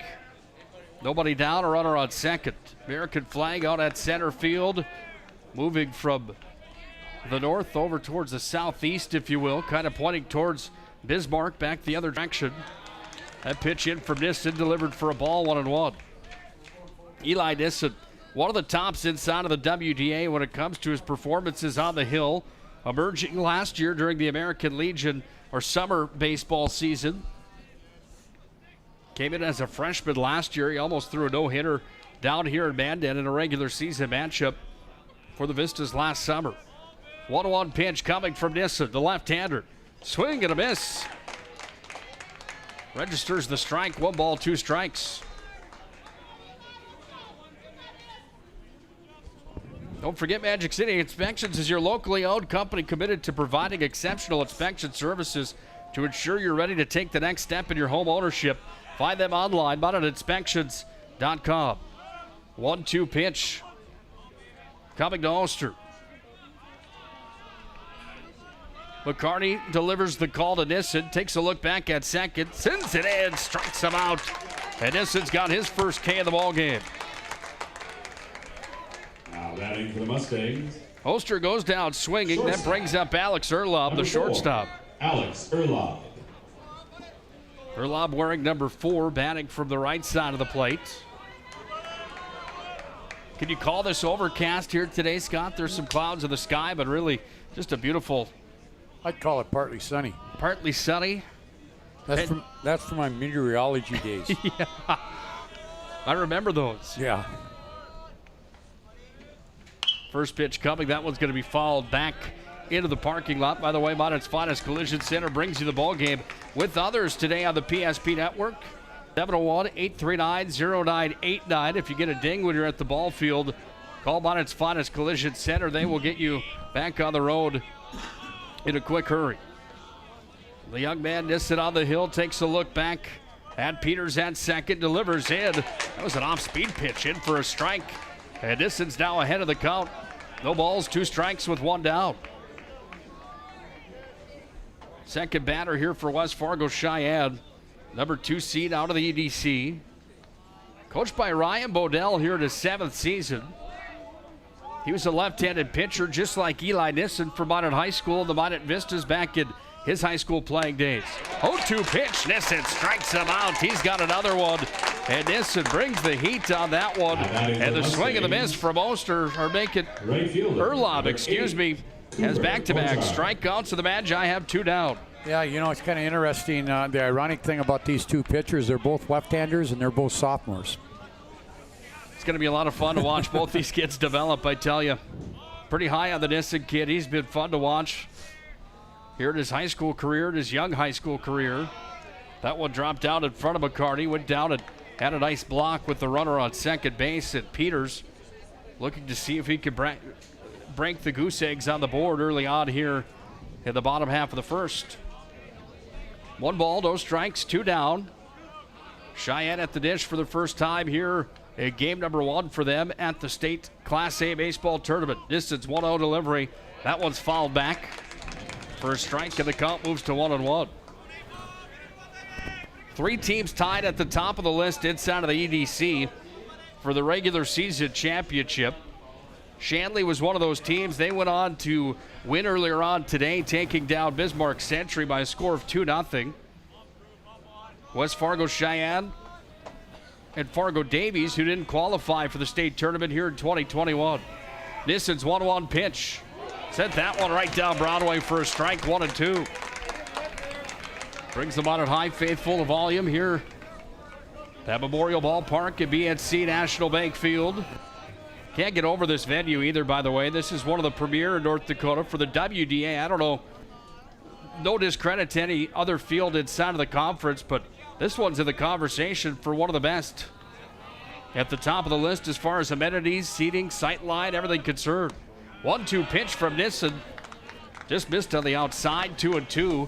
Here with 2 down. As Borkart, the cleanup batter, we'll see the 2-2 pitch coming. Deuces on the board here for Nissen. A turf field with turf that covers the entire infield and outfield all the way around. 2-2 pitch. Nissen sat him down swinging. And the young man comes up with a hat trick of strikeouts. No runs were scored. They registered a hit. No Minot High errors. 1 left on base. And the pitchers with the identical stat lines, minus the hit in the first inning. Let's move on to the second. The Magi come back to the dish. Scoreless on the first International Bank and Trust scoreboard. A dogfight with number 2 out of the East region, number 3 out of the West.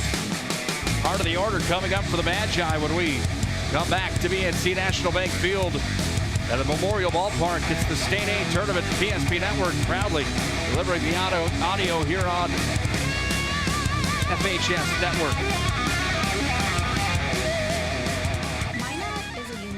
Connected community. We've been through a lot together, continually moving forward. First Western Bank and Trust has been a part of it all. A real local bank with good people, convenience, and the technology you want and deserve. Banks often claim we're here for you, but at First Western Bank and Trust, we can say we are you. First Western Bank and Trust, member FDIC, equal housing lender.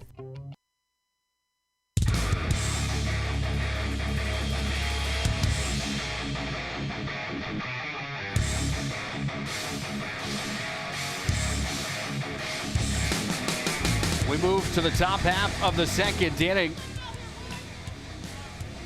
On it high in West Fargo Cheyenne here on the PSP Network. First batter for the Magi is the young man, Kelly Burke. Follows his first pitch that he sees back. Strike one against Burke. Burke only an 8th grader. Want to talk about a bright future for the Magi. This is one of them. Sees the second pitch down and away for ball number 1, 1-1. Burke, the 8th grader, facing the sophomore and Casey Clemenson. Second pitch delivered in, strike number 2, 1-2. That one fouled back, by the way, from Kelly Burke. Again, bottom high with the 21-10 mark overall here in the 2021 campaign. They were pegged as the team to beat inside of the West region at the preseason coaches poll. Burke is sent down swinging. Another strikeout here for Clemenson, and he's got 4 strikeouts to start third baseman number 12. his afternoon. Dylan Buchanan. That brings up Dylan Buchanan playing third base today for the Magi. Wearing jersey number 12, mounted high with their white uniforms on. Vegas gold and maroon trim on them. Here today it says Magicians across the chest with a small number right on the belly. The maroon helmets today for the Magi. Buchanan swings at the first one, a missed. Here's the second. That one's high for a ball, 1-1. 1 ball, 1 strike, 1 down. If you're just joining us, we're in the top half of the second inning. Finals here in Mandan. 1-1. Going to miss. Clemenson is throwing rockets, and a pitcher's duel is forming at BNC National Bank Field in Mandan. 1-2 pitch coming here to Buchanan. That was a high riser that came in for a ball, 2-2.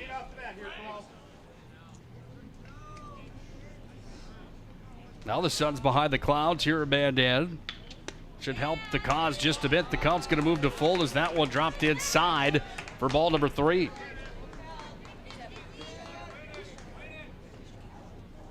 Fourth state tournament appearance for Cheyenne. Buchanan's going to fall that one back. Second straight. Played in the title game back in 2016. That was when Ryan Bodell was pretty fresh still to being the head coach of the Cheyenne Mustangs. 3-2 pitch. And the first walk registered in the ball game. Clemenson is going to walk Dylan Buchanan. And Buchanan moves his way over to first. That brings up Calvin Banker, the left fielder. Okay, an update from the state tennis tournament semifinals. Bynum and Fargo Davies are tied 2-2. It comes down to the number 1 doubles to see who moves on to the championship against Mandan. How do you like that? Kind of the way it should be, shouldn't it? You bet. And our soccer team won also today. Throw back over to first, and having to dart back over there quickly was Baker. Baker at the dish. Ryan Bodell, again in his 7th year with Cheyenne as their head coach. He was at Beulah with the Miners first in Class B baseball. And at the time with Beulah, he did some good things with the Miners. They went on to win a state championship. At that time in 2012 as a head coach of the Beulah Miners and a state championship for Coach Bodell. Went on to West Fargo Cheyenne after his success at Beulah. 1 ball, no strikes. Here to Calvin Banker, swing and a miss, throw down over to first base. Sliding in safely was Buchanan on his belly back in over at first. The count moves to 1-1. Hey, West Fargo Cheyenne's catcher, pretty good quarterback for the Mustangs. He started as a sophomore a year ago. He'll be a senior next year. He's a good one. It's always fun to see the multi-sport athletes. 1-1 pitch showing bunt. That one's going to be bunted right up the third baseline. Diving in, making the play, Lance Ulster. No. They came in, caught the ball, then it came out of the glove. Looked like he had it for the second, make it third out of the inning. He did not.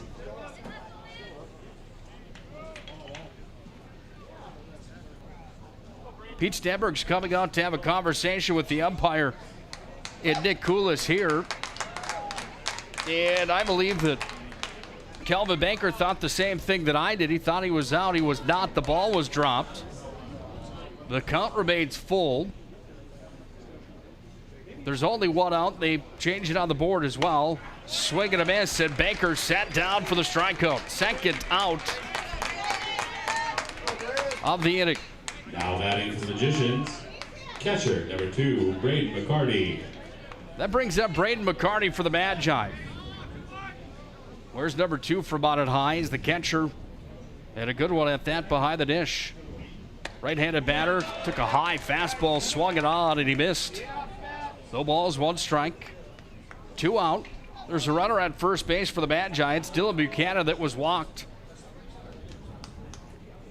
6th batter that Clemens had saw today. That one was high and outside for a ball. The count moves to 1-1.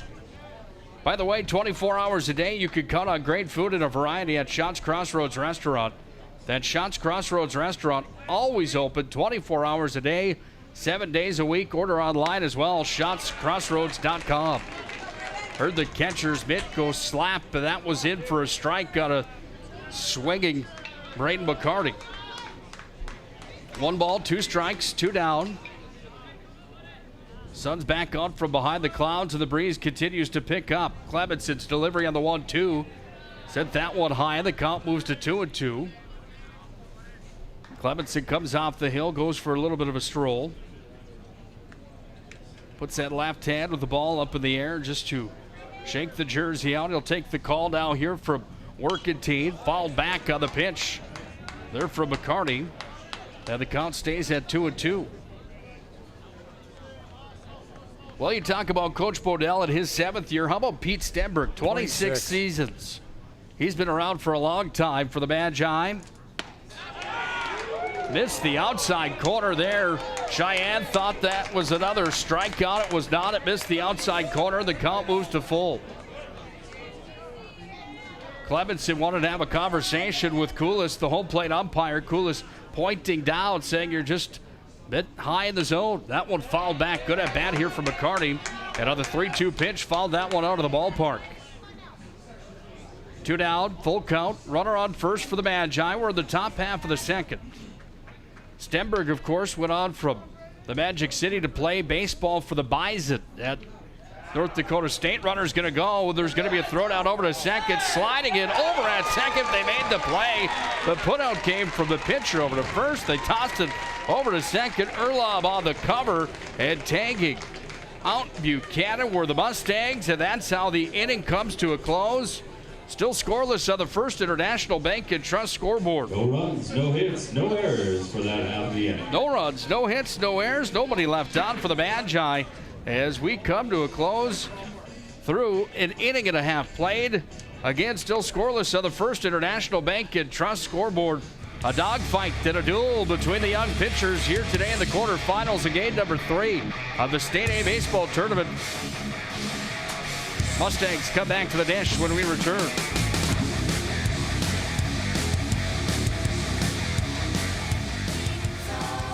Systems go for lunch when supper time's a crunch. T-minus now, it's time for Planet Pizza. With lots of space for fun, there's room for everyone. Don't be an alien to Planet Pizza. Space for fun.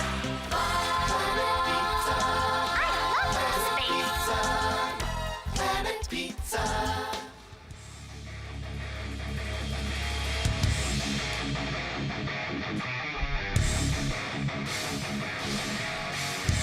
Dylan Buchanan trying to steal second. Cheyenne had none of that, and the inning came to a close on the throwdown over to second base. So we move to the bottom half of the second. The Mustangs come to the dish and lead things off with their number 5, 6, and 7 hitters. We'll start here with Brennan Hammond, the second baseman. Mustangs, second baseman, number 7, Brennan Hammond.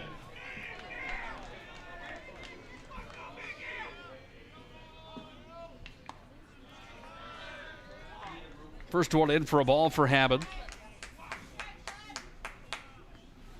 Batting from the right side of the dish.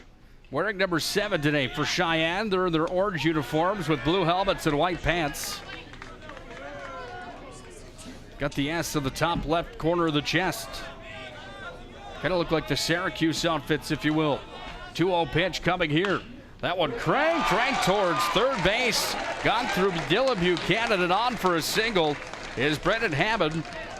He's going to register the second hit to the ball game as he put that one right between the gap of 5 and 6.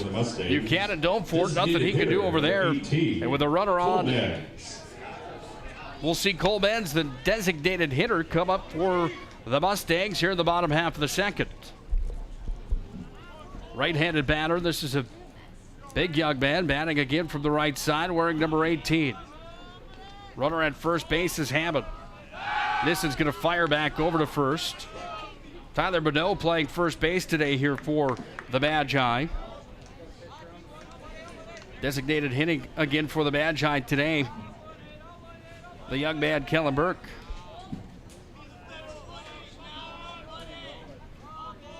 Nissen comes set. Delivery coming to Benz. Fired that one up. Nice play there from Braden McCarty. That one was high up in the zone. Cunningham, can I get that cord from you? I will. I'll bring it back to you. High up in the zone for a ball.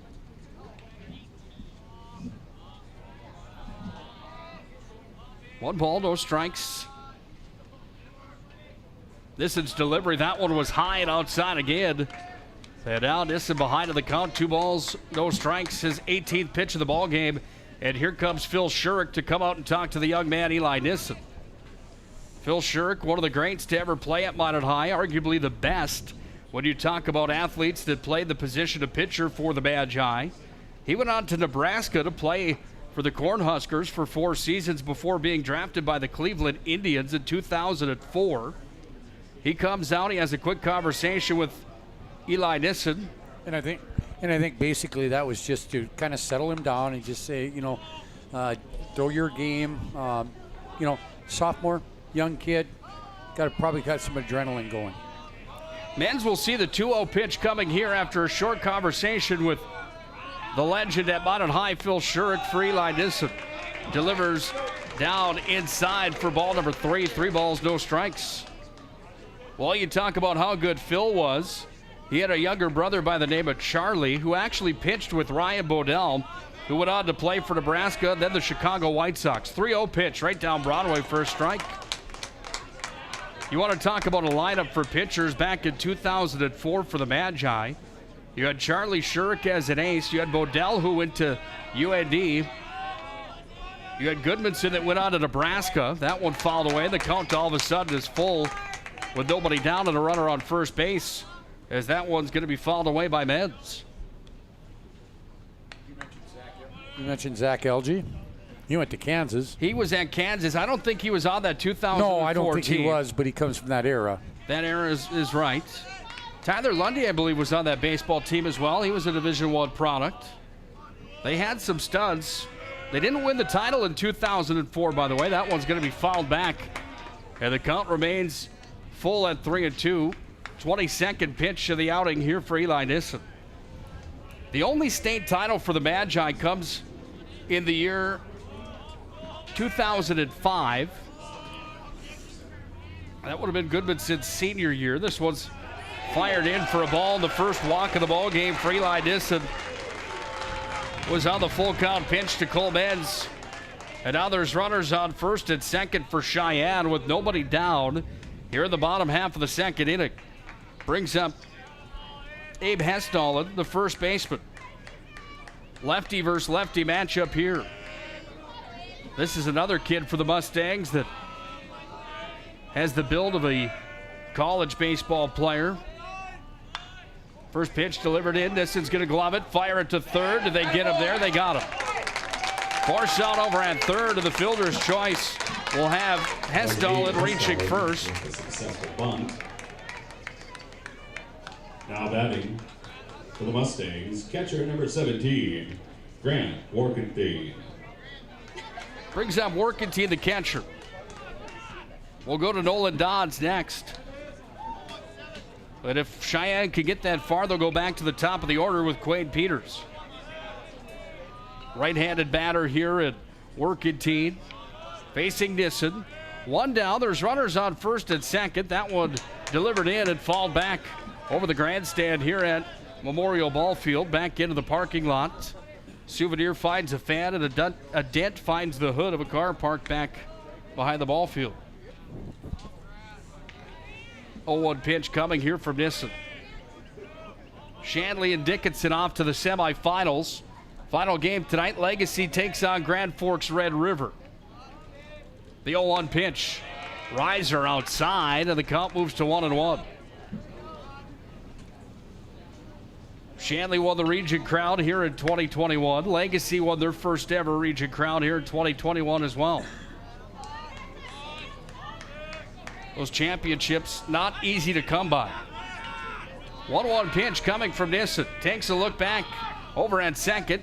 The kick and delivery in for a strike, and strike number 2 delivered on a big swing and a miss. Pitch count will be a factor here in the state tournament. 120 total pitches per game, 135 total for the entire tournament. And these two young men right now are throwing some stuff that has them in contention to at least get through a full one here. That ball's going to be towered infield. It's going to come to the shortstop, Ruziska, making the second baseman. That's Morgan Nygaard. Came over to make the play, and there's 2 away. I don't think Ruziska ever saw the ball in the air. It's a really kind of a high sky today with the way the sun is and that sort of thing. I don't think Hunter even knew where that ball was. We saw that in the game earlier on today in the last matchup with Dickinson and West Fargo. There was a ball hit out into left center field, and it just fell in. Both outfielders had to put their gloves up in front of their faces. They lost it up in the sun. 2 runners on. There's 2 down. Number 9 batter Nolan Dodds facing Eli Nissen, and Nissen delivers in for a strike. Strike number 1. Nissen's got some stuff. The left-hander, the young man. A few different pitches inside the cupboard for him. And he's got some heat to blow it by you on the depth chart. At the top of the list for the Magi. Trying to get on to the semifinals. He'll deliver in. Swing and a miss. Strike number 2 from Nissen. That was one of those pitches that had a little bit of oomph on it. And he's ahead in the count. 0-2. Don's the left fielder. Tight up to the plate. Way inside of the box. Runner at second, held tight, not at first. Swing and a miss. Nissen's got another strikeout, his 4th of the ball game. And we remain scoreless through 2 complete innings of play here on the PSP Network. Both pitchers putting on a clinic here this afternoon from Memorial Ballpark in Mandan. Why should you wear a seatbelt? Because seatbelts no runs. Help save lives. 1 hit. 2 left on base. No mine at high airs. We go back to the Magi and Braden McCarty along with Morgan Nygaard. Then to the top of the order again.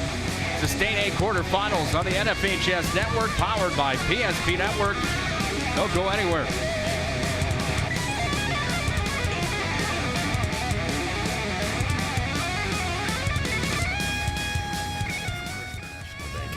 Member FDIC, Equal Housing Lender. We want to wish all student athletes good luck this season, and may the friendships you make and lessons you learn last a lifetime. At First International Bank and Trust, we're more than a bank. We're a family, a partner in the community where we live and work.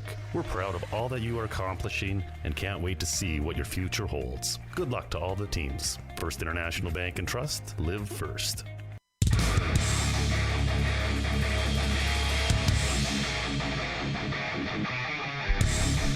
We move to the top half of the third inning. Mountain High and Cheyenne in a low-scoring affair today at Memorial Ballpark in Mandan, North Dakota for the State A quarterfinals. Braden McCarty gets to revisit the dish. He was at bat when Dylan Buchanan was thrown out at second on an attempt to steal back in the second inning. For the Magicians. That didn't work out. That ended the inning. Braden McCarty. Brings Braden McCarty back up to the dish here for the Magi. Wearing number 2 today for Mountain High School. First pitch sent in, fouled straight back, and strike number 1 delivered there to Braden McCarty. Well, West Fargo Cheyenne lost to Shanley in the EDC title game by a score of 2-1. They had a 13-game win streak right in the middle of their season. Swing and a miss, McCarty sees strike number 2 as that was a high fastball, trying to get the bat on it, but he was behind at big time. No balls, 2 strikes. Top half of the third. That pitch delivered high from Casey Clemenson. And the count moves to 1-2. 5 strikeouts so far for Clemenson. This is the 8th batter that he's seen here for the Magi in the quarterfinals. You go on a 13-game win streak in the middle of the season. Obviously, things are going pretty well for you. Mustangs had that year. Tied for the top spot inside the EDC. McCarty's going to fall that one back all the way out into the softball diamonds. For strike number 2, the count moves to 1-2. Big thanks to our friends at Paul Siebert State Farm Agency, Subway, Beaupre Law Firm, and Bonnett's Finest Collision Center. They bring you the ball game and state tournament coverage. 1-2 pitch was high for a ball, 2-2.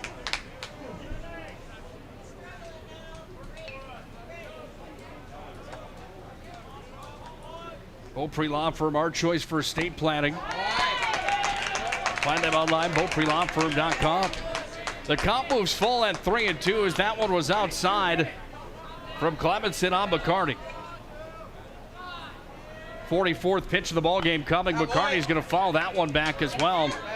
And he stays alive in the box for the Magi.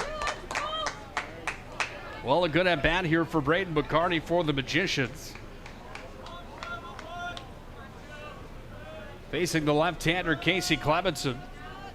5 strikeouts and a walk to his name today, and McCarty falls another one back. But it's a great at bat for McCarty, just fighting off everything, trying to find that one pitch that he can drive.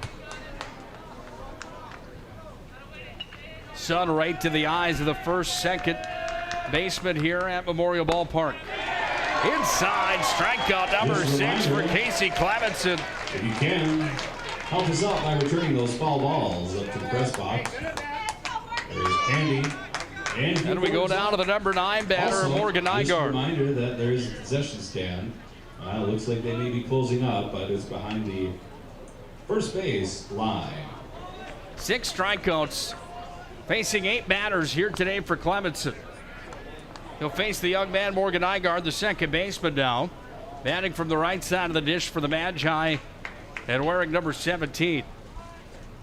First pitch delivered in and fouled away for strike number 1. He's going to tower that one out towards right, trying to track it. There is Borkhardt.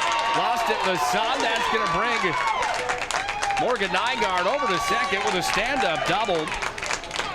Will they call that a double, or is that going to be an error? That definitely would be a double right there. And he never saw that baseball. Boy, the sun must be really battling out there, especially in the right fielder on the right side of the infield. Yeah, if you're in center, right field, if you're at first or second, you're in trouble with the sun in your eyes, and we see it happen there as that ball was smashed out towards right. Morgan Nygaard rounded first. He thought he was dead in the water. He gets over to second as that ball dropped in safely due to the sun blasting in the eyes of Borkhardt. We go back to the top of the order now for the Magi, and it's Chase Burke that is 0 for 1 today. He was struck out with the first at bat to the ball game tonight to this matchup with Mountain High and Cheyenne. Nobody on the board yet. Scoreless on the First International Bank and Trust scoreboard. Center fielder, number 3, Chase Burke. Count moves to 1-1. That one missed high. One out. There's a runner over at second. And Morgan Nygaard. Chase Burke at the dish. Player of the Year for the West Region in the WDA here in 2021. Selected by the coaches inside of the West Region. One of the faster runners you're going to find inside of the West Region as well. Here's the 2-1 pitch. Swing and a miss. And the count moves to 2-2. Burke, a three-sport athlete at Minot High School. Tailback for the Magi of the Gridiron. He was also a wrestler. Center fielder and closer for the Magicians here in the baseball field. Strikeout, and Chase Burke got caught looking. He goes down for the second time today. And strikeout number 7 delivered from Casey Clemenson. Oh my goodness, somebody get the gun on this kid. He is just lighting them up left and right. In the state quarterfinals today, he'll face Eli Nissen again, who reached first on an error back in the first inning. Lefty versus lefty matchup, pitcher versus pitcher. That one outside the zone. Ball number 1. This is batting .490 for the Magi, the best average for the Maroon and Gold here in 2021. Nygaard a healthy lead over at second. That ball paints the outside corner on Nissen, and it's in for a strike, 1-1. There's 2 outs here in the top half of the third. Nobody on the scoreboard yet. Only 3 total hits registered in the ball game. 1 for Minot High and 2 for Cheyenne. Cheyenne credited with an error in the ball game as well. Minot High flawless on the defensive side. 2-1 pitch coming to the sophomore Nissen. Swing and a miss. And the count moves to 2-2. 2 balls, 2 strikes, 2 down. Nissen steps back in. Black Nikes with the white swoosh.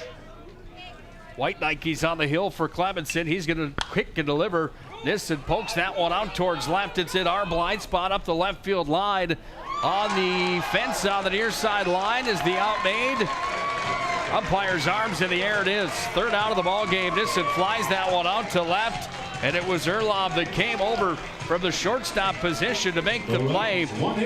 No runs registered for the Magi. They score their first hit to the ball game. No errors for the Mustangs. 1 left on base, and at the end of 2.5 innings played, we're still scoreless on the First International Bank and Trust scoreboard. It's the State 8 quarterfinals on the NFHS network, powered by the PSP broadcast team. Let's go to the bottom half of the third.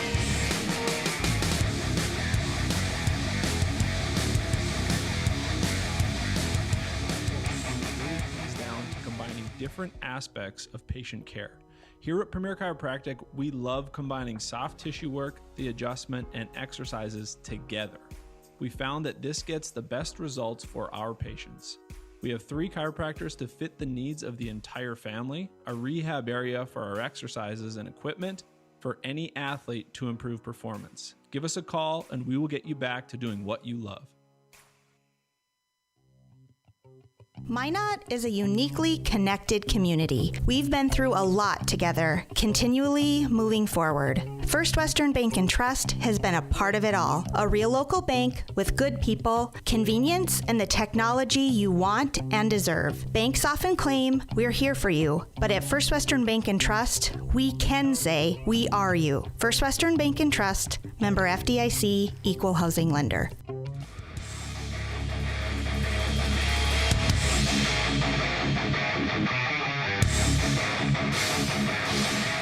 11 strikeouts combined in the ball game as we enter the bottom half of the third inning. Only 3 hits registered. Cheyenne and Minot scoreless on the First International Bank and Trust scoreboard. We're in the bottom half of the third now as Eli Nissen continues to work on the hill for the Magi, facing the leadoff batter here for the Mustangs and Quayne Peterson, the center fielder, who registered the first hit of the ball game from the leadoff position. That one's in for a strike. And Peters behind to the count now, 1-2. 1-2 pitch coming from Nissen. That one rocketed right down the right up the hole between third and short, I should say, and back-to-back singles here for Quade Peters as Cheyenne with a runner on. Now batting. And Lance Oster coming to the dish. Number 11, Lance Oster. Oster, the righty, facing Eli Nissen.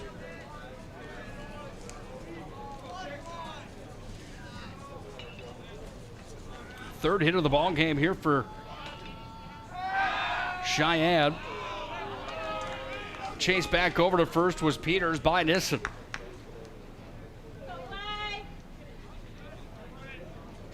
Carney looking at the call or at the sign off the top of the wrist of the catching hand. Takes a look back over at the Bonnet High dugout. Gets the information from Pete Stenberg. Maybe it's Shirk down there. Either way, Nissen's going to take it and fire it. That one was high for a ball.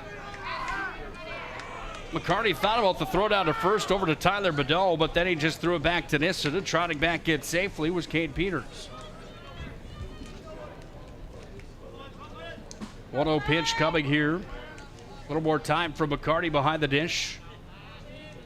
Waiting to deliver the call here to Nissen. Nissen shakes his head. Yes, agrees with the side on a breezy evening and a hot night here in Mandan. Throw down back over to first. And again, Peters was in safely as Nissen chased him back over to first base. Don't forget the UPS store located on South Broadway in Bonnet is open Monday through Friday, 8:30 to 7, and Saturdays 8:30 to 3.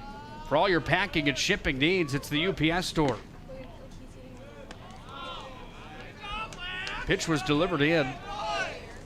Missed on the outside for a ball. 2 balls, no strikes. Nobody out.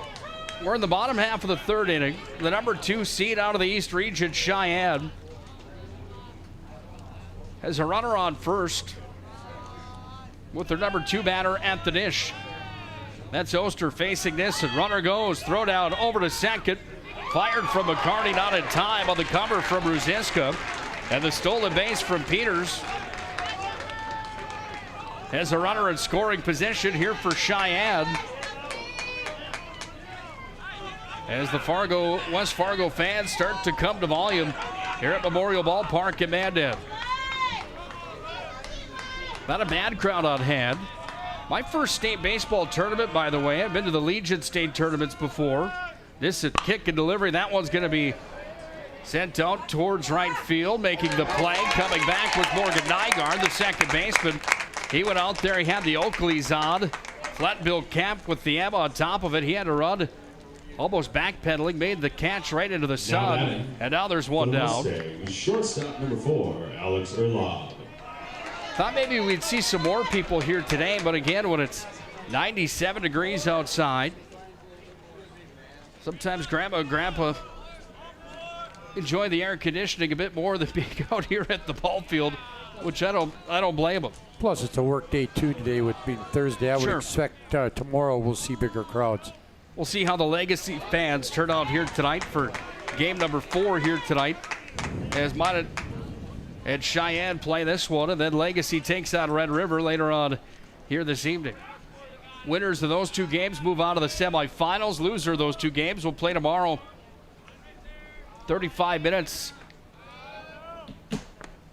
after the game prior. This delivers another strike. He's ahead in the count now. 0 balls, 2 strikes. There is one down. Runner on second base after the steal there from Peters. In scoring position for the Mustangs. Alex Erlob was struck out his last at bat. 1 strike away here from Nissen for back-to-back Ks on his stat line here today. The delivery is going to be sent right back up towards Ruziska. Scoops and delivers over at first. And Erlob's retired as Hunter Ruziska gloved it and fired it across to Badeau. And there's 2 down. Right fielder number 8, Cooper Borchard. Brings up Cooper Borchardt, the right fielder. He's 0 for 1. He was struck out back in the first. That comes back to that original thought that we had, Nick. That was not an easy play. He had to go back behind the base, but he made the scoop and made a nice throw. Nissen facing Borchardt. Runner on second, 2 down. That was a laser beam, but it missed outside for a ball, 1-0. Big thanks again to Paul Siebert, State Farm Agency, Subway, and Beaupre Law Firm, along with Monarch's Finest Collision Center. They power the PSP network and bring you State A baseball tournament coverage. 1-0 pitch from Nissen. That one right down the middle for a strike. And the count moves to 1-1. These hot temperatures will play a factor as the tournament continues on. Even just sitting here in the booth for Scott and I, everybody else here, groundskeepers, everybody, the concession stand, that heat will take it out of you. Now mentioned playing on this turf that makes it even hotter here at the state baseball tournament by Saturday afternoon when state champions are crowned here in Mandan. There's going to be some tired athletes, I can promise you that. 2 on the count, 2 down. Forecourt facing Eli Nissen. Nissen takes the call from McCarty. Takes a look back at Peters, then delivers in. Hits it for a strike, 2-2.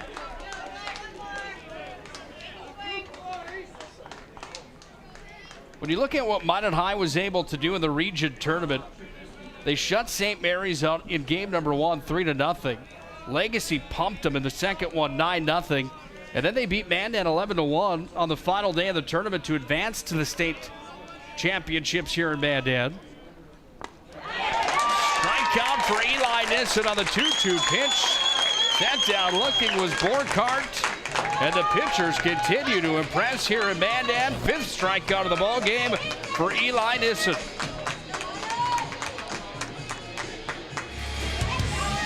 No runs were scored. 1 hit registered. No Minot High errors. 1 left on base. We're through 3 completes. Got a scoreless ball game on the First International Bank and Trust scoreboard. The Magi come back to the dish with Trent Creek, Hunter Uziska, and Kellen Burke. 3-4-5 batters for the Magi when we return to Memorial Ballpark here in Mandan. It's state tournament coverage here on the PSP Network.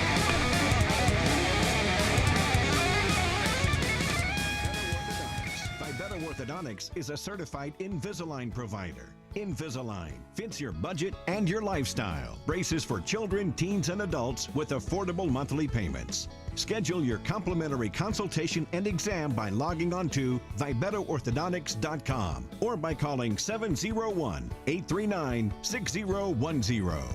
Great smiles come from Vibetto Orthodontics.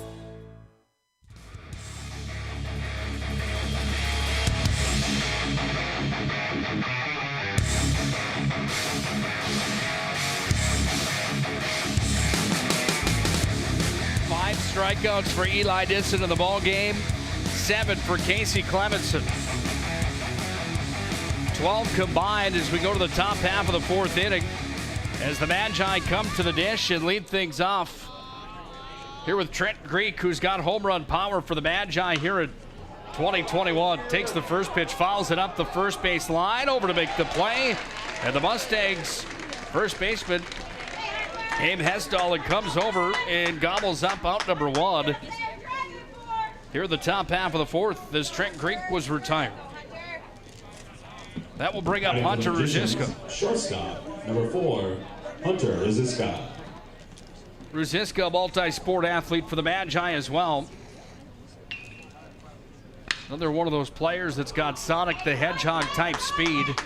One of the fastest in the West region. He had some highlights of the week on the PSP Network during the high school football season. From the punt return and kick return position for Minot High football. I don't remember the exact number. 87 yards to the house on a kick return one night. Did that a few times last year for the Magi. He's going to be a key piece to the Minot High football program as they continue to move forward under Chauncey Hendershot in his second year as the head coach of the Magi after Barry Holman retired from Minot Public Schools just a few nights ago. 1-2 here to Hunter Ruziska. Clemenson delivers off-speed pitch. Ruziska got caught looking. He sat down. Strikeout number 8 for Casey Clemenson. Now batting the Magicians, designated hitter, number 11, Kellen Burke. Brings up the young man, Kellen Burke. Only an 8th grader. Steps in on the right side of the dish. Flag out in center field. Old Glory falls down a bit, then it comes back up and waves a bit in the breeze. Those evergreen trees right out there at center. The cottonwoods off in the distance. Burke hammers that one up the gap, right up past the pitcher, past second base, and Kellen Burke registers his first hit for the ball game. That brings up Dylan Buchanan, the third baseman. He was walked with his first plate appearance and only plate appearance today here for the Magi. Wanted High, a team that back in 2019 went 22-13. 5th inside the West region when it was all said and done. Buchanan skies that one foul up the first baseline. Drops right in on the bullpen where the Legacy Sabres are already taking the hitting practice before their matchup tonight with Red River. 12, Dylan Buchanan. Kellen Burke registered the hit. He's at first with a healthy lead at first. Buchanan facing Clemenson. Right down Broadway for a strike, and Buchanan now sees his numbers go the opposite direction of where he would like, going to the count. Clemenson takes a look back over at Burke at first. Burke's going to have to trot back over to first. Orchid team caught that one outside on the ball. Then stared Burke back over at first base. Buchanan, the right-hander. And the 1-2 pitch coming his way sat him down, swinging again. Strikeout number 9 of the outing here for Casey Clemenson. And he is on fire with a capital F. Still scoreless. The Magi register a hit, however, they don't score any runs. They leave one stranded on base. No errors on the Mustangs. As another K is registered here, Dylan Buchanan goes down swinging. Let's move down to the bottom half of the 4th inning. What a ball game this one's becoming here as the pitchers continue to duel it out. Who's going to have more gas in the tank as we come down the stretch? Approaching the halfway point to this one. State quarterfinals here on the PSP Network.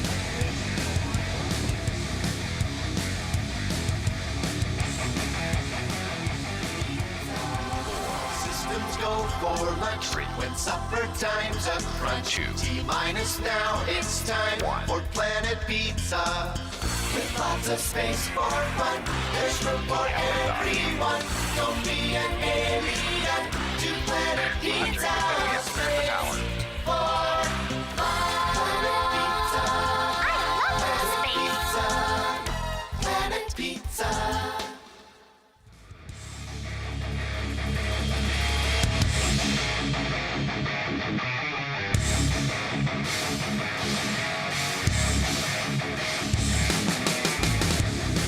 Cheyenne Mustangs have never won a state Class A baseball championship.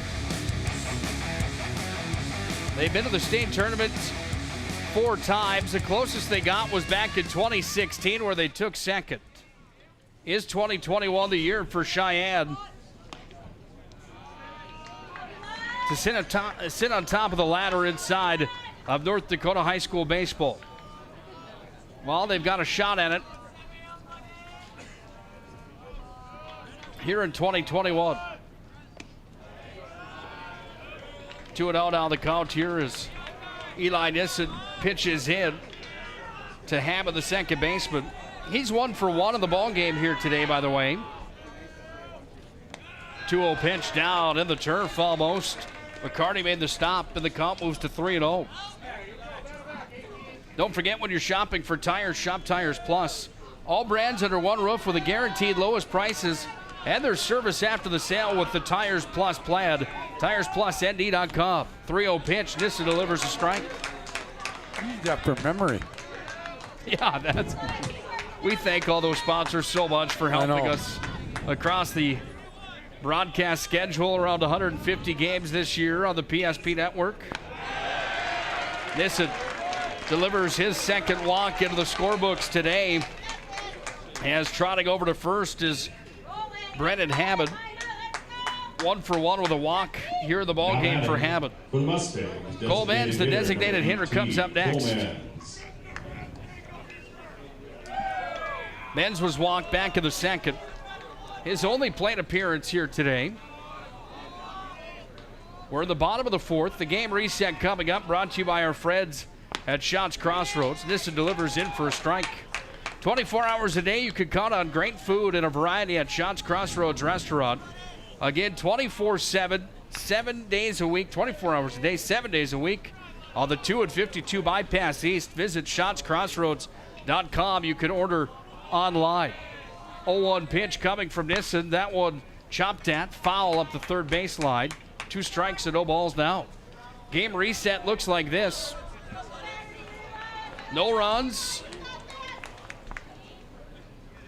have been scored in the ball game. So we'll leave it at that. The hits in the first, second, and third. 1 hit each for Cheyenne. Bonnet High registered their 2 hits coming in the third and fourth inning. Throw down over to first after the strike count. Sliding back in safely over at first was Hammond. But another strikeout registered for Nissan as Benz takes the K. First baseman, number 19, Abe Hestelin. Well, Eli Nissan with another one. Number 6 on the afternoon, we're in the nighttime now, we could say, right? 5:28 p.m. Hottest part of the day, by the way. Nissan's arms hot right now as well with 6 strikeouts here in the contest. Brings up Hestel in the first baseman. Reached first on a fielder's choice. That came back in the second. Nissan in for a strike.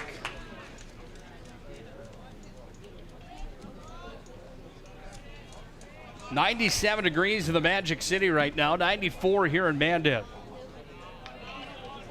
It's a blazer here in North Dakota. 0-1 pitch coming to Hestel. Nissan takes a look right back over at first at Hammond. Fires in. That's going to be a pass ball. And the runner's going to advance over to second. 1-1 the count with 1 down. That one got past McCarty. Not a giant gap between home plate and the backstop here at BNC National Bank. It is brick. There's a padding on the back wall. Slows that ball down just a bit. Nissan's 1-1 pitch was high for a ball, 2-1. There's 1 out here in the bottom half of the fourth inning. First International Bank and Trust scoreboard still scoreless, with West Fargo, Cheyenne, and Bonnet High here tonight to the quarterfinals of the State A tournament. Runner on second base for the Mustangs. Here's the kick and delivery down to the turf. Just missed low. 3-1. I shouldn't say in the turf. It was a low fastball. Carney gloved it. He hung on to it. 3-1 down the count. Nissan with 2 walks to his name here today. They had 6 strikeouts. Trying to avoid another walk here as he faces Hestelin. The kick and delivery. Modern High fans thought that one was in for a strike. It wasn't. Missed on the inside corner and another walk. Third of the ball game for Nissan. Puts runners on first and second. And Cheyenne's going to elect for a pinch hitter, it looks like here. Pinch hitting for the Mustangs. Coming in will be number 23. Tate Gustafson. Tate Gustafson.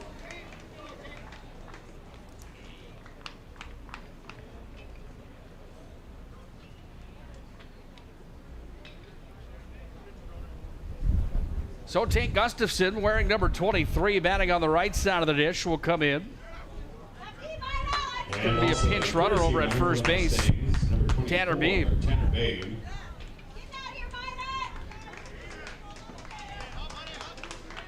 Tate Gustafson comes to the dish. Ryan Bodell's got a hunch here with runners on first and second, 1 down. Wind continuing to move from the north to the south. Sort of towards the east, maybe, depending on where exactly we're shifted here and planted in this ballpark. At least there's a breeze. Those cottonwoods are moving just a bit out of the distance. Gustafson, first plate appearance, pinch hitting here for Workentine. Pitch delivered in for a ball one. Fans are at volume, there's no question about that. Two teams that have had some success in the past on the baseball field. Both basketball programs this year were fantastic as well. They both reached the semifinals.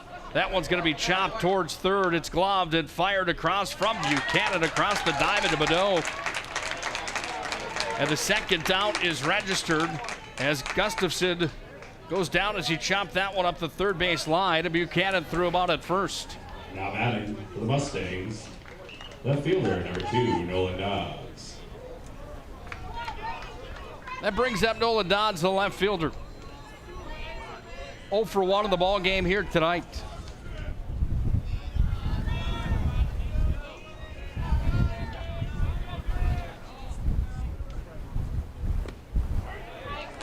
He'll see a strike. No balls, 1 strike. Shanley and Dickinson tomorrow in semifinal number 1 at 4:30. Followed by the winner of this one and the winner of the Legacy Sabres and Red River Rough Riders tomorrow. When those two semifinals will take place. Swing and a miss and a strike. Delivered in again from Eli Nissen. Had the opportunity last night to listen to one of my idols, Jack Michaels, call FM Redhawks baseball last night. They were right on Lake Michigan last night. Redhawks having a great year. They were on a run coming into last night. I'm not sure how that one ended.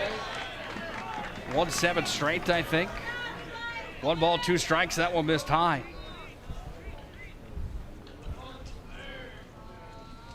Two down or the bottom half of the fourth. If you're just joining us here on the PSP Network and the NFHS Network here tonight for the video broadcast.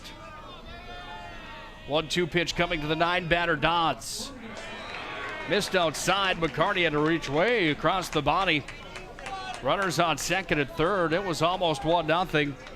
McCarty from the catching position doing his job nicely here tonight for the Magi.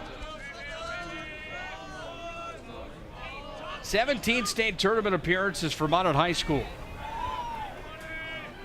One of the almost givens each and every year for the Magi to be at the state tournament.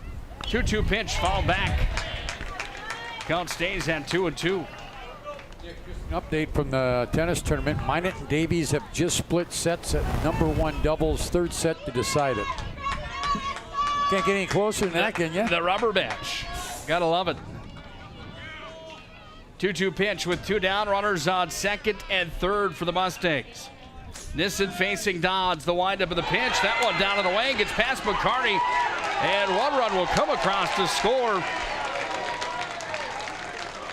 Cheyenne takes the lead on the pass ball. Actually think it will be a wild pitch.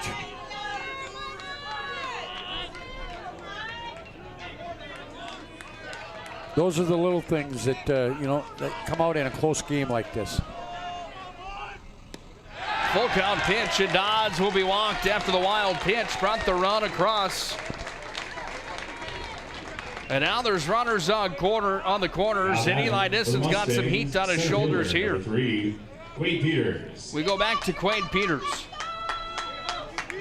He's had the most impressive stat line so far here this evening. He's 2 for 2.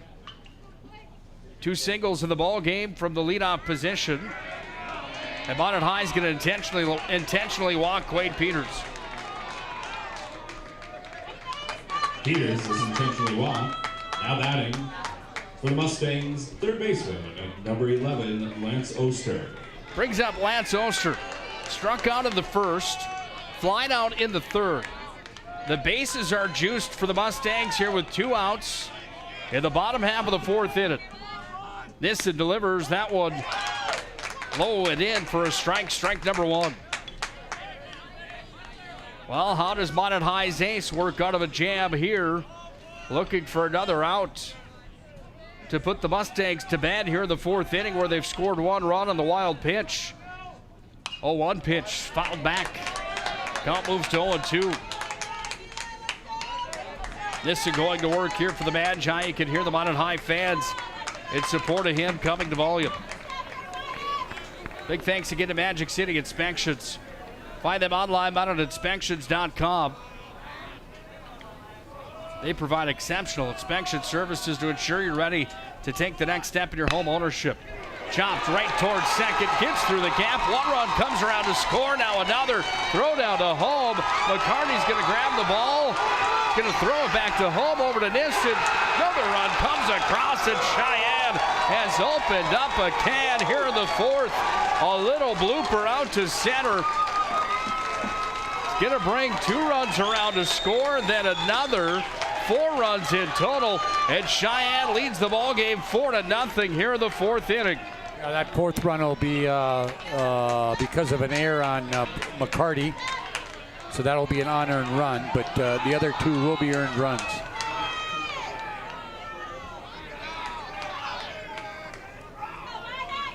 Four nothing Cheyenne leading Modern High now here with 2 down, and runners on. A runner on second, I should say, as this one delivered in to Erlob. Shortstop, number 4. Hit for a strike. Well, the momentum certainly favors the home team here, and that's the Mustangs from Cheyenne in the bottom half of the fourth. Erlob, the right-handed batter, facing the left-handed pitcher, and this one's going to be rocketed out to center. Chase Burke tracking. He'll glove it, and Burke will make the play. Well, the fourth inning was a wild one, especially for the Mustangs score sheet. No errors for the Magi. 1 was left on base. There was an error on the Magi. Thank you, Scott. West Fargo's going to register 4 runs on 2 hits. They take a 4-0 lead as we go to the top half of the 5th. Cheyenne in the driver's seat now here at Memorial Ballpark in Bandit. Mountain High sticks are going to come to the dish. Batters 7, 8, and 9 to start things off. They're trailing 4-0 on the First International Bank and Trust scoreboard. This is the State A Baseball Tournament on the PSP Network. It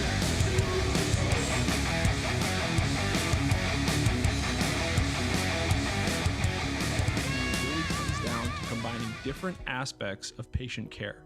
Here at Premier Chiropractic, we love combining soft tissue work, the adjustment, and exercises together. We found that this gets the best results for our patients. We have 3 chiropractors to fit the needs of the entire family, a rehab area for our exercises and equipment for any athlete to improve performance. Give us a call and we will get you back to doing what you love.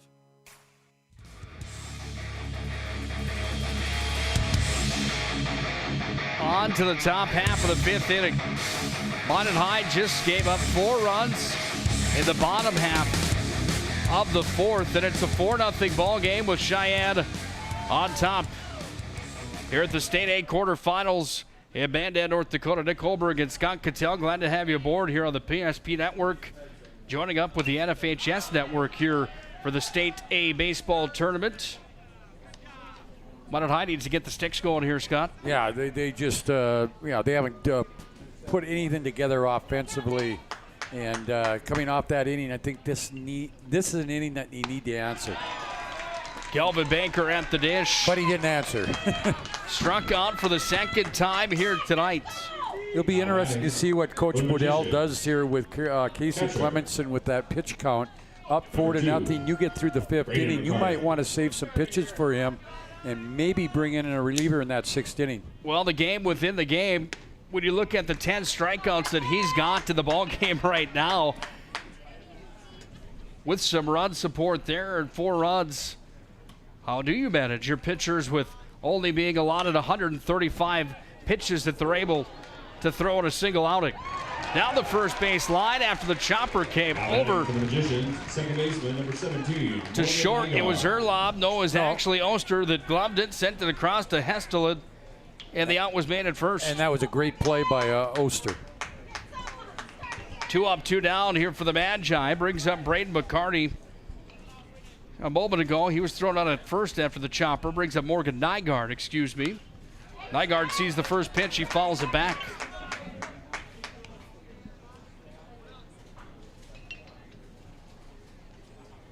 Best pitching performance we've seen today here at the state tournament in the opening round. Casey Clemenson here from West Fargo Cheyenne. That ball's going to be drilled out towards left center. That's going to be good for a hit.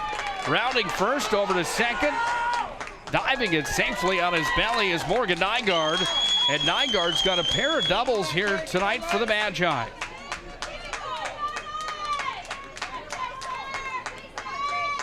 Nygaard in safely over at second. He rifled that one. Now batting for the Magicians, center fielder Donson Peters. Chase Burke. We're on the retrieve. Peters came around to grab it, threw it into second, but already in safely on his stomach was Nygaard. Chase Burke wears number 3, comes to the dish in the leadoff position for the Magi. We go back to the top of the order with 2 outs. Mountain High looking for a 2-out rally here as they trail 4-0 after Cheyenne unhooked the plow in the bottom half of the 4th to score 4. Delivered in for a strike on the inside corner. And ahead of the count here is Clemenson. Nick, I think this is a very important at-bat for Chase Burke right here to try to get that first run across. 0 for 2 today, Scott, here for the Region Player of the Year for high school baseball. And Chase Burke, 1-1. That one missed. Big-time players get up in big-time situations. This is a kid that certainly has that bone in his body. That one was a high ball, 2-1 the count. Burke also one of the leaders of this Mountain High program. Not only important for him, but for the dugout as well. Here in the 5th. Hammers that one out towards center. 390 to the wall. That has a chance all the way to the track. Oh, it's gloved. Wade Peters comes all the way out to the 390 mark to make the play as Chase Burke tattoos it out to center. But the out was made, and the sign is retired for the Magi as Chase Burke sat down after he hammered that one out to center. Mountain High will leave one stranded. They don't score any runs. They do register a hit. No West Fargo Cheyenne errors. Mountain High leaves one on base. 4-0 at the end of 4.5 complete here from Mandan tonight. It's the West Fargo Cheyenne Mustangs on top of the Magi from Mountain High. It's 4-0 on the First International Bank and Trust scoreboard. Let's move our way to the bottom half of the 5th.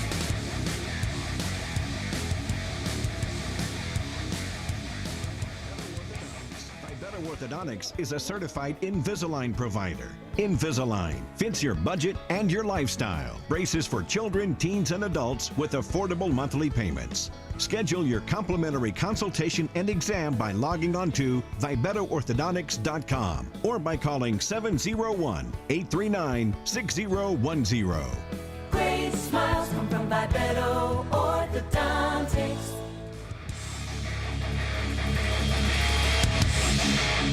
PSP Network, your tournament headquarters, powered by our friend Paul Siebert at Paul Siebert State Farm, the Beaupre Law Firm, Subway, and Bonnet's Finest Collision Center. A big thank you to all those fine sponsors that make these games possible, these broadcasts possible here on the PSP Network.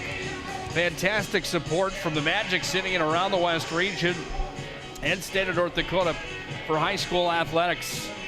Game reset looks like this. It's brought to you by the UPS store located on South Broadway in Bonnet. They're open Monday through Friday, 8:30 to 7, and Saturdays 8:30 to 3. It's the UPS store for all your packing and shipping needs. Scorecard comes up, sees the first pitch and hammers it out to left. He rounds first. He's going to have a stand-up double to lead things off here for the Mustangs in the bottom half of the 5th. Now batting for the Mustangs, second baseman number 7. That ball dropped just inside the white line out there. And might can Yale afford to give up any more runs here with only 2 more at-bats? They've got to try to stifle this rally right here and get in and get something going offensively. Brennan Hammond comes to the dish now for the Mustangs. Hammond on the afternoon, 1 for 1 with a walk. He actually came around to score to lead things off in the scoring department back in the 4th on the wild pitch that brought him in. Game reset looks like this, brought to you by the UPS store. No runs in the first, second, or third for Cheyenne. They score 4 in the fourth. They had hits in the first, second, third. Single hits, by the way, and 2 back in the fourth inning. For Mountain High, no runs scored on the board. They have none registered. A shutout running right now for the Mustangs. They have hits in the third and the fourth. They also had 1 hit in the fifth, but they haven't found a way to get on the board. 1 error on Mountain High, 2 on Cheyenne here in this ball game in the quarterfinals of the State A tournament. 2 balls, no strikes, runner on second. Nobody out. We're in the bottom half of the fifth. That ball's going to be cranked out to center, right into the glove of Chase Burke. He didn't have to move a whole lot on that one, and Burke is going to glove it and toss it back in. Mustangs designated hitter number 18. And there's 1 down. Coleman.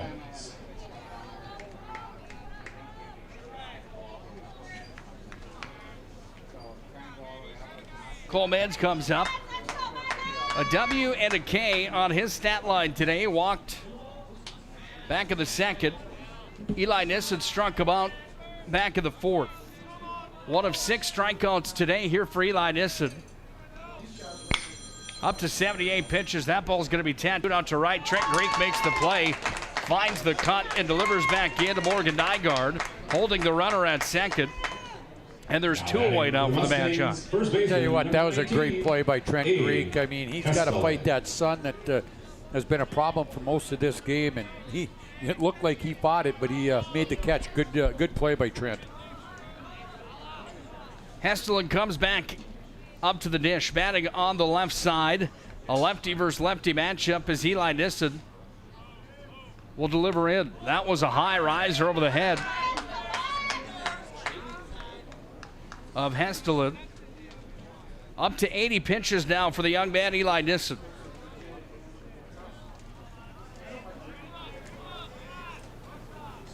.120 is the max that you could go per outing. 135 for the whole tournament. Is that correct? That's correct. Nissen delivers in for a strike, 1-1.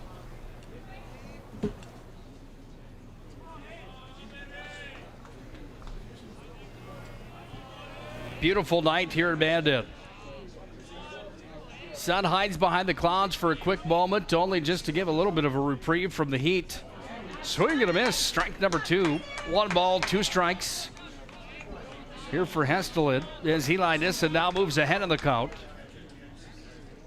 But then as soon as the sun comes back out, you better run and hide because it is a scorcher here tonight in Bandit. Beautiful, beautiful part of North Dakota, right in the south central part.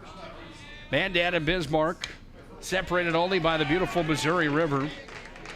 Guaranteed there's some boats and pontoons on the water here tonight.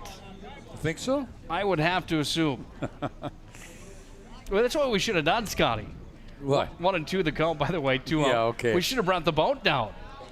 We could have launched that thing as soon as the ball games were done tonight. We could have been on it until tomorrow at 10 a.m. I don't know about that. Oh, no. Hestelin took it right off the back of the helmet. He ducked out of the way on the high pitch, on the high inside fastball, it looked like. Caught number 19 right on the back of the helmet. Catcher. And Hestelin was hit by the pitch, and he is going to move over to first base. Grant Morganty. You know, Pete Stenberg and Phil Schirik are in a they're in a tough position here with Nissen. It's hot out here. He's throwing 84 pitches. He's down 4-0. But I think he's your best chance of possibly getting back into this game off the mound. But he's got to be tiring. Nissen delivers in. That one's going to be towered up. Braden McCarty's going to try to make the play right in between home plate to the on-deck circle. McCarty does make the play, and the sign is retired. Out number 3 registered. Some damage was done, however. No, there was no damage. No damage. Just 1 run. Just 1 hit registered. I'm sorry. No runs, that 1 hit. No Mountain High errors. There was 1 left on base. We get through 5 complete innings here in Mandan. And on the First International Bank and Trust scoreboard, it's still 4-0. The Mustangs from Cheyenne are on top. The Magi come to the dish next. When we move to the top half of the 6th, it's the State A Baseball Tournament here on the PSP Network.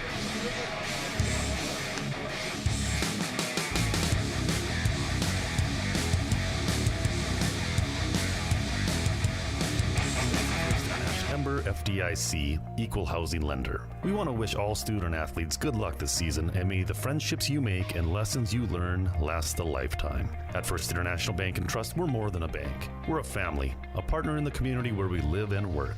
We're proud of all that you are accomplishing and can't wait to see what your future holds. Good luck to all the teams. First International Bank and Trust, live first.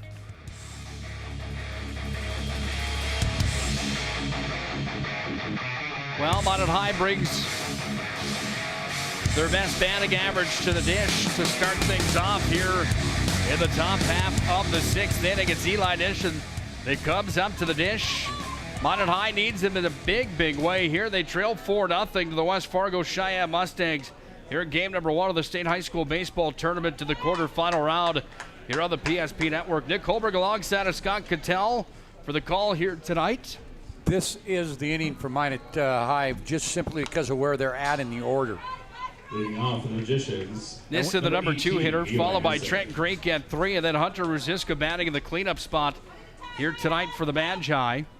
This is leading off, like Scott said, from the number 2 spot here in the 6th.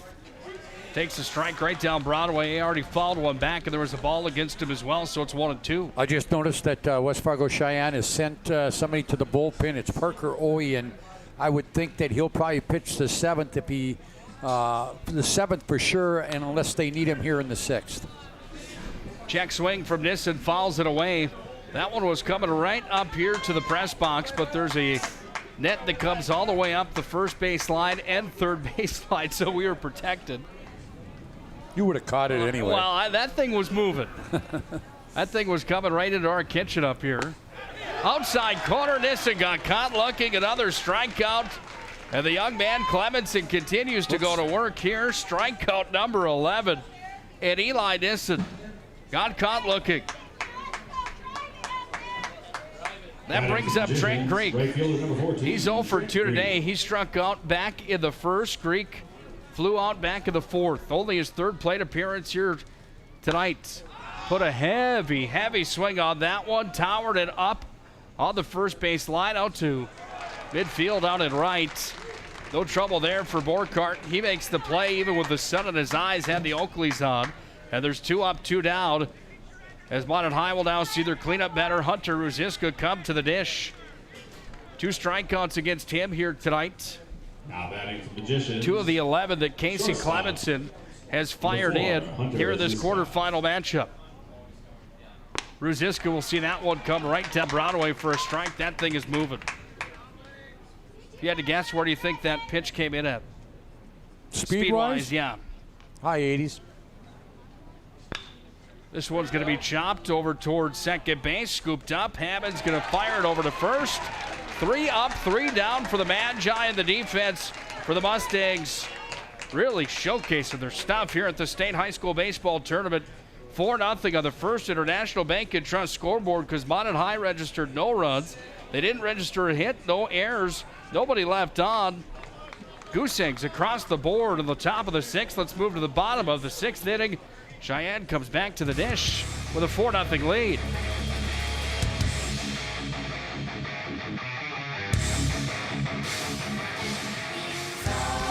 Systems go for lunch when supper time's a crunch. T-minus now, it's time for Planet Pizza. With lots of space for fun, there's room for everyone. Don't be an alien to Planet Pizza. Space for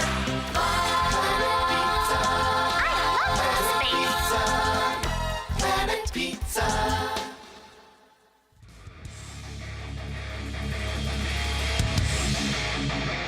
Conversation taking place as we come back to BNC National Bank at Memorial Ball Diamond here in Mandan. Cheyenne leads by a score of 4-0. Nick Holberg and Scott Cattell.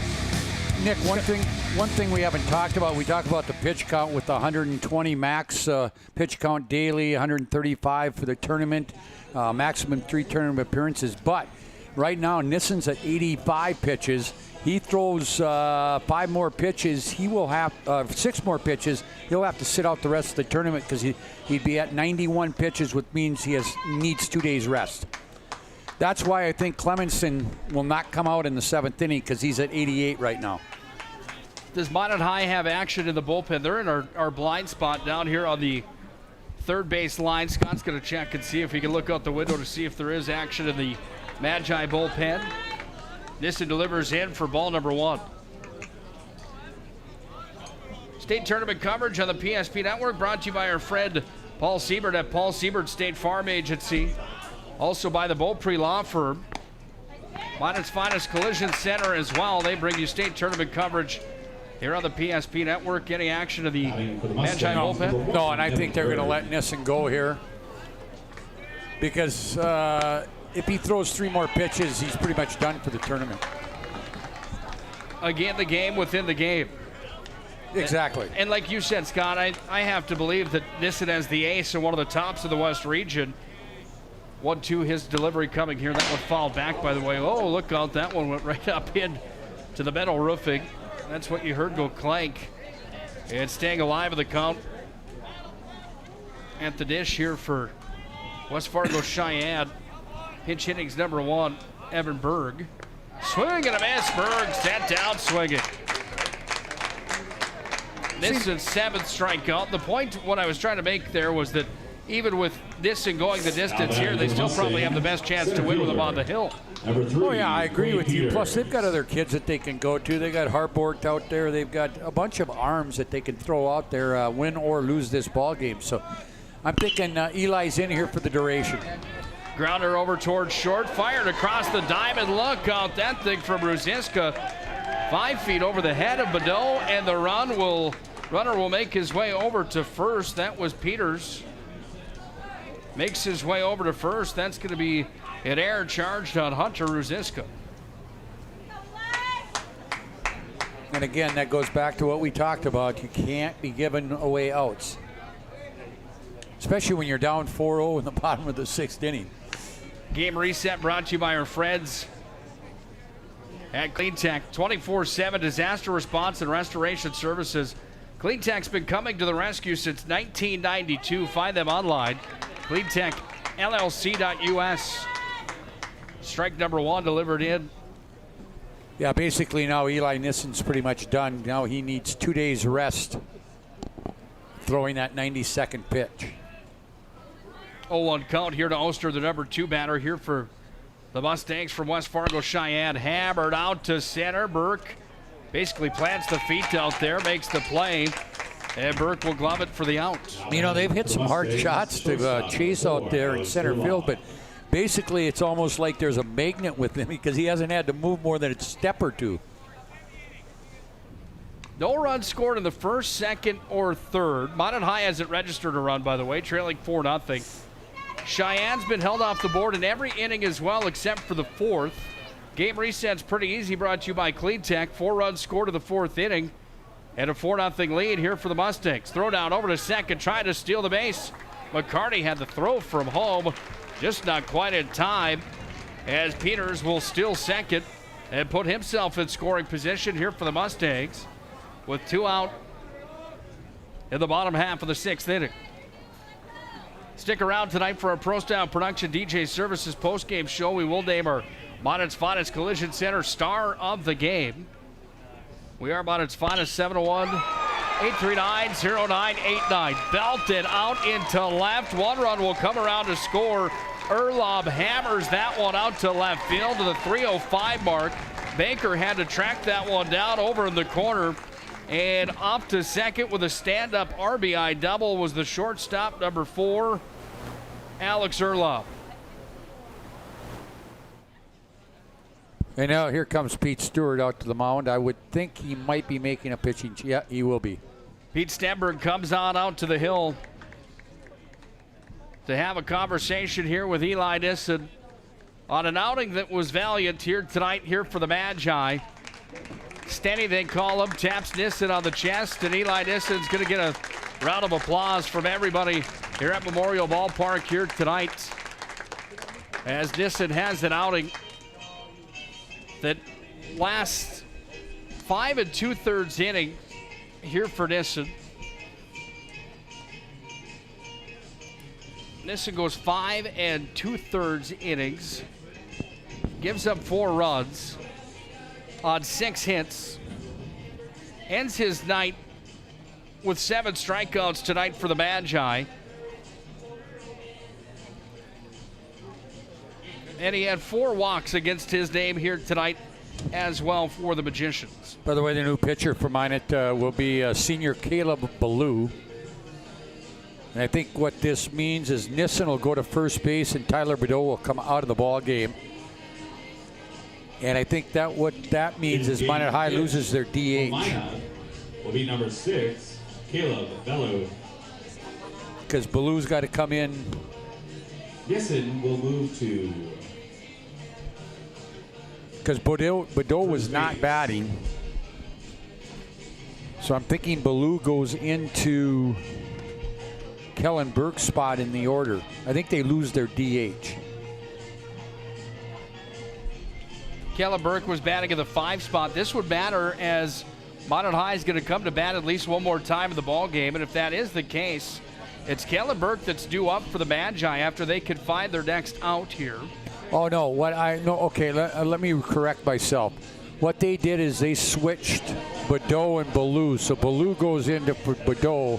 Bedell was not batting, so Kellen Burke will stay in the lineup. I had to think about that for just a bit. Bedell comes out of the ball game, goes back. And he wasn't batting. He goes back to the bench. Nissen goes over to first. The batting order will stay the same. It's just that Minot High will have Caleb Ballou come up onto the hill to see if he can get the Magi out of this bottom half of the 6th, where Cheyenne has scored another to make it a 5-0 ball game.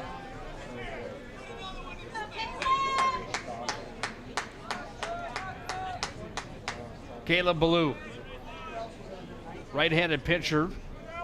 First batter he's going to face Cooper Borkart.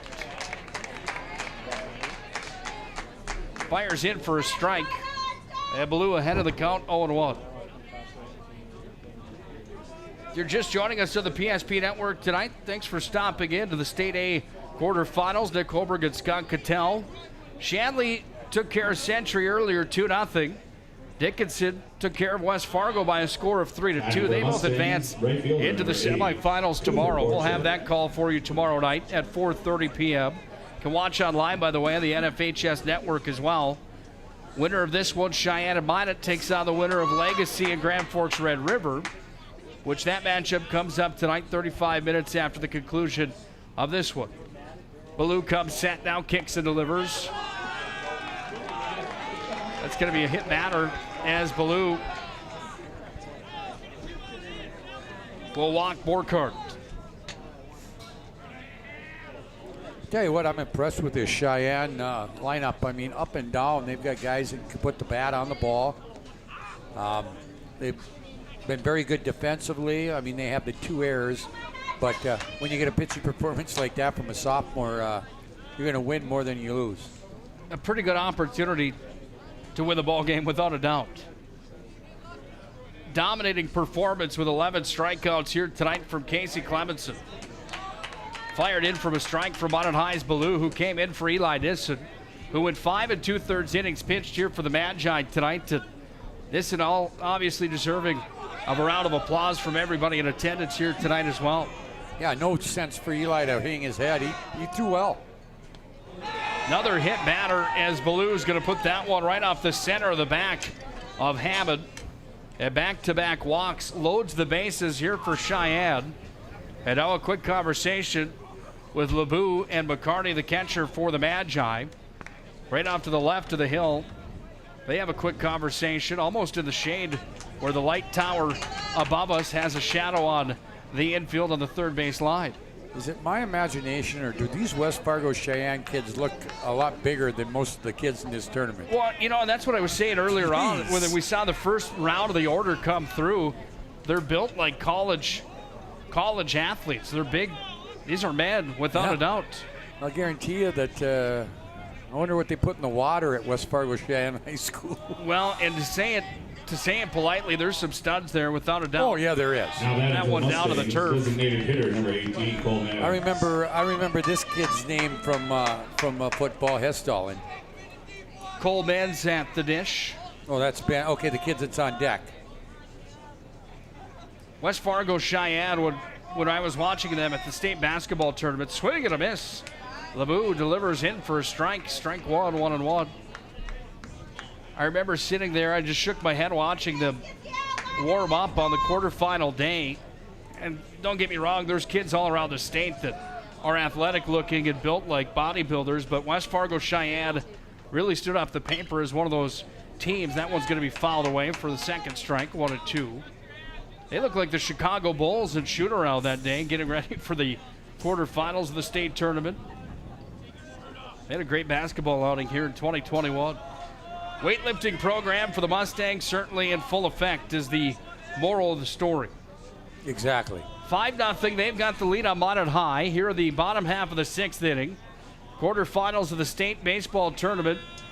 Number 2 out of the East, Cheyenne, trying to put number 3 out of the West, Minot, to bed here on day number 1. Off the glove of McCarty, in for a ball, and the count moves to 2-2. 2 balls, 2 strikes. There are 2 down, but the bases are loaded here for Cheyenne as the wind continues to move the American flag 385 feet away here at Memorial Ballpark in Mandan. Caleb LeBeau came in. Free line instant. He'll deliver. Chopped down the third base line, but foul. Right by Ryan Bodell, the head coach of the Mustangs. Talked about him earlier on tonight, former Mountain High graduate. Went on to play at UND before returning home to play for the Beavers. He was an all-conference first baseman for Mountain State. Early 2000s. 5 years as the head coach of the Beulah Miners, where he won a state title back in 2012. Delivered in right up the gap. 1 run will score. Another's going to come around for the play. Burke fires it out from center. Nissen had the cover at the hill. And the Mustangs continue to pour it on. They scored 2 more, and it's 7-0 West Fargo Cheyenne as they have unhooked the plow here in innings 4 and 6 tonight. Now batting for the Mustangs, Colemans with first the baseman, RBI single. number 19, Abe Hestelin. Time to start thinking about your player of the game tonight. You can tweet at us at Network PSP or message us on Facebook. Who is our player of the game here tonight? I've got a pretty good idea of who that may be. But unfortunately for you fans from Mountain High School here tonight, he's not wearing maroon and gold. 11 strikeouts for Casey Clemenson. He's been the difference maker in the ballgame. His mom did. Down and away for ball number 1. 1 ball, no strikes, 2 down. And I should say, I talk about him being the grandson to Dale Olson. He also, his dad was an outstanding baseball player for Minot State back in his day too. Hessel in the first baseman takes a stab at that one, launches it out towards center over the head of Chase Burke, bounces at the track. Ground rule double, it's over the fence. 2 runs will come around. Only one of them will register the score on the ground rule double as Hestelin adds a hit and an RBI double, ground rule double to his stat line here tonight for Cheyenne. One other thing we should say that if they would happen to get a hit here and score both of these runs, the ball game would be over because of the 10-run rule.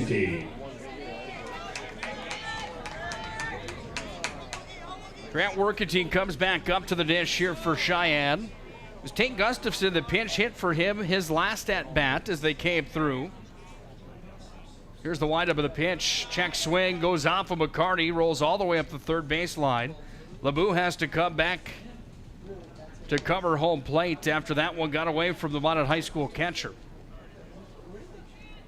There's 2 out. Bottom half of the 6th.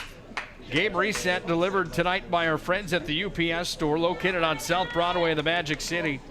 4 runs in the 4th, 4 runs in the 6th. The only stat line you need to know, it's 8-0 Cheyenne on top of Mountain High. The hits are now 9-3 in favor of the Mustangs as well.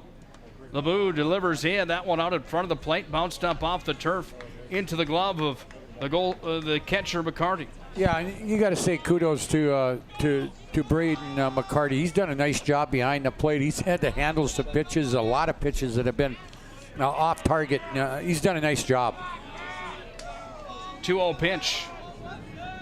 Coming to work at Teed. That one was down in the zone as well. Missed for a ball. Preseason pick number 1 in the West was Minot High. Preseason pick in the East was West Fargo Cheyenne. The Mustangs have had the upper hand today, flexing some muscle, leading 8-0. The biggest lopsided matchup we've seen so far of the 3 games here at the state tournament. Minot High trying to pick up their last out so they can see if they can come to bat to change this outcome. But if they face the young man in Clemenson that would still be on the hill, I don't know if that's going to happen here tonight to Mandan. Wind up in the pinch, down and away again, and the count moves to 4-1, and the runner takes his base over at first. I will bet my last $20 bill that Clemenson will not take the mound in the 7th. Any bets on if Minot High can come back in the ballgame? Oh, there's always it's high school athletics. Anything can happen. Would you take the bet? Jack Newhouse. We're going to get another pitching change. Can I think about that? It's a simple question, Scott. Conversation at the hill as the bases are juiced. LeBou came in for the Magi, trying to do his part here tonight. Doesn't register an out for the Magicians. Will be number 16. So now we're going to have a twin brother battery. Braden McCarty, the catcher, his brother, coming in, Bailey McCarty to pitch. The big man, Bailey McCarty, comes onto the hill, I should say. And Nick, the thing about it is, if they would score 2 runs here again, as I mentioned earlier, this game would be over by the 10-run rule. I think that's one thing Minot High is looking at. Hey, we just want to get out of this. We don't want to be 10-run. We want to save face, try to get something going in the top of the 7th, maybe score a couple, 3-4 runs and have some momentum going into tomorrow. Because you know what? Lose here, you still got a lot to play for. You're playing for pride. You're playing for Minot High, and you also are playing to, if you would come through and win the 5th place trophy, you won just as many games as the 2nd and 3rd place team did. Well, the other thing that you need to look at, and this is a message for you young kids wherever you're from. Doesn't matter if you're from Minot, West Fargo, Hazen, I don't care where you're Timbuktu. from. Yeah, exactly. I mean, at the end of the day, you need to take some pride in what you do. You need to continue to show up and play to win every single time that you hit the field, the turf, the rink, the gym, wherever it may be. But at the same time, you need to look at it. At the end of the day, if you can win a consolation championship at the State A tournament, you're the 5th best team in all of North Dakota. Out of the 22 teams in this sport, for example, that are here, 5th looks a lot better than 7th or 8th. They don't hand out a trophy for those places anymore. You don't even get a 3rd game at the tournament. So you got to come up and show up the best you can. Minot High looks to do that here, trailing 8-0 on our first International Bank and Trust scoreboard. Here in the bottom half of the 6th inning as Bailey McCarty comes in to toss for Minot High School. Pitching to his brother, Brady McCarty. Bailey, the right-handed pitcher. This is a bigger dude for the Magi. Throws some heat down the hill. He can gas it. Control might be the factor on the scouting report here with McCarty. There are 2 down for the Mustangs. But the bases are loaded. Scott mentioned it, 10-run rule is in effect at the state baseball tournament. Cheyenne scores 2 more. And you'll be able to hear the fat lady singing out in left field because this one will be over. Nolan Dodds, the left fielder, comes up. Look out, pass ball's going to get past McCarty. 1 run comes around to score, and it's 9-0. First pitch from Bailey McCarty down to the turf, got past his brother. And now the Mustangs are a run away from 10 running the Magi here in the quarterfinals of the state tournament. Sun blaring down on the field here in Mandan. McCarty to McCarty in for ball number 2. Here to Nolan Dodds. And I'll get to that point here after this pitch here. For for Ryan Bodell. This is a big run here, because if he could end this game right now, then he doesn't have to waste any pitches on a new pitcher. Yeah, good point. 3-0 the count. Bailey McCarty delivering in here to Dodds. Missed the zone low, and the bases are juiced again.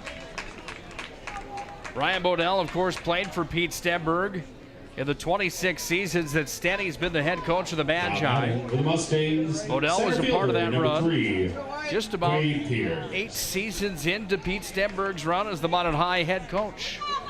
Back to the top of the order.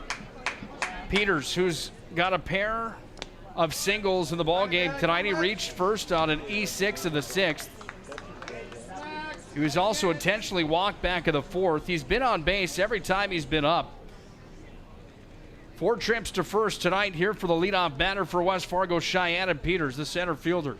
Bases loaded, McCarty to McCarty, delivered outside the zone for ball number 2, and it's 2-0.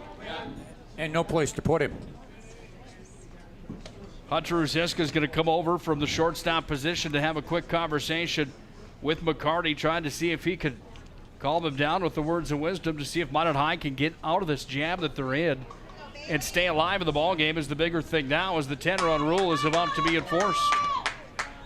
Bailey McCarty with the kick and delivery, hammered out to left. This one's going to fall into the glove, and Mountain High will get another at-bat to see if they could come back from 9-0 as a deficit, as West Fargo Cheyenne has opened up a can, Steve Austin style, in the state quarterfinals of the State A high school baseball tournament. First International Bank and Trust scoreboard reads 9-0 West Fargo Cheyenne after they belted runs in the 4th and the 5th. 4th and the 6th, I'm sorry. The only runs to report of this one happened in 2 innings, and it's 9-0. Mustangs will go to the top half of the 7th in a do-or-die situation for the Magi.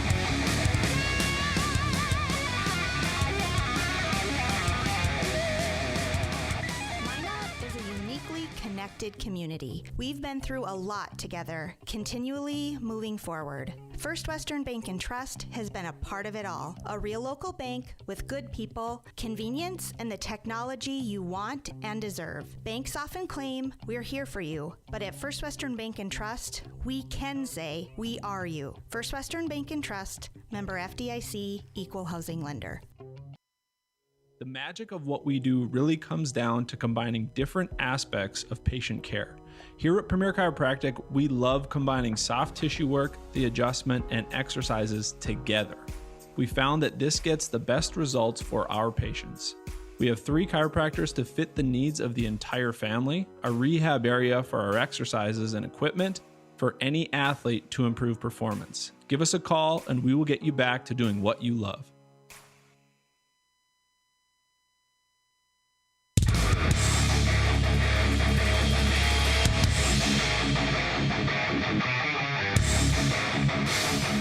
Well, a fantastic outing for the starting pitcher, Casey Clemenson. Came to an end at the end of the last inning. Clemenson pitches 6 complete here for West Fargo. The West Fargo Cheyenne Mustangs here today. Doesn't give up a run, only 3 registered hits. He ends up with 11 strikeouts and 1 walk to his name today.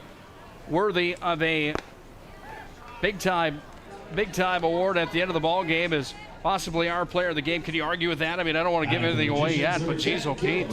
No, I can't argue with who your player of the game is with the performance he's made today. By the way, we have a pinch hitter for Minot, Caleb Ring, getting an at-bat here. Caleb Ring at the dish now for Mountain High, batting for Caleb Burke. Yeah, and I see Charlie Slotsby is on deck as well. Some of the seniors coming into the lineup here for Mountain High now. Slotsby's going to bat next here for the Magi instead of Dylan Buchanan. Mountain High is a team that coming into this year, they kept 14 players that were upperclassmen, 15 upperclassmen, I should say, 14 seniors and a junior. Only 4 sophomores in the lineup for Mountain High, 0 freshmen, but they have the 1 8th grader in Caleb Burke. They do have some kids coming in their lower grades. West Fargo Cheyenne with 10 seniors, 6 juniors, 1 sophomore. No freshmen or 8th graders, I should say, in the lineup here today. And Caleb Rigg gets caught looking And there's one down here in the top half of the seventh. The Magicians, number 7, Charlie Slotsby. Charlie Slotsby comes up to the dish for the Magi. Yeah, and Landon Helseth, another senior on deck. Helseth on deck. Slotsby at the dish, the right-hander.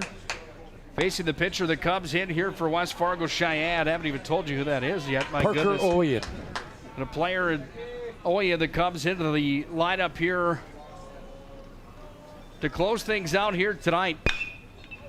This one's going to be chopped over towards second. Hammond gloves, delivers at first. Estelin makes the play. And the Mustangs can almost taste a semifinal matchup with either Legacy or Red River tomorrow evening. Landon Halseth comes up to the dish. 2 down, Mountain High trailing on the First International Bank and Trust scoreboard. In a big way, it's 9-0. Kind of the sidewinder there from Oyen. Fires it in for ball number 1. He's a big kid. Right-handed pitcher. Has the hockey hair coming out of the hat. In the back, delivers in for a ball. 2 balls, no strikes. That's hockey hair. Yeah, a little bit of the hockey hair. The flow coming out the back. Looks like you in the 70s, Scotty. Yeah, okay. I don't remember the 70s. Hammered out to center. Helseth puts a hard one out to center field. And this ball game is over. Center fielder Quade Peters made the play out there. And at the end of the contest tonight, Mountain High registers no runs on no hits. Cheyenne commits 0 errors. There's nobody left on. All we have left to do is name our player of the game, brought to you by Mountain's Finest Collision Center. And of course, go through our Pro Style Production DJ Services post-game show here tonight. And we'll talk about the matchup coming up next as well on the PSP Network. We're not done yet for Mandan, Legacy, and Red River tonight. We'll have the call for you coming up in a few moments of that one as well. First, we'll put a cap on this one. Mustangs reign supreme on the Magi tonight. Final is 9-0.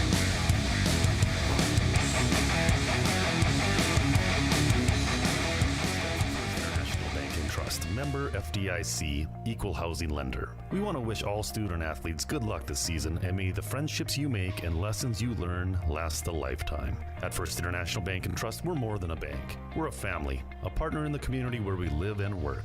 We're proud of all that you are accomplishing and can't wait to see what your future holds. Good luck to all the teams. First International Bank and Trust, live first. The magic of what we do really comes down to combining different aspects of patient care. Here at Premier Chiropractic, we love combining soft tissue work, the adjustment, and exercises together. We found that this gets the best results for our patients. We have 3 chiropractors to fit the needs of the entire family, a rehab area for our exercises and equipment for any athlete to improve performance. Give us a call and we will get you back to doing what you love.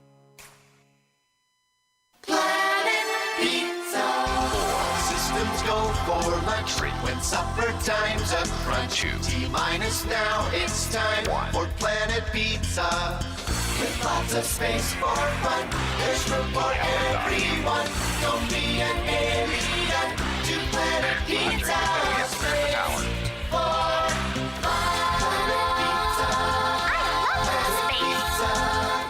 Planet Pizza.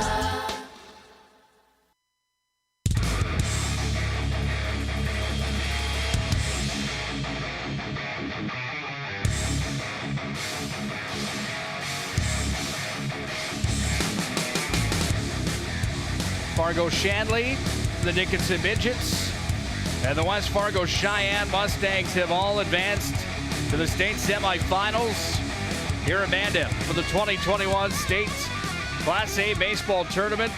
West Fargo Cheyenne does it in a lopsided fashion here tonight. They had Mountain High, the biggest beatdown of the day, and by a mile, 9-0 the final, as we put a cap on game number 3 of the tournament here tonight, as West Fargo Cheyenne advances on to take on either Legacy or Red River tomorrow night, 35 minutes after the 4:30 game number 7 between Shanley and Dickinson. We'll have those games for you on the PSP network tomorrow night. You can listen live or you can watch those ones on the NFHS network. We will have audio coverage of the 2 games in the morning tomorrow as Century takes on West Fargo tomorrow morning at 11:30. 35 minutes after that one, you'll have Minot High taking on the loser of Legacy and Red River here tomorrow. Time for the stat recap and the game reset, which is brought to you by our friends at Magic City Inspections, the locally owned company committed to providing exceptional inspection services to ensure you're ready to take the next step in your home ownership. Find them online, MinotInspections.com. CleanTech brings you the reset as well. CleanTech coming to the rescue since 1992. Find them online, cleantechllc.us. They also have proactive deep cleaning services to combat COVID-19. That's cleantechllc.us. UPS store open 6 days a week and located in the Marketplace Foods Plaza for all your packing and shipping needs. And of course, Tires Plus. All brands under one roof with a guaranteed lowest prices and their service after the sale with the Tires Plus plan. Find them online, TiresPlusND.com. And how could you forget about the Karma Roll at Shots Crossroads and Econo Stop on the 2 and 52 Bypass East.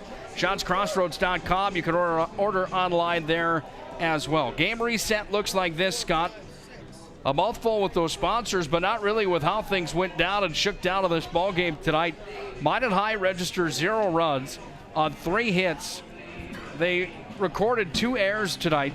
They left 4 players stranded on base for an outing tonight that wasn't one to be desired as they got smacked up 9-0. What did Cheyenne do? Well, they scored 9 runs on 9 registered hits. They had 2 errors to their name, and they left 9 stranded in the ball game here tonight. Some of the lines that were pretty impressive tonight, Quad Peters, their leadoff batter, he had a pair of singles here tonight. He was intentionally walked to the 4th. Also reached on an error the 6th. He was on all 4 at-bats here tonight. An RBI for Oster. Erlob reached with a double. A double for Borkart as well. Single for Hammond. Some RBIs for Benz and Hestelin here tonight. But the real storyline in this one was the winning pitcher in Casey Clemenson. Pitched 6 complete innings. Gave up 3 hits. He didn't give up a run in the ball game here tonight. He's the winning pitcher. Ends up with a stat line again of 6 complete. 3 hits against, no runs. Ends up throwing only 1 walk in the ball game compared to the 11 strikeouts he had here tonight. Eli Nissen, the losing pitcher for Minot High, the sophomore, went 5 2/3 innings pitched. Gave up 6 hits. That scored 4 runs. He had 7 shutouts when his night was done, but he walked 4 batters. Minot High then brought in Caleb Ballou and Bailey McCarty, but the damage was already done, and this one was already over. West Fargo Cheyenne goes on to win 9-0 on the First International Bank and Trust scoreboard here tonight. Any thoughts on the ball game tonight, Scotty? No, I just think West Fargo was the better team tonight. I like, of all the teams I've seen in this tournament so far, Nick, I like their consistency. They got good pitching from Clemenson, timely hitting, and they took care of the baseball. And right now, they would be my odds-on favorite to win this thing. But I have not seen Legacy or Red River. It'll be interesting to watch them. But boy, I tell you what, if we could have a pretty exciting semifinal tomorrow night. Now, on the Minot High side, you know what? Yeah, you're going to brood about this one for a little bit, but you got to forget about it. You just got to get back to the motel tonight, or if you're going home tonight, whatever you're doing, and forget about it and just regroup. You still got a lot to play for. You know what? You could still be the 5th best team in the state of North Dakota. Exactly right. Time for Minot's Finest Collision Center star of the game here tonight. No big surprise here. You got to go with the pitcher from West Fargo Cheyenne. He was fantastic tonight in Casey Clemenson. He'll be our star of the game. Minot's Finest Collision Center at 701-839-0989. We are Minot's Finest. I know it's not a Minot kid, but you got to give credit where credit's due. And with 11 strikeouts tonight, they certainly got the job done. He's going to be recognized as our player of the game. Paul Siebert, State Farm Agency, Subway, Beaupre Law Firm, and Minot's Finest Collision Center have brought you the ball game here tonight with all of the others that continue to deliver high school athletics and the recognition promoting these young athletes across the board. We thank them. Thank you, listeners, for joining us here tonight for high school baseball and the State Aid Tournament. Our coverage is not done yet. Scott Cattell and I will be back with the call of the fourth and final game from day number 1, where Legacy, the number 1 seed out of the West region, first time WDA champions, will take on Grand Forks Red River, number 4 out of the East. Scott and I will be back with the call coming up after a short break here on the PSP Network as we get geared up and ready to move on to day number 2, but more business to be settled here on day number 1. Game number 4 comes up next. Final in game number 3 tonight, all West Fargo Cheyenne 9-0. They take care of the Magi from Minot High on the First International Bank and Trust scoreboard. For Scott Cattell, I'm Nick Holberg. If you're done listening for the time being tonight, have a good night and God bless.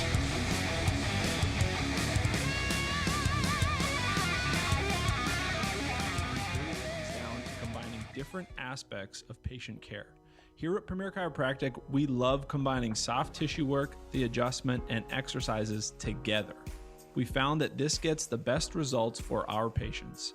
We have 3 chiropractors to fit the needs of the entire family, a rehab area for our exercises and equipment for any athlete to improve performance. Give us a call and we will get you back to doing what you love.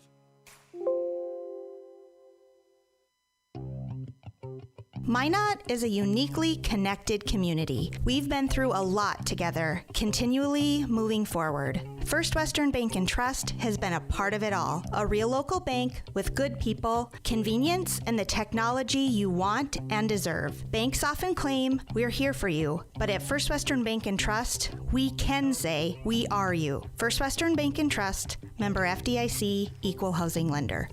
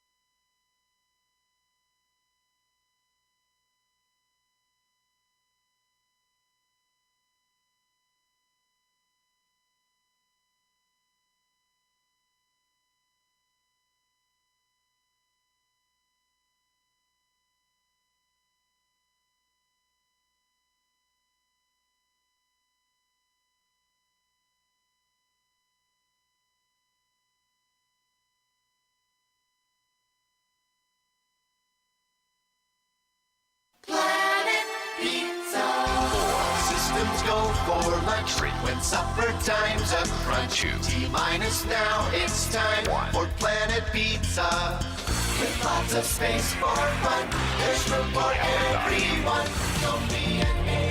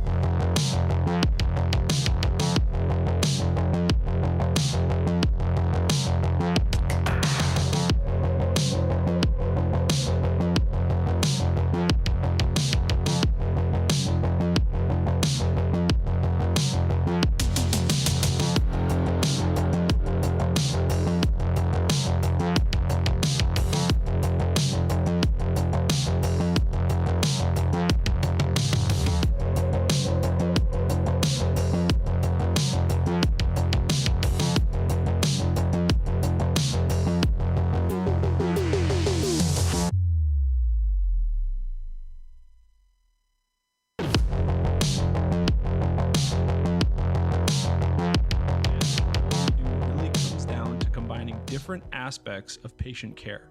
Here at Premier Chiropractic, we love combining soft tissue work, the adjustment, and exercises together.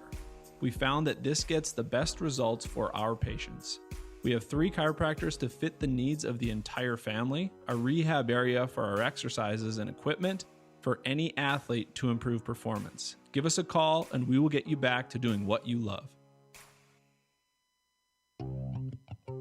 Minot is a uniquely connected community. We've been through a lot together, continually moving forward. First Western Bank and Trust has been a part of it all. A real local bank with good people, convenience, and the technology you want and deserve. Banks often claim we're here for you, but at First Western Bank and Trust, we can say we are you. First Western Bank and Trust, member FDIC, equal housing lender.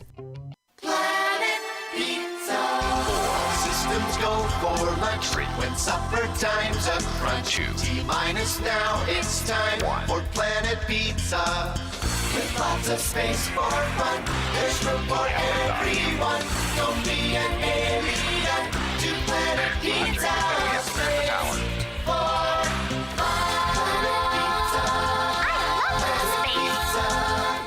Planet Pizza. At Ryan Buick GMC, we don't see a new car buyer or a used car buyer. We see a person giving us a chance to earn their trust, and we take that personally. We detail and inspect every pre-owned vehicle on our lot. So when you buy one, you'll leave feeling confident that the car is in great condition and you got a great value. Like this 2017 Sierra 1500 Crew, priced at an even 30 grand. That's more than $2,000 below NADA book value. Come see us today at Ryan Buick GMC, your dealership of choice. Hi, this is Kevin Vigestad from First International Bank and Trust, member FDIC, equal housing lender. We want to wish all student athletes good luck this season, and may the friendships you make and lessons you learn last a lifetime. At First International Bank and Trust, we're more than a bank. We're a family, a partner in the community where we live and work. We're proud of all that you are accomplishing and can't wait to see what your future holds. Good luck to all the teams. First International Bank and Trust, live first. When shopping for your next vehicle, shop Drive Chevrolet Buick, the dealer with the hometown buying experience and the big town inventory. Drive Chevrolet Buick has locations in Botno, Rugby, and Harvey. Browse the massive inventory online at drivechevrolet.com. New and used selections with small town prices. Our deals are worth the drive. drivechevrolet.com. Great smiles come from Vibetta Orthodontics. Vibetta Orthodontics is a certified Invisalign provider. Invisalign fits your budget and your lifestyle. Braces for children, teens, and adults with affordable monthly payments. Schedule your complimentary consultation and exam by logging on to VibettaOrthodontics.com or by calling 701-839-6010. Great smiles come from Vibetta Orthodontics. Internet is an essential part of life today. So why is it so hard to figure out how much speed you actually need? At SRT, we provide fast, reliable internet packages to help you live your best internet lifestyle. So you can enjoy seamless connections across every device in every room. Get our popular social package for only $45.95 a month. Great for the whole family. It doesn't have to be difficult to get Wi-Fi that works. Contact SRT and start loving your internet.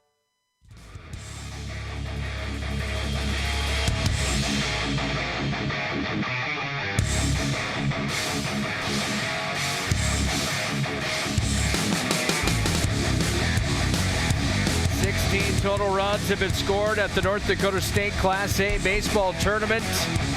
2 in game number 1, 5 in game number 2, 9 in game number 3. That means 3 of our semifinalists are set for the State A tournament tomorrow night here in Mandan, North Dakota at Memorial Ballpark and BNC National Bank Field. Time for the 4th and final quarterfinal matchup that features number 1 out of the West region, Bismarck Legacy, coming in with a record of 22-8, taking on number 4 out of the East, the Grand Forks Red River Rough Riders at 10-6. Good evening and welcome in to the Planet Pizza pregame show. Planet Pizza, the area's ultimate party location. School parties, team parties, birthday parties, and so much more. They truly are out of this world. Planet Pizza can be reached tonight at 701-852-1700. Nick Holberg alongside of Scott Cattell for the call here tonight as we get geared up and ready for Red River taking on the Sabres from Legacy Any surprises today, Scott? I mean, obviously we saw that West Fargo Cheyenne, maybe the team to beat with what they did to Eli Nissen, one of the top pitchers in the West region, in a 9-0 victory. But other than that, anything that really stands off the paper to you? No, I thought the first two games would be like what they were, close ball games. I think the Minot High game got a little bit out of hand, but you can't take anything away from the Clemenson kid, Casey Clemenson, who threw just a stellar of a game for West Fargo Cheyenne. And from what I've seen in the first 3 games of the 6 teams I've seen, I think West Fargo Cheyenne's the best team. Now, I talked to Ryan Bodell after the game, and he says, Scott, as long as we go out and hit the ball, we're going to be all right. He says, but we've had times where we've been inconsistent, where, he says, hopefully we can come out and hit the ball again tomorrow night. If we don't, then we're going to struggle. But right now, West Fargo Cheyenne looks like they're the most athletic team that I've seen so far in this tournament. It's going to be fun to see how they come down the stretch. Shanley will take on Dickinson. West Fargo Cheyenne, will take on the winner of this ball game. Let's take a look at our tournament bracket, brought to you by our friends at Magic City Inspections, the locally owned company that's committed to providing exceptional inspection services to ensure you are ready to take the next step in your home ownership. You can find them online, MountainInspections.com. Earlier on this morning, actually, we started at 11:30 this morning. Shanley took care of Bismarck Century by a score of 2-0. Shanley, the number 1 from the east, got rid of Bismarck Century, the number 4 seed from the west. Then Dickinson took care of West Fargo by a score of 3-2. Dickinson, the number 2 seed out of the West region. West Fargo, 3 seed out of the East. 9-0 in favor of West Fargo Cheyenne, taking care of Minot. That was a 2 versus 3 matchup. 2 out of the East, West Fargo Cheyenne. 3 out of the West, Minot. And now it's Legacy, number 1 of the West region. First ever WDA championship for them a week ago, taking place in Dickinson for the WDA tournament. Taking on number 4 out of the East, Grand Forks Red River. Winner of this one takes on West Fargo Cheyenne. 2 more wins, and you can get to the state tournament and a state championship here in 2021 after the quarterfinals of the state tournament. Again, Nick Holberg alongside of Scott Cattell for the call here on the PSP Network. Let's take a look at our starting lineups now. They're brought to you by our friends at Clean Tech. You could get COVID-19 deep cleaning services for your home or business with Clean Tech LLC. This is a proactive deep cleaning service that includes disinfecting and sanitizing. Clean Tech has been coming to the rescue since 1992. Find them online, cleantechllc.us.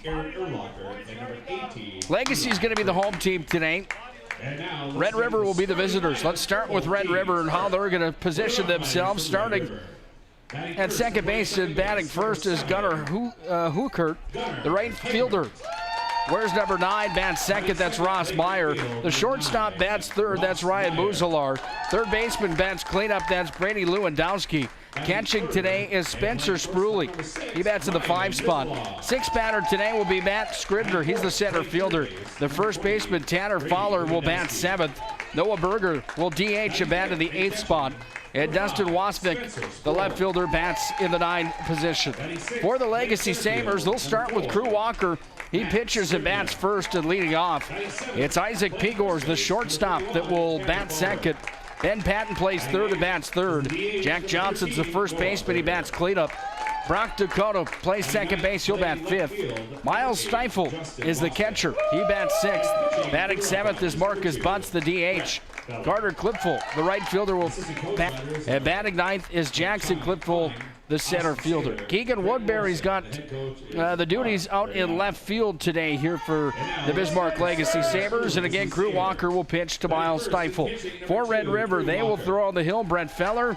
It's Spencer Spruly that will catch today here for Red River. Red River is 10-6 coming into the state tournament. Bismarck Legacy at 22-8. The Sabres are in their black uniforms with the Vegas gold trim here today. It's the Red River Rough Riders that are in all white with red hats with the black trim, red trim on the uniforms as well. It is a hot night and a hot day here in Mandan. 97 degrees earlier on tonight at the time of our first pitch of the last game that saw West Fargo Cheyenne take care of mine at 9-0. Currently 95 degrees here in Mandan tonight. It's going to get cooler as the night continues, but my goodness, these evening games really, it does play a factor in how hot it really is out there today. And Legacy in those black uniforms certainly doesn't help the cause any, does it? No, it doesn't. And, as you mentioned, we're still in the 90s here, close to 7 o'clock. Probably isn't going to cool off a lot tonight. They're talking maybe plus 100 tomorrow. Oof. Again, what you want to do is get these kids off the field tonight, get them back to wherever. If you're Legacy, probably back home.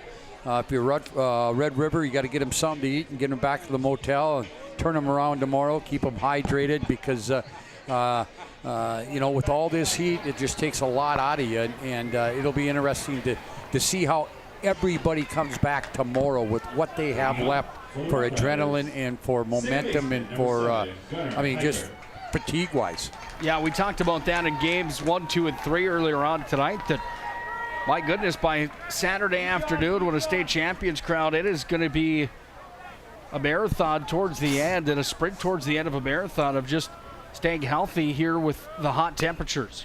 First batter of the ball game for Red River, Gunnar Hookert, the second baseman, falls the first pitch away for strike number 1 here tonight, facing Legacy's Crew Walker. Time of the first pitch, 7:05 p.m.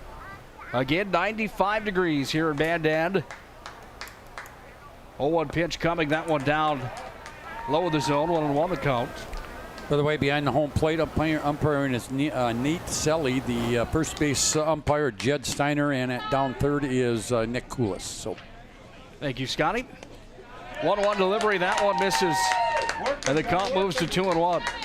Crew Walker, multi-sport athlete for Legacy. He was a key piece to the Bismarck Century Patriots hockey program that won the West Region Championship back in 2021. That one chopped up the third base line, but a foul ball right on the white stripe down the third base line. Nice play there from Ben Patton to come up with it, but foul was the call before he could toss it across the diamond. And for Walker, when you don't see him on the mound, you know where he'll be. He'll be behind the plate. Very, very good defensive catcher. 2-2 pitch coming here to Red River's leadoff batter in Gunnar Hookert. That one was down in the zone for a ball. The count moves to full. Sun starts to set here in Mandan. If you're playing first or second, center or right, you're in trouble. That sun is coming down on you in a big, bad way right now. Payoff pitch. Missed outside. And the first walk is registered for Crew Walker as Hookert makes his way over to first base. It's got to be some jitters, for Legacy being this their first ever state tournament and that sort of thing. So there got to be some butterflies in those stomachs and that sort of thing, but I think they'll settle in here as we get going. Crew Walker now faces Ross Meyer, the right fielder. Wide up of the pitch. That one's down Broadway for a strike. And ahead of the count now is Crew Walker. Memorial Ballpark here in Mandan, a beautiful facility. There's men's and women's league softball taking place at the park here tonight. BNC National Bank, of course, the field here, the BNC National Bank field is full with fans, biggest crowd of the day. Of course, a Thursday start to the tournament. Everybody off work, tossing back over to first. Hookert slides in safely as Crew Walker chases him back. We're also got some of the Little Leaguers playing over just to the right of us over on their Little League diamonds here. A lot of fun for them to see this as well. 0-1 pitch coming here to Ross Meyer. Walker delivers.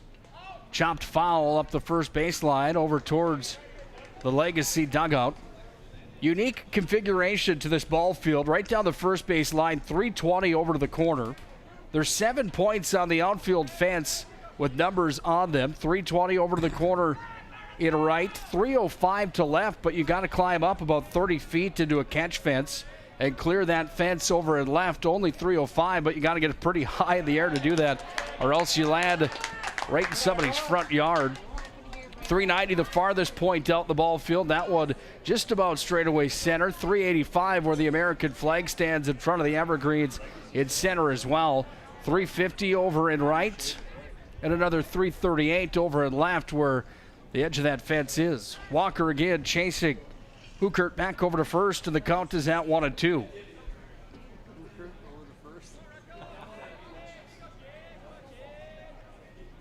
Walker comes set, kicks and delivers. Oh, Oh, look out right up the first base line. And the first base coach over on the first base line had to move his head almost like a headbanger out of the way of that one. That thing was wired up the first base line. That was almost a terrible situation over there. My goodness. I'll tell you what, if he wasn't awake before that pitch, he is now. That thing was on a rope. Rossmeyer with the 1-2 pitch. 10 pitches already for Crew Walker early in the ballgame. Down to the turf. And a nice stop there from Miles Stiefel, the catcher from Legacy. Made the block as the ball was outside the zone. The ball got away from him, rolled over towards the Legacy dugout, but right on top of it, the catcher for the Sabres, he picked it up and fired it back to Walker. And the count will stay 2-2. First pitch tonight delivered by our friends at the UPS store located on South Broadway in Bonnet. They're open Monday through Friday, 8:30 to 7, and Saturdays, 8:30 to 3. UPS store, the Marketplace Foods Plaza for all your packing and shipping needs. Hammered right up the middle, and a single finds the gap for Rossmeyer. He's on with a single and advances Hukert over to second. That one went right through 3 Legacy players, including Crew Walker on the comebacker. And on with nobody down in the top half of the first. Ryan Muzalar, the shortstop, comes up now here for the Rough Riders. Decked out in all white. Red River could be sponsored by Tide or Era detergent. White uniforms. Muzalar's got the white batting gloves on, the white shoes as well. Check swing, it hits him right on the hand. And Red River has loaded the bases as Muzalar was hit by the pitch. Batting for the Rough Riders, third baseman, number 20, Brady. Well, how does Crew Walker walk out of this situation? Well, what you got to do is you just got to hope that you can get an out and take an out by an out now, and don't let them just blow this thing wide open right off the bat. Number 4 seed out of the East region. Grand Forks Red River has played the least amount of games of any team inside of the state of North Dakota. They've only played 16 compared to the Sabres, who have played 30 on the season. 30 for West Fargo Cheyenne. Minot High ended up playing 31 on the year. Just in comparison. Cleanup batter, Brady Lewandowski, the third baseman. Bats from the right side. This is a big frame kid wearing number 20. Crew Walker delivers high in the zone for a ball, 1-0. Shadow starting to come over the infield now, right behind home plate, or at home plate, I should say, is completely covered by the shadow of the press box here. Starting to make its way towards first base, the shadow on the infield. Lewandowski, big swing and a miss, strike number 1, as Walker beat him with a fastball. By the way, I failed to mention earlier, and I was going to tell you that in the pregame, that the Minot High girls did beat Davies in that semifinal. They're playing for the state title against Mandan as we speak. In the state tennis tournament. In the tennis tournament, yep. And they were the 1 and 2 seeds out of the West. Lewandowski fouled that one away. 1 ball, 2 strikes. Ryan Cunningham is here tonight from KNOX Radio. He does a fantastic job on the call of Red River and Central hockey and baseball. Does football as well. The Class B ranks over on the east side of the state also. Just missed low in the zone. The ball 2 marker goes up. 2 balls, 2 strikes, nobody down. Rough Riders with the bases juiced in the top half of the first. Lewandowski, the cleanup batter. He needs an out right here. Any way that he can get an out. Lewandowski asks for time. He'll step out of the box. But now back in. That American flag on at center. Hanging off the pole also slightly with just a bit of a breeze here tonight. 7:13 p.m. Central Time. 2-2 pitch. Missed outside, and the count moves to full. While we've seen some pitching performances throughout the day today, some impressive, some not as much. The last outing that we saw for Casey Clemenson from West Fargo Cheyenne, the most impressive of the day. Gave up 3 hits, no runs scored. Swing and a miss there. Walker delivers in and a strikeout as the number 4 batter Lewandowski sat down swinging.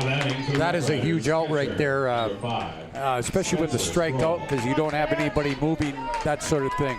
So let's see if Walker can work his way out of this.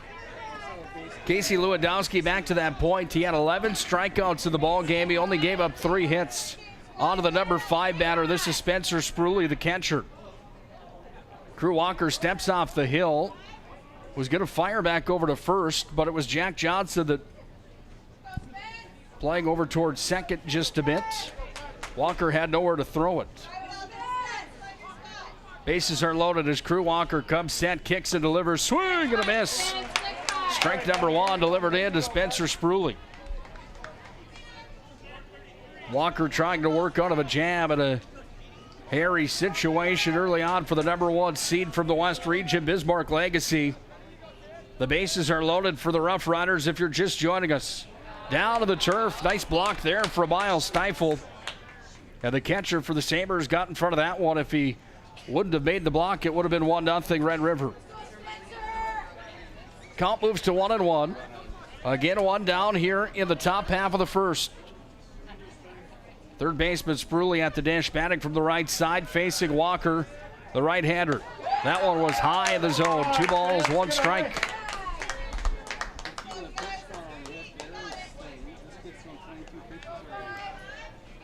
Bismarck and Mandan deserve all the credit in the world for what they've done with the state tournaments over the past 2 weekends here. State track was just a fantastic event last week.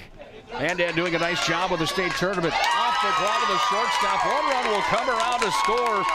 And Isaac Pegor's had it in the glove. He bobbled it. Couldn't get the throw down to first base. Scotty, are they going to register that an error, or will that... Definitely that's an error. He just took his eye off the ball, wanting to go to second base right there. And you just got to make sure you catch the ball before you throw the ball. And that's what we talked about earlier. You've got to make the routine plays. You can't let the door open. The Rough Riders are on the board first. Euchre came around to score on the E6.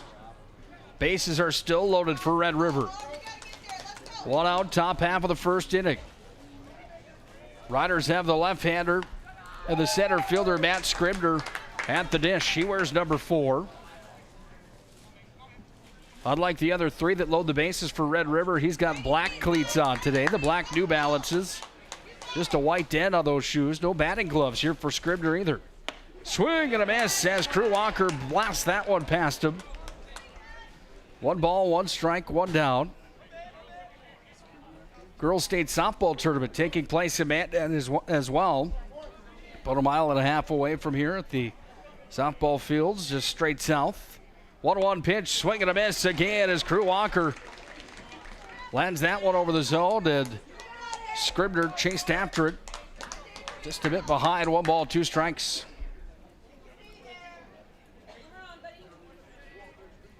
Sabres have 1 out here in the top half of the first. Nick Holberg and Scott Cattell on the call. Thanks for joining us here tonight. Just missed the zone on the inside, and the count moves to 2-2. Nick, this would be a huge strikeout if Walker could get the strikeout here and then hopefully get that 3rd out and get out of here with just giving up the 1. And that is an unearned run, by the way. Walker taking the call, comes set, delivers, swing and a miss. That's huge. Scribner goes down for the second strikeout for Crew Walker here in the top half of the first. Now batting for the Rough Riders, first baseman. The big man, Tanner Fowler, comes up. Tanner Fowler. And he is a big man. Where's number 21? He's got a full beard. He's got a little bit of a full beard? That take my entire life to grow a beard like that. Yeah, I've been working on mine for a couple weeks here. Fowler not having any trouble, looking like one of the members of Duck Dynasty. Trying to see if he could send 1 yard here. Chops it up the first base line, but foul. And strike number 1 belongs to the first baseman and number 7 batter here for the Rough Riders, Fowler. No balls, 1 strike. Bases are still loaded, 2 down. As Walker will deliver. Hammered out to center. This one's got a chance. All the way out to center off the glove of Jackson Clipful. 1 run comes around to score. Make it 2. All the way over to second. And the big first baseman's got an RBI double.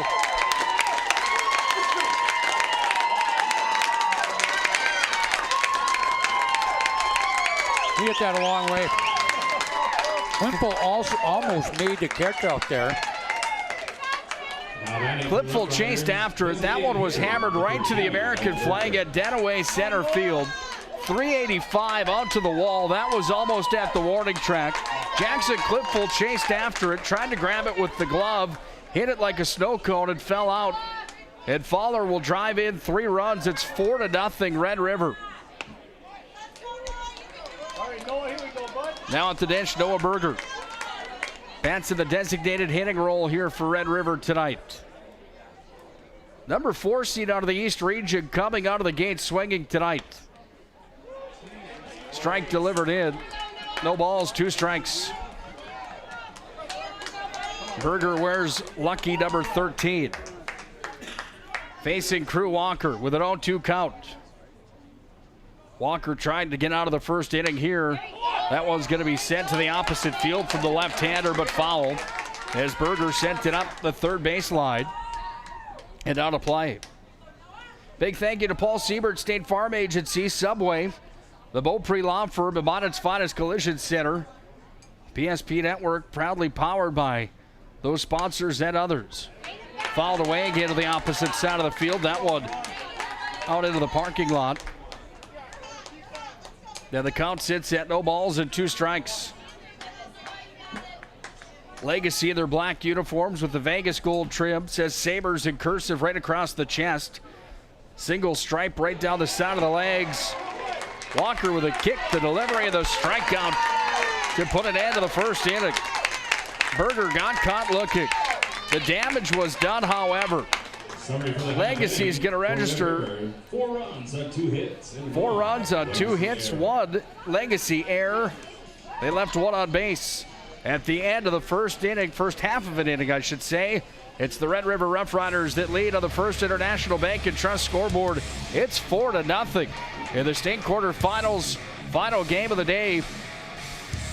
The number 1 team of the West comes to the dish next to see what they can do on the offensive side of the diamond.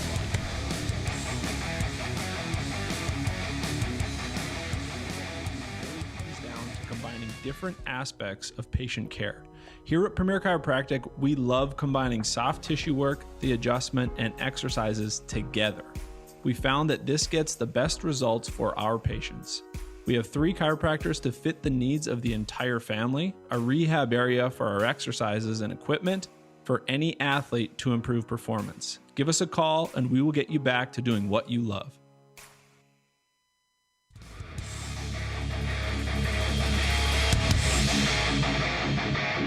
A costly error for the Sabres keeps the inning alive. 4 runs registered on 2 hits for Grand Forks Red River. They lead 4-0 on the First International Bank and Trust scoreboard. Time for the bottom half of the first inning. The home team comes to the dish. The Sabres, they'll lead off here with Crew Walker, their pitcher, followed by Isaac Pegors. And the first at bat for Walker is going to be sent out into left field. Ryan Buzelar, the shortstop, comes over to make the play. And there's 1 up, 1 down here for Legacy in the bottom half of the first. Isaac Pegors, the shortstop, comes to the dish. He wears number 24. Facing the pitcher, Brett Feller. That one was high.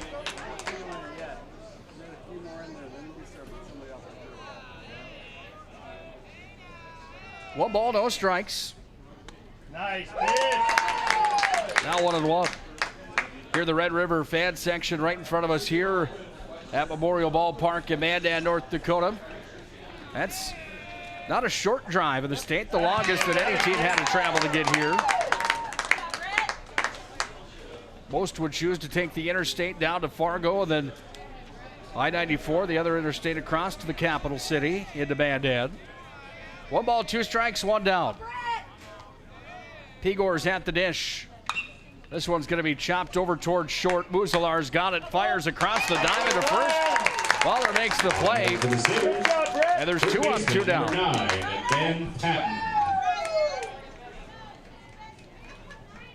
This brings up Ben Patton, the third baseman.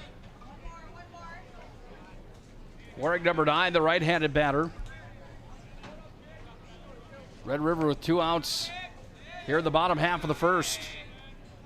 Feller, the delivery. This one's going to be tattooed out towards left. Has a chance at the wall. It goes over. At 3:05, climbs the 30-foot fence. And a solo shot has this ball game back within 3 as the home run tattooed by the number 3 hitter, Ben Patton. That was a monster blast over towards left. Yeah, it had to get up in the air and it had to get out, and it just got over that extension of the left field fence. First home run of the tournament. Took us to the first inning of the last game.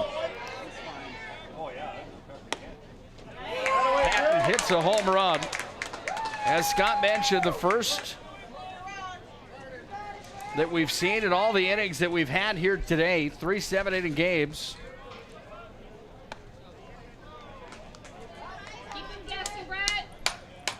Patton sent that one yard without question. It came off the bat in a quick hurry. And again, you got to climb way up 30 feet to the air, roughly 25, 30 feet to send it out of here. That's what Patton did. Jack Johnson, the cleanup batter, bats from the left side here for the Legacy Sabres. Facing Feller on the 2-1 pitch. Hits the outside corner. The count moves to 2-2 here with 2 down. That sun really becoming an issue now for the first baseman and second baseman. Right fielder and center as well, depending on where the ball is going to fly out to the center fielder. Reaching for it and chopping it. Foul was Jack Johnson. 11 pitches into the outing here for Brent Feller. 4-1 ball game. First International Bank and Trust scoreboard. Red River batted first. They scored 4. This one's going to be blooped right to short. Can of corn there for Ryan Muzalar. And we are through 1 complete inning. 1 run on 1 hit. It was a solo blast from Ben Patton. No Red River errors. Nobody left on base. And on the First International Bank and Trust scoreboard at the end of 1 complete, it's a 4-1 ball game. The Rough Riders are on top. State tournament coverage on the NFHS network, powered by PSP.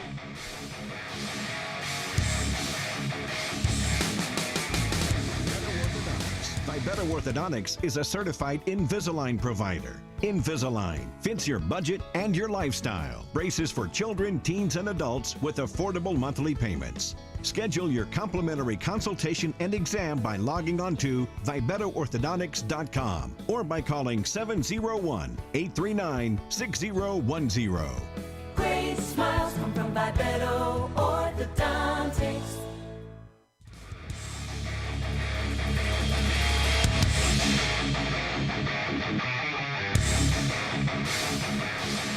Highlight to the tournament so far, a Ben Patton home run here for Legacy, but they find themselves down by 3. It's still 4-1 as we enter the top half of the second. And the Red River Rough Riders at 10-6 coming into the tournament. Will lead off with their number 9 batter, Dustin Wasvik, the left fielder, batting from the left side. Sends that one over towards the gap in between first and second, and he'll lead things off with a single. A lot of left-handed batters in this ball game here today, more than we've seen so far in the tournament so far. Yeah, we've saw a lot of guys swing from that other side in this game especially. And I'll tell you what, Crew Walker struggling a little bit. Red River is on him a little bit, but Legacy has got to just stay calm and collective. Still a lot of baseball to play. Runner thought about going. There's going to be a throwdown over to first. Sliding back in safely was Wasvik. I really think there, Nick, if that would have been right on the line, if that would have been a good throw, that, what's his name, whoever's on first base would have been gone. Wasvik got a healthy lead on his way over to second. Had to slide back in, belly first. He finds his way in safely. Another healthy lead over at first. He's a little tighter than he was on the 0-0 pitch. They're going to fire it back over towards first, and Waswick slides in safely again. 1 ball, no strikes. Nobody out. Rough Riders trying to build on a 4-1 lead that they mustered up in the first. Top of the order again here for Gunnar Hukert. Scored the first run of the ball game with a leadoff walk.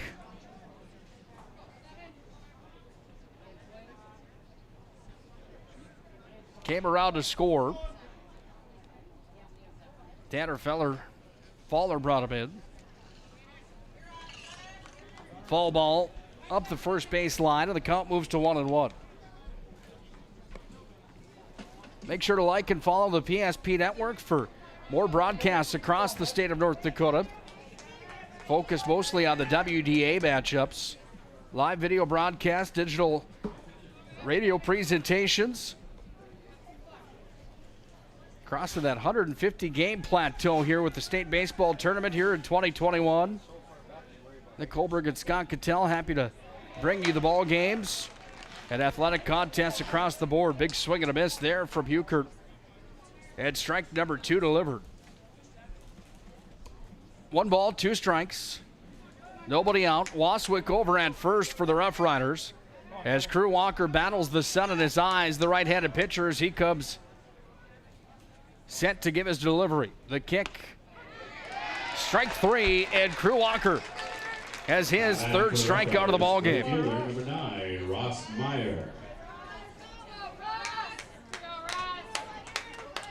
Brings up Ross Meyer, who singled back in the first. Right-handed batter.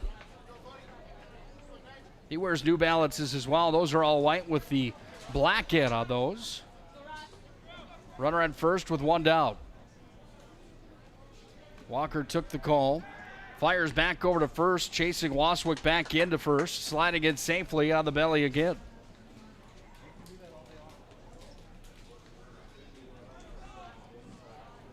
Just a beautiful day for baseball. Maybe a little hot for some people's likings here in North Dakota. This one's going to be fouled away. Look out right into the parking lot. Wait for the crash.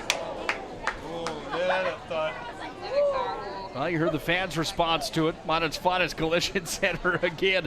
If you're in the Magic City or near that area, when the dings happen, call Monad's Finest Collision Center. We are Monad's Finest, 701-839-0989. Lead over at first again. The pitch, this one sent right through the gap between third and short. And another hit registered for Ross Meyer. Boy, I tell you what, Red River really on Walker's pitch right now. And everything they've hit so far today, even the outs have been hit hard. It's going to be a conversation at the hill now with Legacy bringing the infield together. And just the catcher and Crew Walker. Coaching staff comes out as well for the conversation. As Crew Walker not having the start to today's ball game that he hoped to have. Already 42 pitches into it. There's runners on first and second.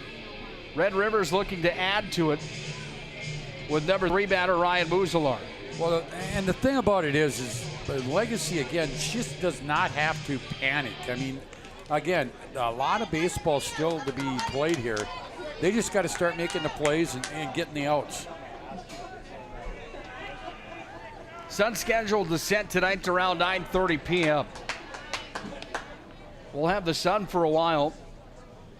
Maybe through the remainder of this one, depending on how quick the pace picks up to be.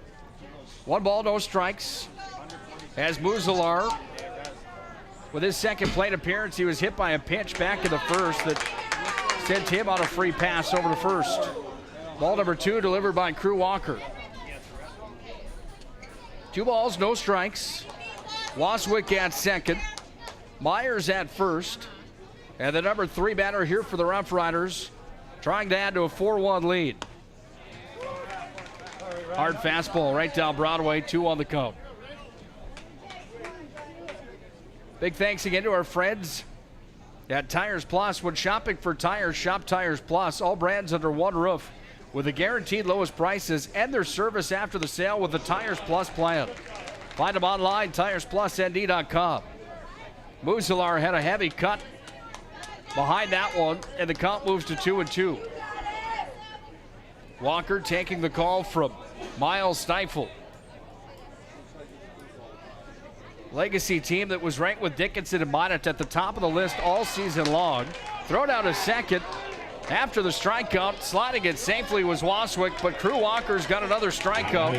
His 4th of his outing here tonight. Number 20, Brady Lewandowski. Brady Lewandowski has his name next to one of those Ks here tonight for Crew Walker. Struck out back in the first. Batting in the cleanup spot, he's got home run power here for the Rough Riders. Here's the windup of the pitch. That one's in for a strike.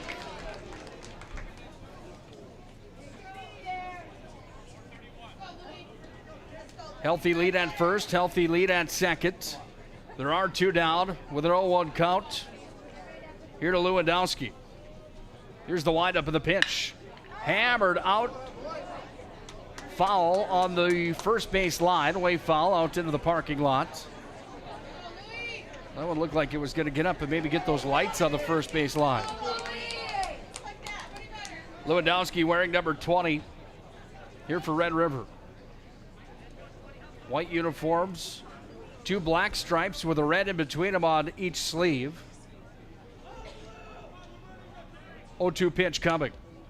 Thought about it.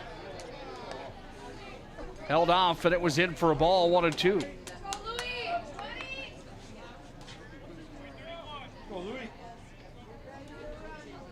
Healthy leads at first and second again.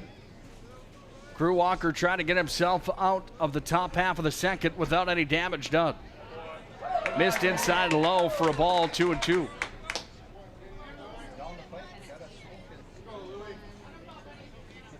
Memorial Ballpark here in Mandan, redone a few years back. The turf field added. Completely turf all the way around the entire playing surface. Excellent facility. They redid the bleachers in this place as well. Lewandowski's going to poke one out into right. Rounding third, Waswick. He's going to be held up at the third base as that ball was fired in from Lipful out at right all the way to Steinfel at home. And Lewandowski's on with a single. Brings up Spencer Spruley, the catcher. Reached first on an E6 back in the first. Hit one off the glove of Pegors. Bat Boy will come out here for the Rough Riders and take the bat back to the dugout here for Red River. Come on, Spence. Bases are loaded. Waswick on third. Meyer at second. Lewandowski at first. Swing and a miss. And Spruley behind that pitch and a fastball from Crew Walker.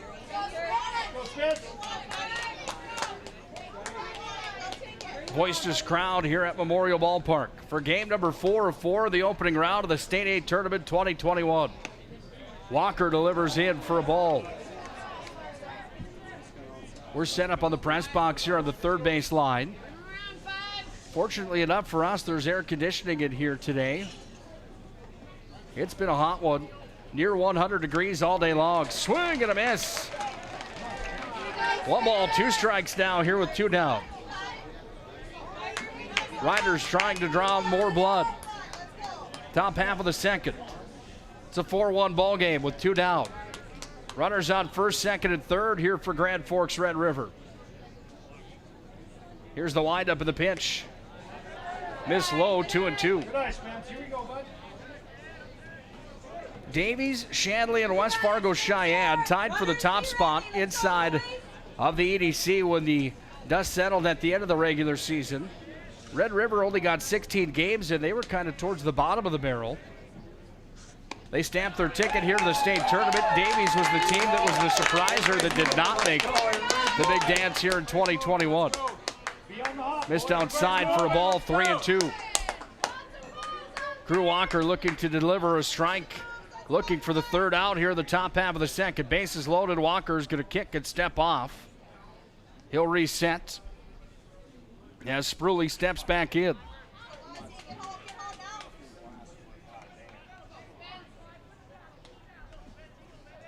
Here's the delivery. Down and away, and a run walked in from Crew Walker, the third walk of the ball game.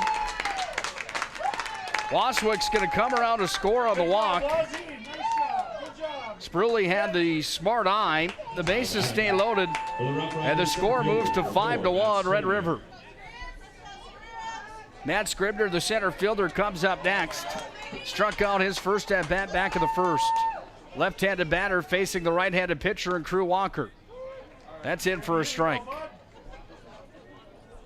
Scribner batting in the number 6 spot. Playing center field tonight here for Red River.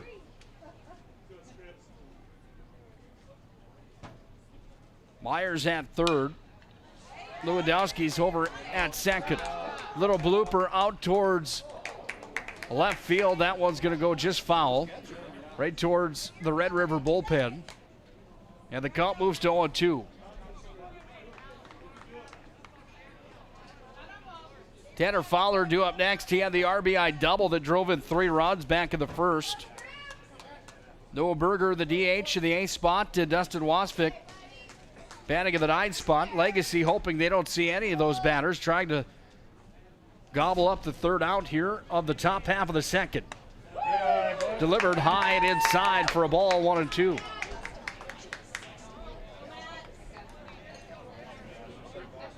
Made the last call for the Burgers and Dogs here at BNC National Bank Field at Memorial Ballpark in Mandan. Did you get an opportunity to get down there and have any of that stuff? I did have a cheeseburger with some grilled onions, mushrooms. It was very good. You know what? Tomorrow I'll treat you to one. Well, that sounds great.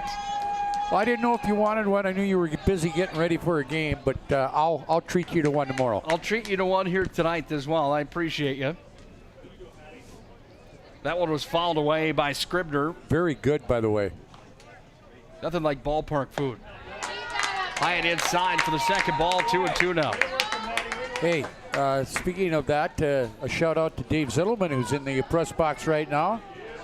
Again, great job on the state track meet a year ago or a week ago. Yeah, they certainly do. He keeps asking me to come back. I don't know why. 2-2 pitch. Scribner's going to step out here.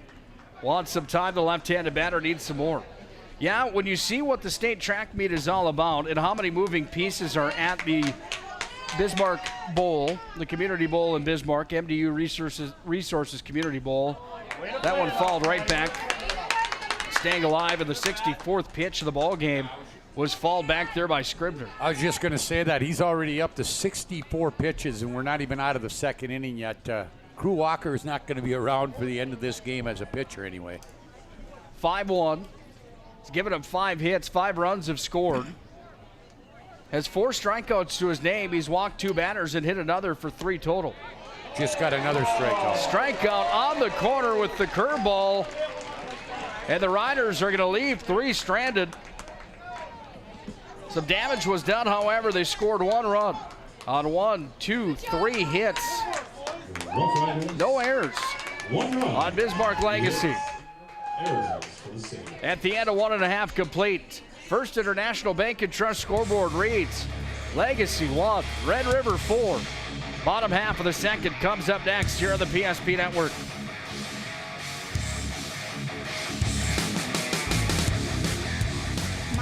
Is a uniquely connected community. We've been through a lot together, continually moving forward. First Western Bank and Trust has been a part of it all. A real local bank with good people, convenience, and the technology you want and deserve. Banks often claim we're here for you, but at First Western Bank and Trust, we can say we are you. First Western Bank and Trust, member FDIC, equal housing lender.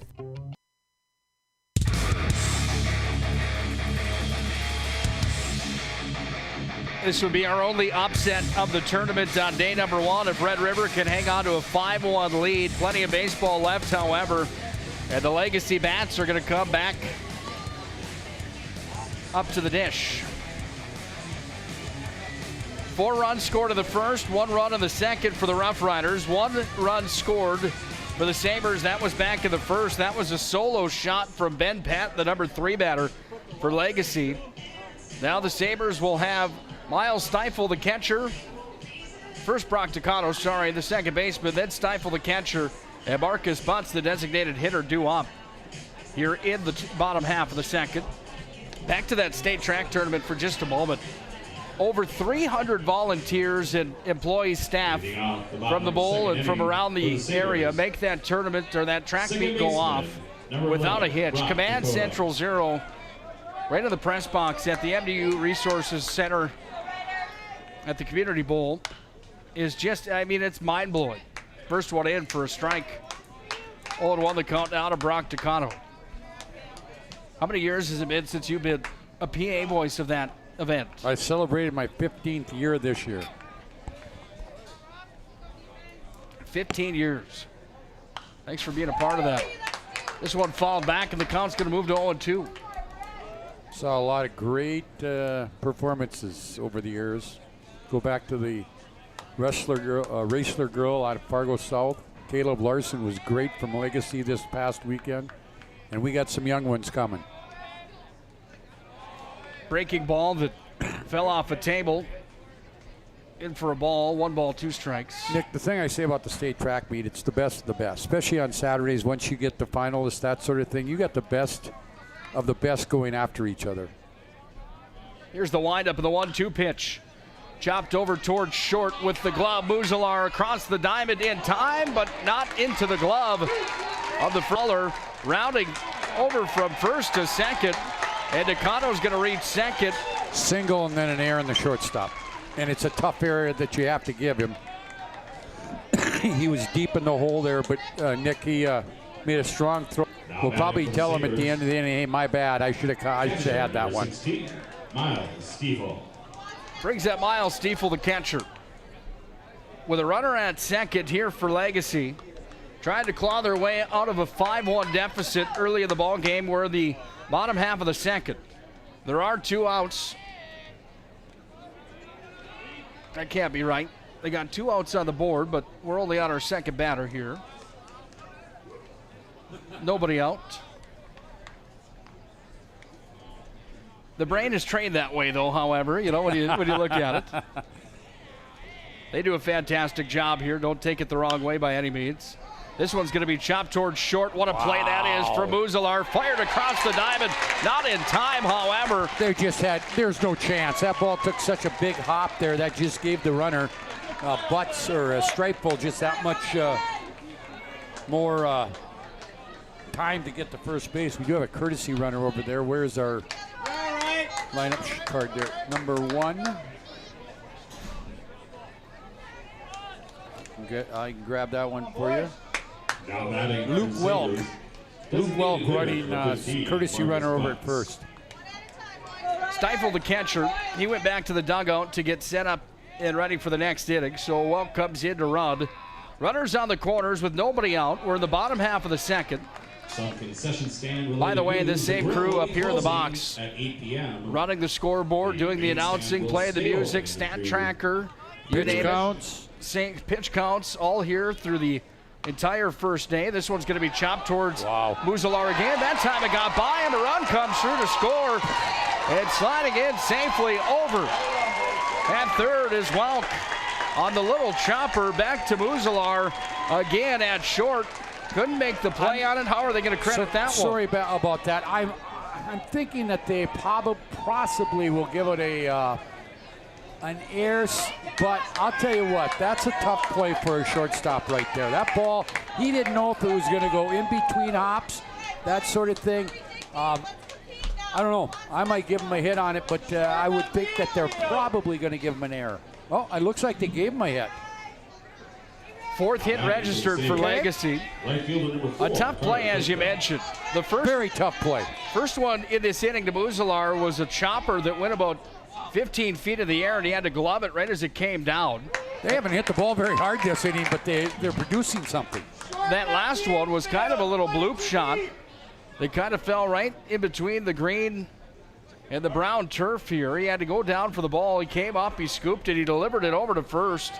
Tanner Fowler stretched out, just couldn't close to him. That was a tricky will be one. in there.